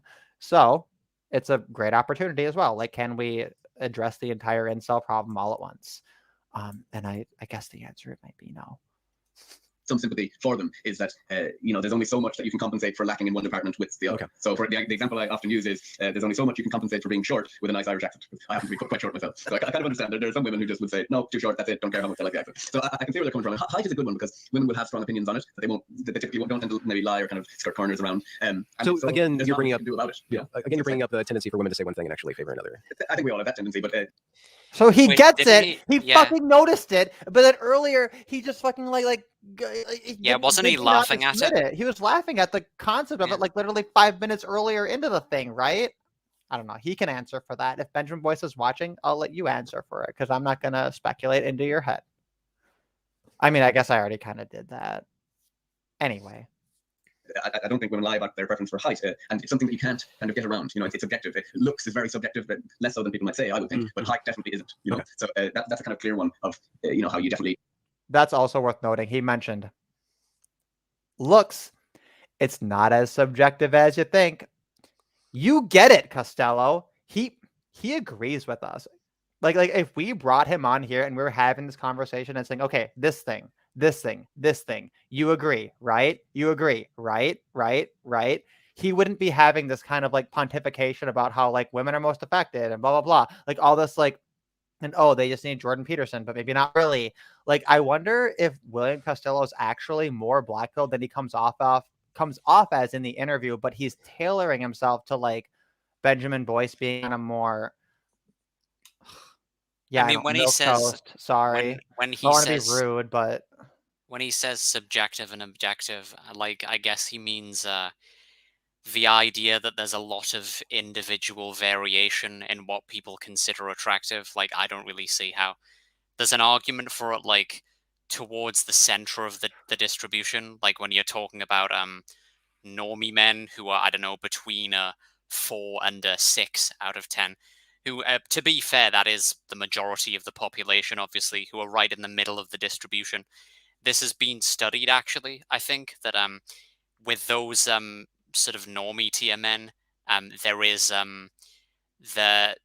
there's more like individual variation. There's at least more variation there in terms of people's preferences. But at the end of the day, everybody knows what an attractive face looks like, and everybody knows what an unattractive face looks like. So and like everybody I knows mentioned that earlier, babies everybody, know too. Even yeah, babies know. yeah, everyone knows that Liam Hemsworth is more attractive than Danny DeVito or whoever. So like, I don't know why people even try to put up this pretense. So Yeah, it's a massive fucking gaslight. Is all it like really fucking is at the end of the day. This is off topic, but since we're paused a little bit, Howard Schoonover mentioned it's the first Thanksgiving they'll have without cooking a turkey in 15 years because they broke their leg. And yeah, I'm really sorry to hear that. That's fucking shitty. But I hope that your friends, wherever you're going off to for your Thanksgiving dinner, that they got a turkey for you. If they don't, that's shitty, but I'm sure they do. I'm sure they got one for you. This is actually the first Thanksgiving where I was charged with bringing a dish, right? Because normally it's the whole extended family. So it's like, you got parents, aunts, uncles, grandparents, right? Like the higher generation who just makes all the food. And then there's like way more food for anyone to know what to deal with, right? But like now that it's like post-COVID, people are like more accustomed to doing like more immediate family kind of things. And my mom was kind of like, I'll be fucked if I'm going to like cook everything for everyone. So then this is the first year where us children are charged with like being trusted to bring a dish. I was charged with the least fuck-upable of all dishes, which is a salad. And I did prepare the salad this morning, so it will be fresh. And I'm really excited about it. I think it's going to be a good salad. I put blueberries and walnuts and pecans in it. No dressing, so it can fit any dressing a person wants. Yeah. Anyway, but first, this fucking stream about how Benjamin Boyce was not sufficiently empathetic towards incels is my top priority on Thanksgiving. 23. You prepared turkeys before you were 23? Oh, I'm 31. This is the first year where I'm charged with preparing literally anything. So, I don't know. Different strokes. Maybe when that gets to be, maybe if height was too low, no matter what the personality was like, you can compensate. Now, incels would have a very bleak view of that, and they would say on every metric they don't measure up. But something I'd also add is that it's, a winning personality is kind of easier to develop if you are kind of nice looking in the first place, and people will be a bit more consider you to have a nice personality. And also, it's just not that easy to develop a winning personality, no matter what. So to say to an incel, oh, so you didn't look that great, but you could just always go out and develop a really good personality. Like, who knows the recipe for doing that anyway? It's not as easy. I don't want to demean how difficult the challenge it is. But one thing I think that incels it might be worth investigating is how resilient they are to rejection. Because I don't know about the men Benjamin, but certainly the most romantically and sexually successful men I know, they don't mind being rejected, and they just throw a lot of options out there and hope that something sticks, right? So to be sexually and romantically successful, I think you have to go through a lot of rejection and develop that thick skin, and perhaps that's something that. So okay, if you're somebody who goes into any kind of a field, and like you're graced with being told often enough that you're successful, yeah, like you're gonna brush off like being rejected, but it's not necessarily like a fucking trait.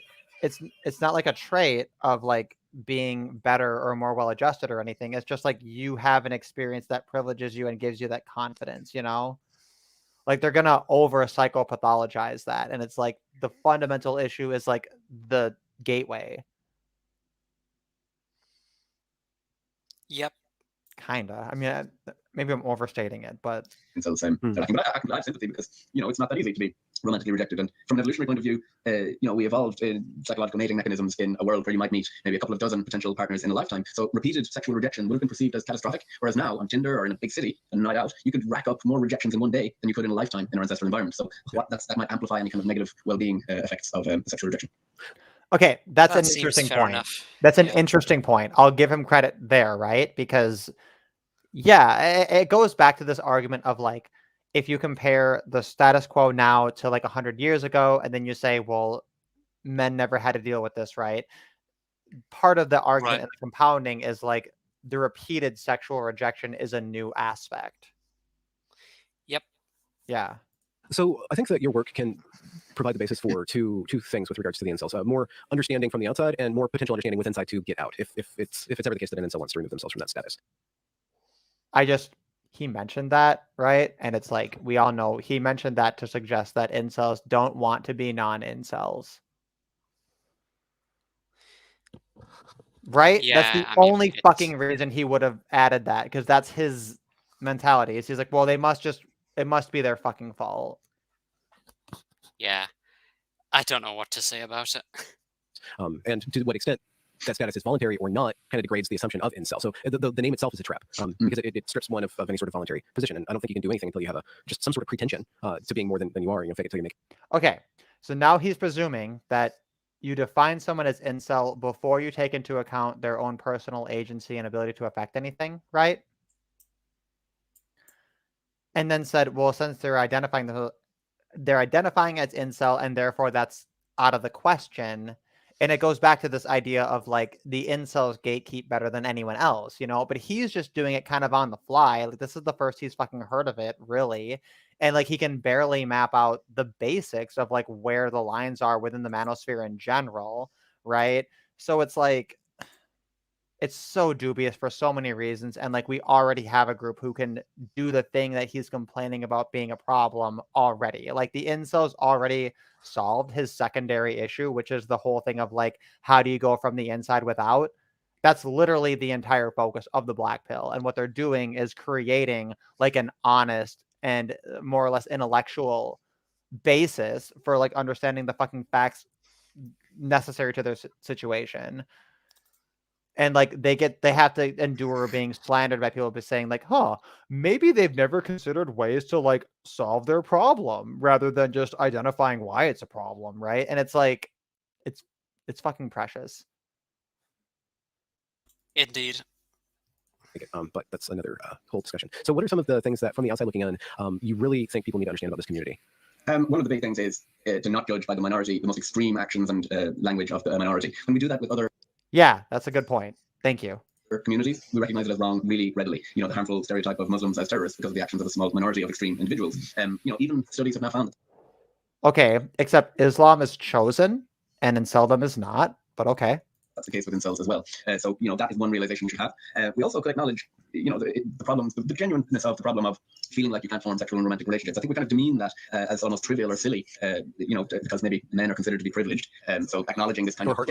Yeah, perhaps. So the only reason could be because they must have terrible personality. So acknowledging the genuineness of the pain that would cause is something, because, you know, usually in society we tend to try and prop up or at least have sympathy with the most disenfranchised groups that we encounter. That goes totally out the window with incels. And in some of the conversations I've had some of the most kind and gentle people turn into the most hardline, Ayn Rand, individualist, objectivist kind of philosophers when you're talking about incels. And it's like, nobody should have sympathy for them. Everyone should just develop themselves. And they turn very individual and hard about it. So that's unusual. But yeah, in terms of getting incels out or helping incels perhaps come to acceptance about their predicament or whatever it might be, because again, I come back to it, it's not obvious to me that getting incels out in the sense of getting you back in the mating market is the right thing. And first of all, who would I be to say that? But what I think is evolutionary psychologists in particular have a uniquely placed ability or a responsibility perhaps to work with incels on this. Because what I see might happen if incels were to work therapeutically with any other form of psychologists, they would immediately kind of feel gaslighted, because I think that other psychologists or other counselors would hear incels talk about some of the things that they are right about evolutionary psychology, and you know, that a counselor or a therapist might dismiss that because evolutionary psychology has somewhat of a bad reputation as well.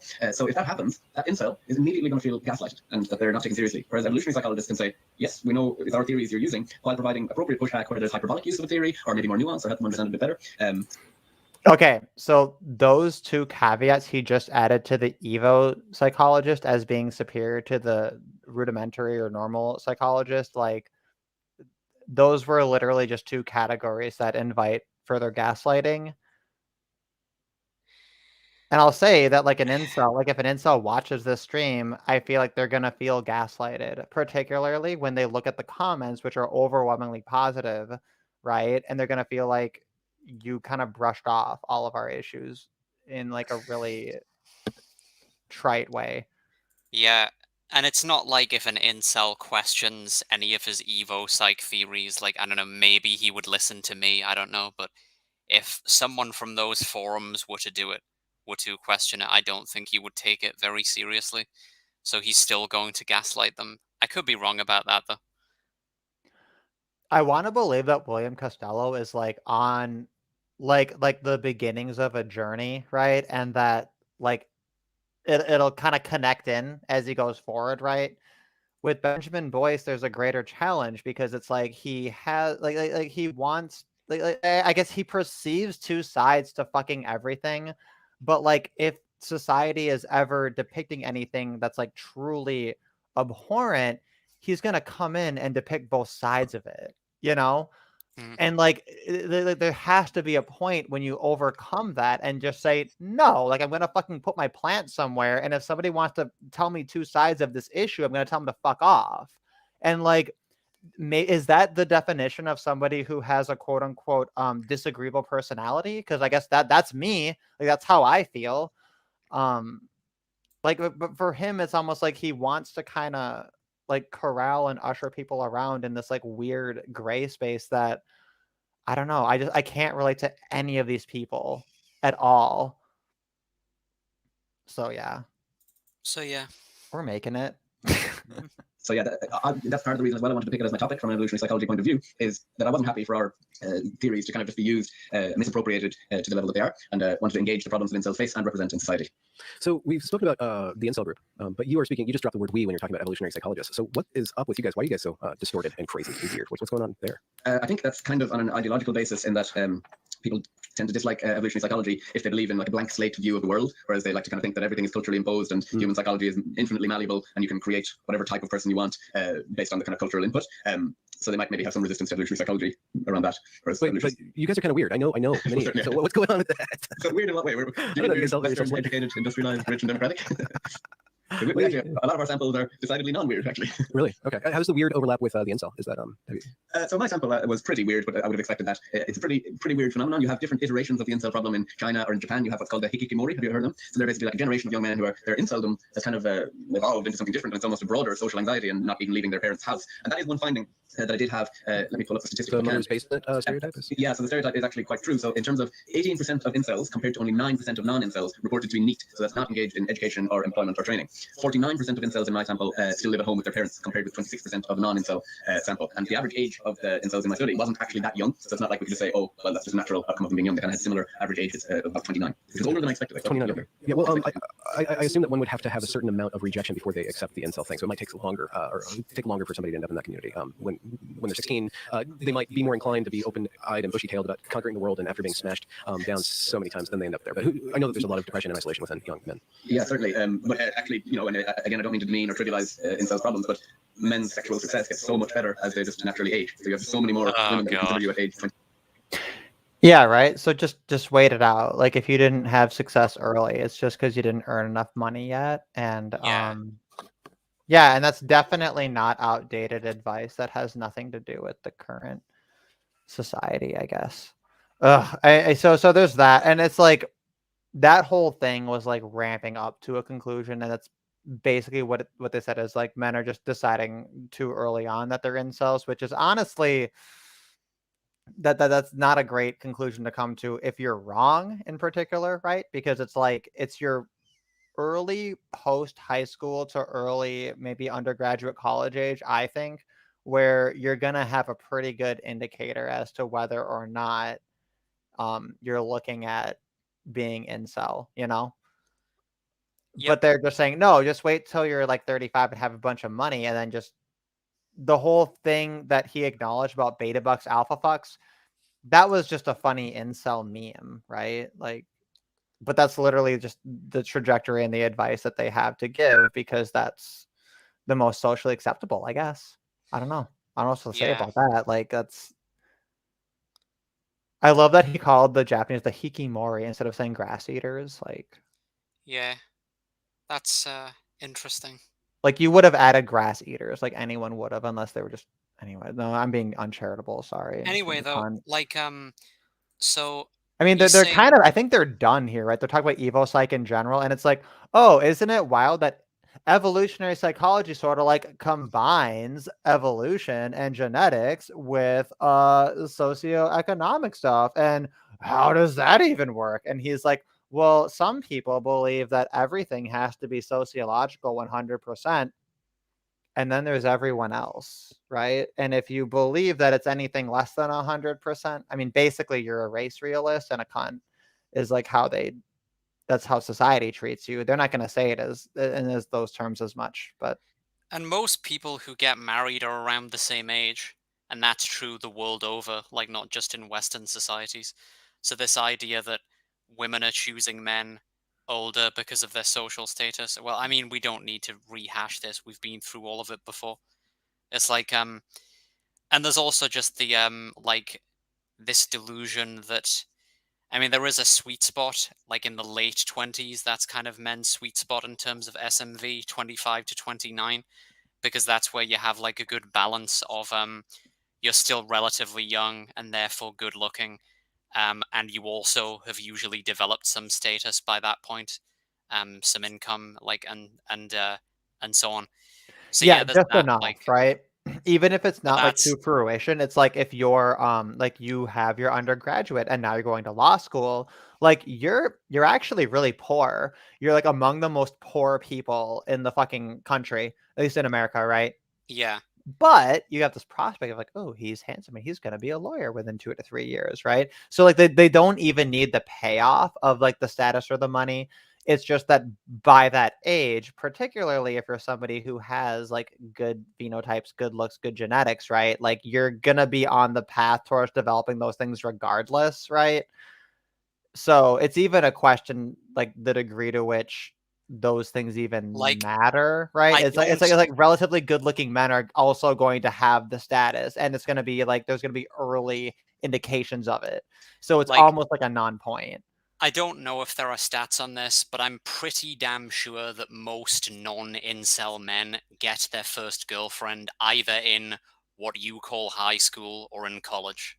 Like, I would bet that that's true for non-incel men. Like, so, yeah. Yeah. Yeah, so the money status argument, it's like a moot point. You might be able to draw upon it to the degree to which it's like anticipable, antici anticipatable by women. But I mean, they're probably just they got the measuring tape out, and then they got their fucking paint splotch, and then they know what the golden mean is. They don't know what it is, but I they know don't how it think affects so. their face. Like, do these people really imagine that 18-year-old, 19-year-old women are like who are, I don't know, banging college chads are thinking, oh, he's probably going to be a really successful lawyer at some point in the future? Like, I somehow Maybe. doubt it. I mean, if it's verbally brought to the front of their consciousness, they'll deny it, right? Which is a reoccurring theme that even Benjamin Boyce and Costello have to acknowledge because they brought it up like 3 fucking times with evidence, even though they're gonna ignore all of the consequences of that being totally fucking true. I don't know. I could kind of see that of how like all things being equal, certainly, right? It'd be a factor, but I don't know. Maybe I'm being a little bit uncharitable. I can live with being a little bit uncharitable towards women. It's my calling card. 28 compared to 20. So, for any young cells listening, just the natural status that comes with aging would help because it just broadens just the pool of age. women that are considering you. When you're 20, it's only your own age and younger that will consider you. Oh, okay. When you're 28, Yeah. there's younger and older. And it's, And plus, there's natural skills that you pick up and that are more attractive to women, probably the patience and longevity and having a few more dad jokes up your sleeve. Yeah, you kind of learn the trial and Yeah, error there we and things go. like that. Dad This jokes. suicidality that you mentioned This just is now, do you have also context for like that? The incels just never thought of that. Dad jokes, everyone. It works for Benjamin Boyce. So why doesn't it work for you? Are you not tall enough or white enough or don't have enough good bone structure? Well, then eat a bag of dicks. hang on a second. Do you mind if I just grab this thing from Twitter? So Yeah, go I'll for be it. right. So these are, yeah, hold on. And I'll just send it to you through Discord. So he's saying that your value increases with age. It's again like the hypergamy versus assortative mating thing. So if assortative mating is true, then what happens as you age is just that they like the the slice of women who are interested in you, that the age bracket will change, but it won't actually change the number of women who are interested in you. Whereas he's talking about like I don't know, 20-year-old women, college women dating 40-year-old men or something because of their status. So it looks like here assortative mating basically rules as well. So I'll just send you, well, just look at this. Hold on, I'll send it on Discord. These are the stats for marriage, basically.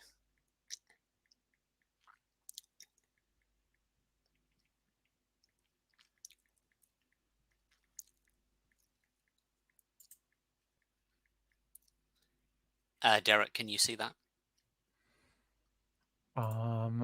Sorry, is that in the Discord?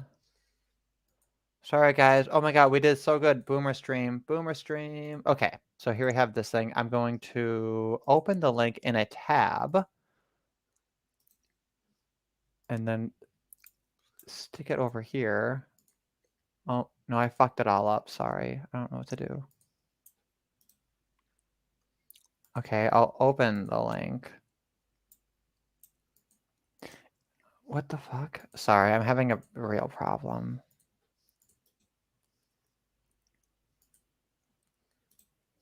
Okay, I'm saving the image. The image is open in a thing here. I'm gonna go ahead and switch it over in the StreamYard. So I will stop my stream, and I'm gonna share, and I'm gonna choose video file. No, the other one. Share screen, tab to this one. Okay, I got it. I figured it out. I did it, everyone. I did it. There's the thing. It's a little So, small. as you can see, but it's clear, I think. It's pretty Most, clear if you know like the gist of it. Yeah. So it's yeah, husband's 20 plus years older than wife is like the 1+ percentile. And then as you go down, like they meet in the middle where the husband and wife are around the same age. And then as yeah, you go down, you have like women with husbands who are older. And what we see is more or less a bell curve. However, the point leading up to the middle is interesting compared to the part from the middle downward is yeah. right? Yeah. So there is a greater tendency for, which doesn't surprise me at all. There is more of a marriages where the men are older. That's more common than the case where the woman's older. But basically, what I'm pointing to here is the typical case is that people who are married are of pretty similar age, right? So no, like when you're 40, you're mostly going to be dating women who are around that same zone. So like again, like for the most part anyway. So he's just giving like bad advice. Yeah, okay. So because if we look at this, right, you see I mean, essentially the takeaway is like men are far more permissive in terms of their age difference towards women as opposed to like women. Something like that, yeah. Sorry, I'm just like looking at this like but then also if they're within the same range, Well, no, like that's not really the point. What he's sorry, saying, maybe I right? missed it. So He's saying that as you age, as you get older, your mate value will increase, and I can only assume oh, I can okay. only assume that what he means by that is that as you get older, more women will be interested in you. Whereas this would suggest that that isn't the case. It would suggest that when you're 25, you're going to be dating women who are around that same zone. When you're 35, you're going to be dating women who are around that same zone, and so on. So that does contradict what he's saying, Well, if this that is makes sense. technically constrained to married couples, right? So there's Right. that caveat. We'll give him that. But like this is not like this would be different if what he were saying were true. Is I think a fair enough thing to say. Yeah. Yes. Yeah. Well, like, why does the fact that this is talking about marriage like affect the reasoning?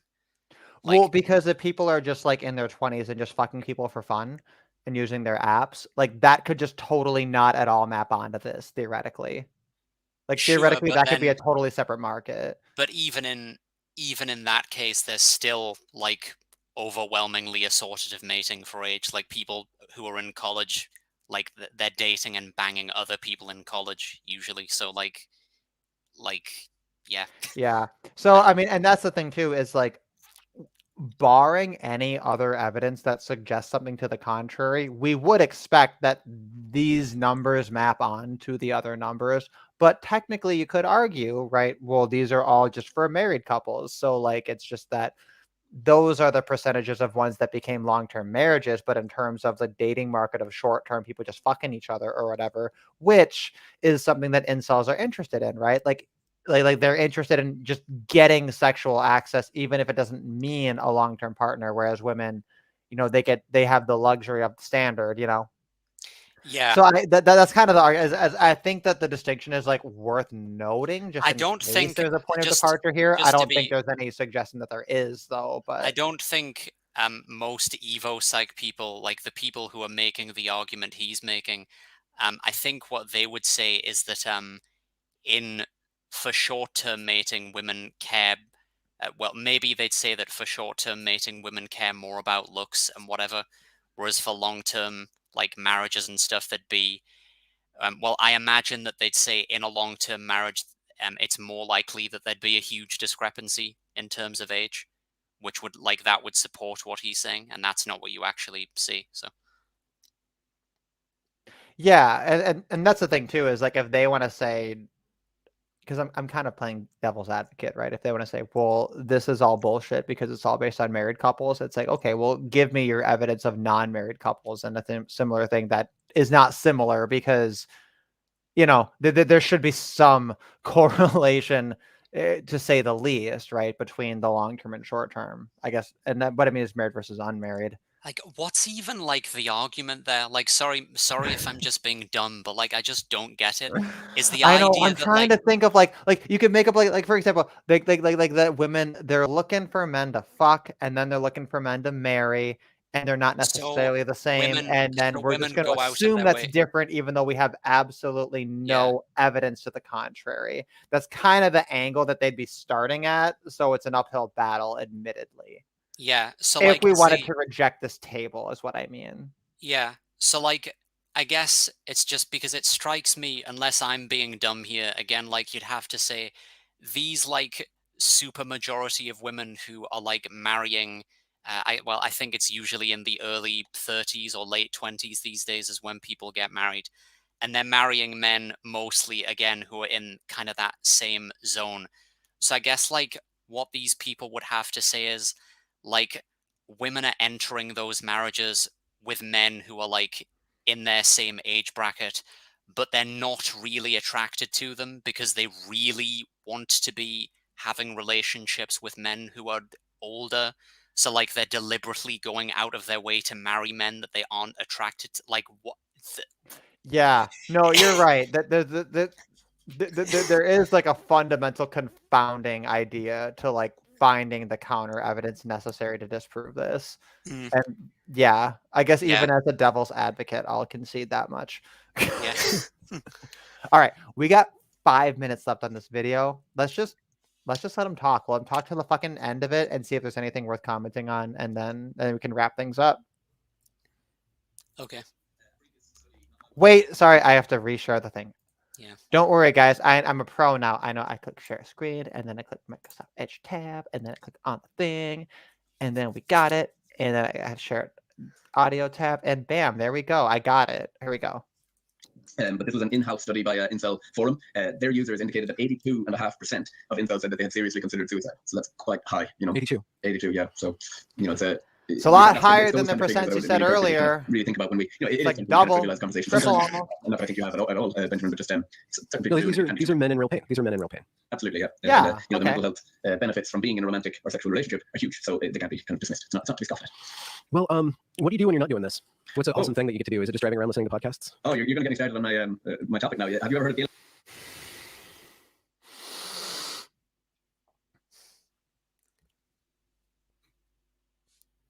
So, I'm speechless. You saw that, right? It's like, these are men in pain. These are blah, blah, blah. And then they have a moment, and you just... So, how can we just fucking turn the subject to anything else but the fucking pain of the people we've been just fucking pontificating about and fucking psychoanalyzing and fucking talking shit about and talking about behind their back for an entire fucking hour and a half here? What do you do for fun? Do you like hunting? Do you like skiing? When you go hiking, do you go hiking with someone or by yourself? And if you go with someone, do you guys just bring one set of hiking poles to share? Because you really only need one, right? Like, God, the fuck damn it, right? Like, I was not too harsh, right? Because on the beginning and on the end cap, Benjamin Boyce says, I care about men. I care about their issues. Let's have a sympathetic, empathetic, fair, even-handed trucking treatment of this body of issues. And we saw fucking none of that. And then at the very end of the fucking interview, he loops back to fucking reinforce the other end of the parenthesis. Yeah, hi, I am Benjamin Boyce, and this was supposed to be empathetic and me caring. By the way, like, how about them Yankees? Yeah.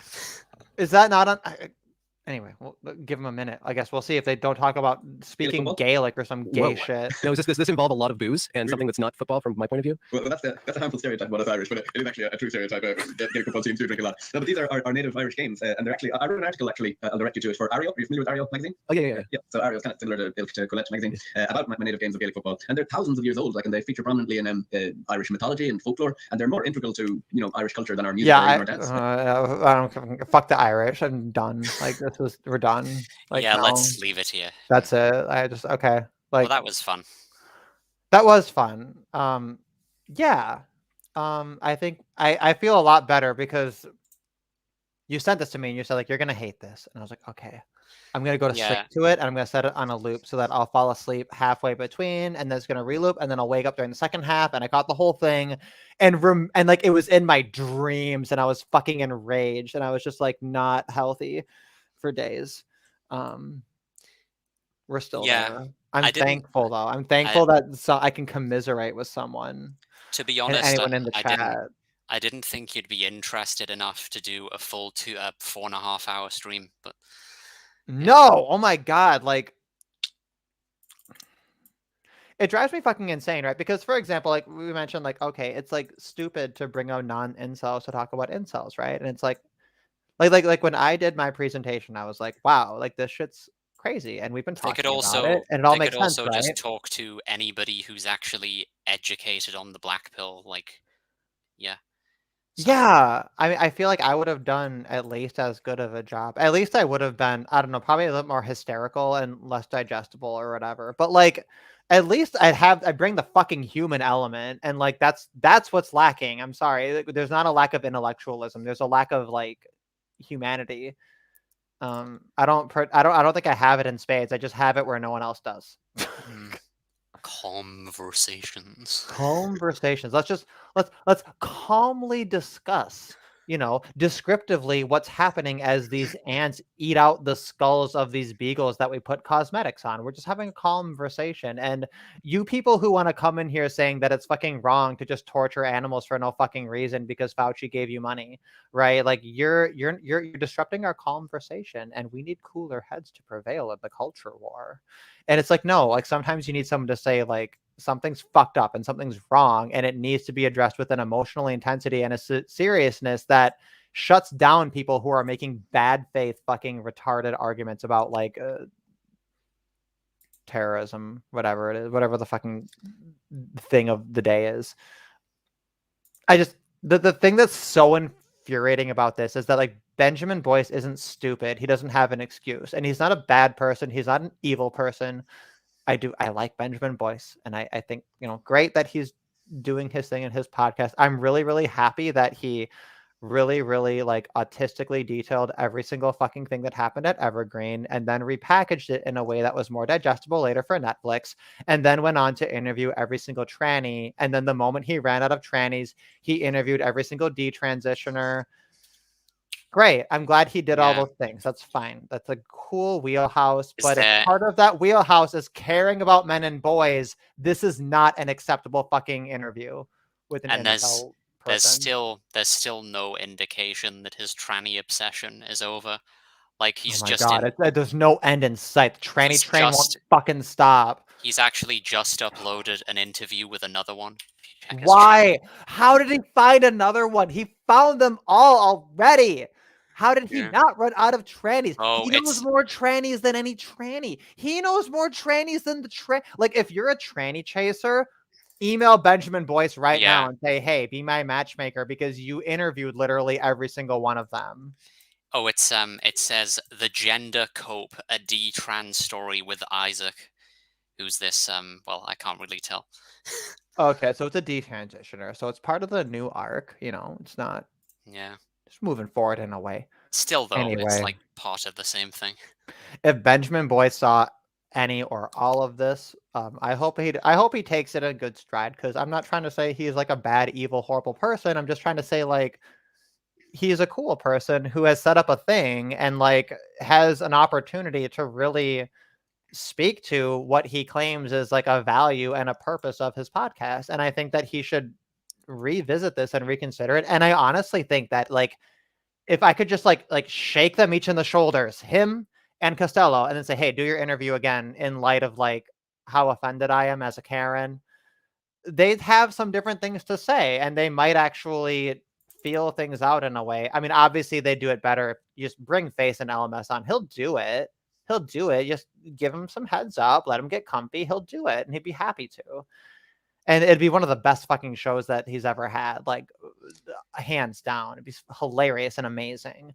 And Well, like that's what he um, needs. He's set it up to. And like now his audience is primed for it, because now anyone in his audience who is fucking dumb enough to take the misogyny terrorism angle seriously, they've been at least brought down from that, which is like a genuine utility of Benjamin Boyce's brand, right? Is that he can bring people into his audience who are like just absolute irredeemable retards, and then get them into a place that's like halfway between that and like being a normal person with normal human care and concern, right? He can get them into that halfway, and that's rare, and we need it.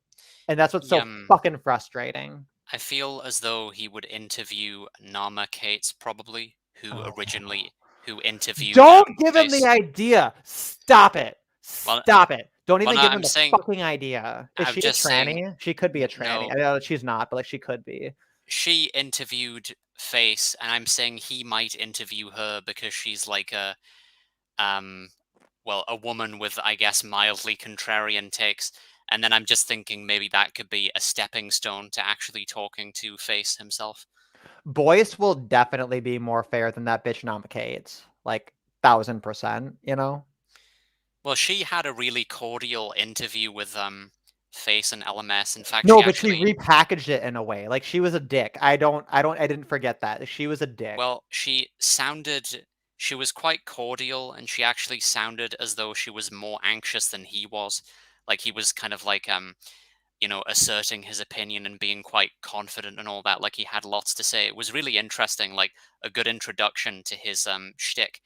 And then at the end, she put in this edit once he had gone from the call, and she said basically, "Oh, he's just a propagandist, and his videos are just propaganda." Yeah. It's... and like Boyce won't do that, you know. Like he's a good guy, and he's smart, and he has his focus, and like I can forgive someone for having a blind spot, but Benjamin Boyce, if you do see this, you won't see this, you probably won't, but there's a lot of men who are suffering and hurting out there, and they really could use an ally who's somewhere who can reach people who are maybe a little bit in the middle. And I think the slack of it and the space of it is like they need figureheads. They need strong people who they look to as people who are like erudite, intellectual, clear-headed, whatever.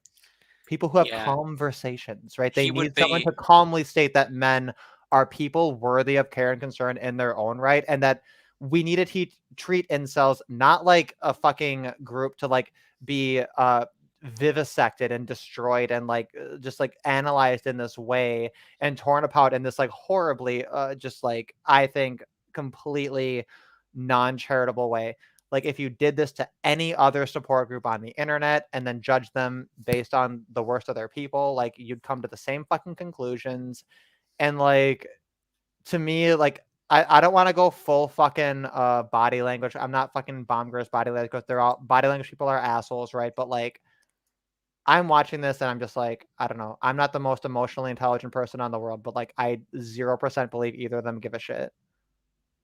Like they're men's rights tourists who are coming in there talking about how these dogs are being tortured horrifically and being eaten out alive by these fire ants. And then just like, because they can take calm notes on it that are free of these pesky value judgments, that they're conflating that with something that's like intelligent and like useful to people, when what people really need is they need a signal that tells them that this is fucking immoral and wrong and needs to be fucking like stood up to. Like we need Karens, we need Chris Crockers, we need hysterical people to say like, no, leave this person alone. You can't just say that you're allowed to bully someone because they're ugly or because they're male or because they're short or black or whatever. And I say that as a proud anti-racist. Yep. Yeah. So shall we end here? I mean, that's to me, that's my point. That's my love and peace message. So I guess I'll say on Thanksgiving that, whenever you find that you encounter someone who is willing to listen and to care and to have concern about an issue, particularly one that you don't feel the average person will listen to, like really cherish that and be thankful for it because, that's like humanity. That's the thing that sustains us is like finding people who are, even if we can't fucking do anything, even if it's all black pilled, even if we're all fucking doomed and everything is fucking suicide fuel all the way down at the very least. I hope we can be thankful for those people who did listen and who did at least acknowledge like that sucks and I don't want it to happen. God, I'm sorry. I'm sad now. Holy shit. Right. I don't know. I guess that's how I feel. I don't know. Well, I'll see you later. All right, keep it easy. Thanks for sticking around, and I'm glad we went over this whole thing and completed it. Okay, see you. See you then. Perfect.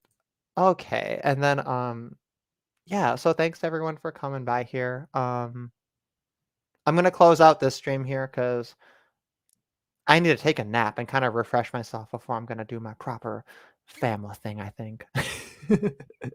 But yeah, I'll try to have more streams more often. This stream I felt like was a particularly like relevant and timely thing to address. So I'm glad we went over it, and thanks so much for coming in here. And you guys all have a nice nice rest of your day here too.